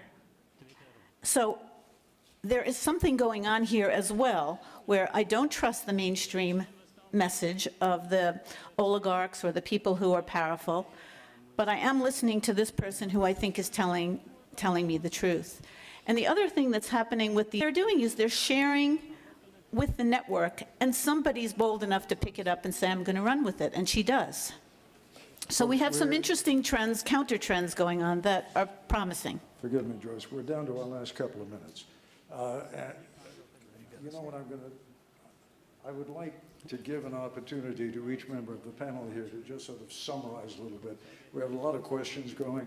I, for one, will be happy to stay behind and talk to any of you who want to talk. And if any of my colleagues here want to stay behind, that's fine. But we're going to cut this off in 2 minutes, and you can all go get a drink. Could I just echo what Joyce had said as a recent event here, out of the Panama Papers? With some feeling of optimism.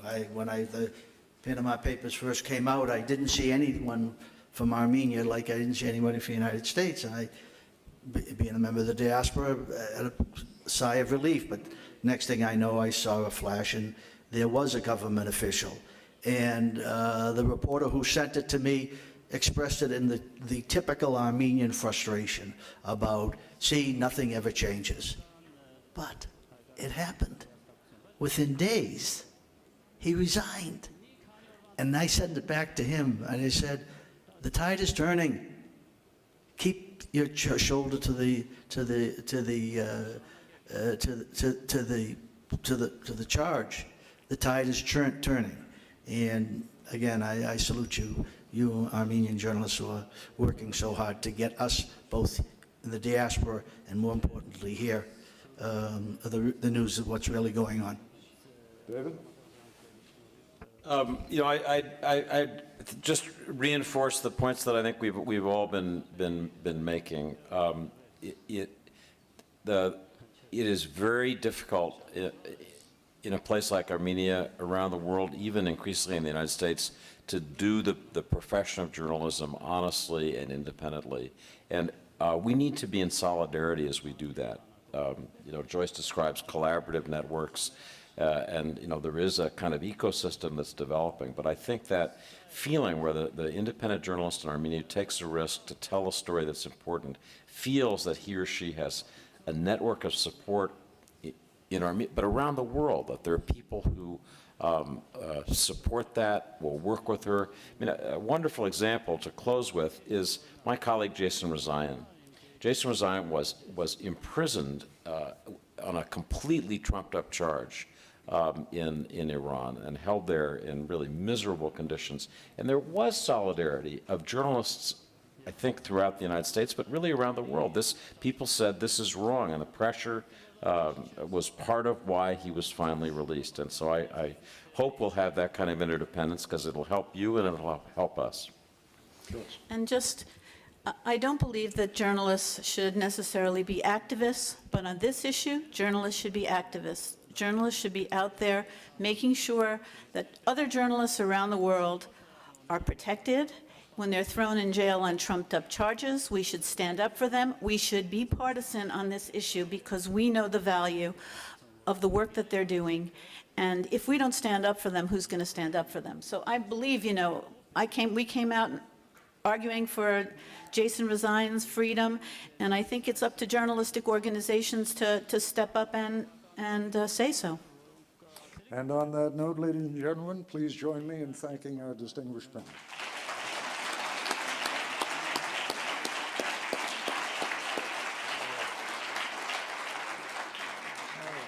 Great.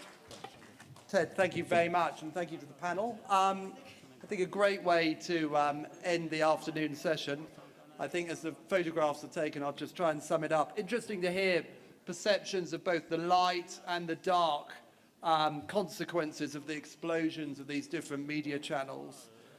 With David Ignatius very clearly quite concerned about the narrowcasting that comes from social media and what that means in terms of propaganda and the spread of unchecked information. But with Joyce and Steve, much more optimistic about how social media and community and citizen journalists can have in terms of adding extra dimension to the media. But look, it's the end of the day. I think over the last 6 hours we've had contributions spanning policy, we've heard practical responses from those on the front line. We've heard about the gap between the public's expectations of the international community and what's actually happening when it comes to addressing one of the largest humanitarian crises of the day, the Syrian refugee crisis. We've heard in the humanitarian index that the public feel powerless to act. We've heard that we need more women leading the charge. We've been inspired by 4 women whose actions have saved literally hundreds of thousands of lives. And finally, we've heard from the media about the risks to reporting, budget cuts, and the explosion of social media. Now, one thing we haven't heard from is Vartan Gregorian. He is the co-founder of 100 Lives and a member of the Aurora Prize nomination committee. He's the president of the Carnegie Foundation, and he's the inspiration for what's going on today and what's going to happen over the course of the weekend. So I'd actually like to ask Vartan Gregorian to come and close today's session. Vartan. First and foremost, I'll be very brief because many of people have already said what I was going to say, but not with my accent. So, first of all, I'd like to thank my friend Ted Koppel for coming. Ted has been a magnificent person, great champion of academic freedom, freedom of speech, and also decency, and the only reporter that I've known throughout my entire career, which means a long time, in New York high society. He's never been lured by the rich, by the socially prominent to appear in their ranks in order to get any kind of favor. Only one. Only one. So let me start with the last topic. Carnegie Corporation of New York is very proud to support all kinds of organizations. We support, for example, the ProPublica. We support various other organizations, news organizations. We support public radio, National Public Radio, Latino Public Radio. We support PBS and public radio together. And we brought some kind of marriage of convenience between National Public Radio and public broadcasting in the United States, so the two of them can cooperate. I never thought I would reach that success, but we have, and we're very proud of it. Next, during this morning conversations, I realized one thing, that all of us are guilty professors, and I was one of them, still am sometimes. We're programmed to speak for 45 minutes. It's a torture to see any academic coming here and asked to concentrate in 5 minutes what they're supposed to say. It almost resembles Americans and Europeans would notice 50 great moments in music by Milton Cross. Ba ba ba ba, that's Beethoven, let's go now to Mozart and so forth, because they're selling it. We're not in salesman business, unfortunately. We should be selling ideas, convincing people and so forth. So because of that lengthy procedure this morning, I was not able to answer 2 crucial questions of David Ignatius. One was, what is my frustration as a historian? I'm very frustrated because the past is not seen of any utility at all. We live in the present, we deal with present issues, present crises. We're victim of presentism. We take a present question and then trace back, where did it begin?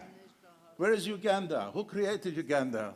Can you tell me where was the last war, last famine, and so forth? Rather than seeing the advent of Uganda, advent of Kenya, Or we discuss religion. Not too many people know about religion, what they read in the paper. When I ask how many of you read the Quran, one of two, three maybe. How many have read Bible? Many, but only one chapter. And even presidential candidate Donald Trump said, 2 Corinthians. He thought it was a book, 2 books, rather than Corinthians, letter to Corinthians. We always talk of religion, but we don't know about religion. The German interior minister came years ago to ask me, how many Muslims you accept to the United States? I don't know, but we accept immigrants from 120, 30 countries, including 57 of them have predominantly Muslim population. We don't count by religion, because religion is guaranteed by Constitution as a private right. You don't have to declare your religion. You don't have to declare now your race. Many people said none of the above. Now, when their census come, confusing people. So, my frustration is presentism. Many people are not educated, and I tell you, not only sometimes journalists, but most of the time even historians, because we live in the age, and political scientists, economists, we live in the age of all specialization, further specialization, further fragmentation. So knowledge has been fragmented to such a state, we're turning out to a society of specialists doing specialized knowledge for specialized interests of a specialized society. So to be generalist, to be accepted and respected means, first you have to become full professor, have published eminent books, then, like my former professor, William Langer of Harvard, who was the great diplomatic historian, teach a course at Stanford, The History of Potatoes. Or another one, very good book, where I learned more from that than anything else. Another one, the important history of the horseshoe that revolutionized warfare. I did not know that Mongols succeeded because they used horseshoe, unlike others. Horses and ponies did not get. This kind of knowledge may be pedantic, but it's essential to understand how things have evolved. We unfortunately don't teach even geography. Hence there are movies when they say, where am I? It's Tuesday, it must be Belgium. I flew over 10 countries. I don't know where I am. Geography was eliminated from schools. Languages now are being eliminated from schools, because after all, as the Dutchman said, everybody knows English. So why bother teach us? I was trying to teach Dutch history at the University of Pennsylvania, and he said, well, everybody knows English. Why are you studying our country? Because it's important, history of commerce, history of imperialism, to know how Dutch did it. And 2 other points, politics. Years ago, at the American Academy of Berlin, when late Holbrooke still was alive, president, and Kissinger was a founding member of the American Academy of Berlin, they discussed Scowcroft's report to Bush administration, how to cope with Iraq. And there was a big discussion. The report was dismissed because, after all, Scowcroft had been out of administration for such a long time. And then Holbrooke was very irreverent, asked me to respond to Kissinger. Well, I was not going to do that, but being born in Iran, I know how to talk about analogy. So I did. I said, with all respect for all the diplomats, all the politicians, everyone, you all advocate diplomacy as a great stratagem of chess game. Chess does not have colors. There's no Arab chess game, Japanese chess game, Chinese chess game. There's only one. The same rules apply. And I have no problem.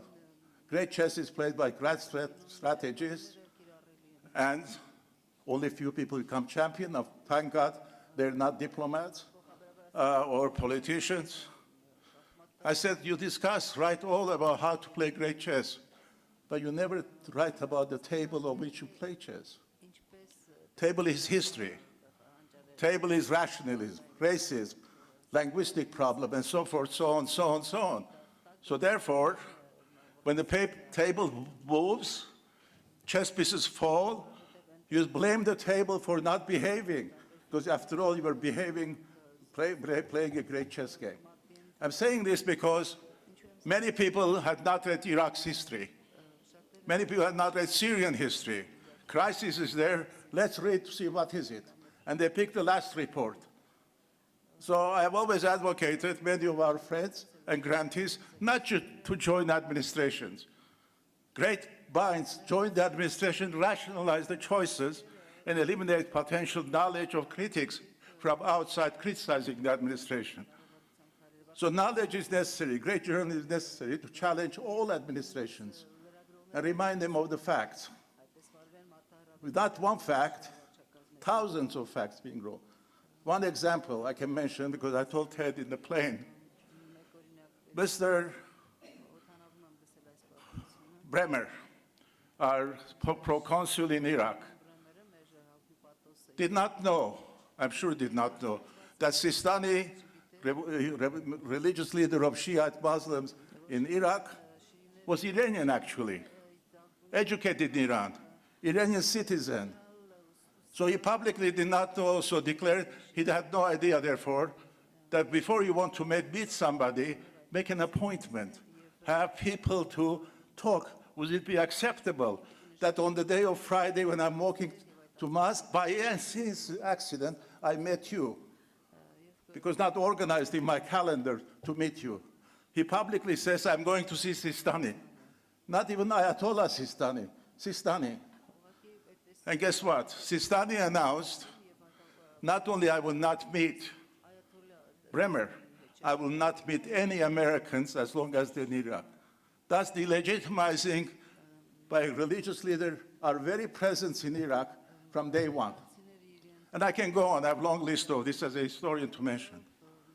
So that's presentism is very important danger. Fragmentation is important. We need several generalists who, like Langer, after establishing diplomatic historian stand, can do esoteric thing without being considered dilettantes. One more point and I'll stop. It's about Armenians and Armenia. We meet here not because this is a very sacred place for Armenians, because you have 17,000 manuscripts here, collected each one by love, tradition here. They're not all about Armenian manuscripts. Armenians have saved Turkish manuscripts, Iranian manuscripts, Russian manuscripts, Yazidi manuscripts, everything. In a sense, this is a place of coexistence. And if all these books can live side by side, bringing heritage of all these countries together, why not project the same kind of coexistence in terms of mutual interest in the region and others? That was one of the things about this. So, with that, I'd like to thank all of you for coming. I appreciate this international audience. And next time when we do this will be more international, less parochial, and more focused maybe. But I'd like to thank Edelman here, Ed, and all his colleagues who've done a superhuman job bringing the unique, to answer your question, David, to bringing the unique and the universal. The unique are Armenians, universal, the whole thing, how the two can interact and not destroy each other in the mission, in the meantime, and how they can complement each other. Because as an Armenian, I believe we're all Aristotelians, not Platonists. Unique can participate in the universal without dissolving itself in the universal. The two can coexist. One does not have to be imperialist to swallow the other, and the other one terrible to undermine the universal norms. So thank you for coming, and we're all grateful to you as great Armenians. Thank you.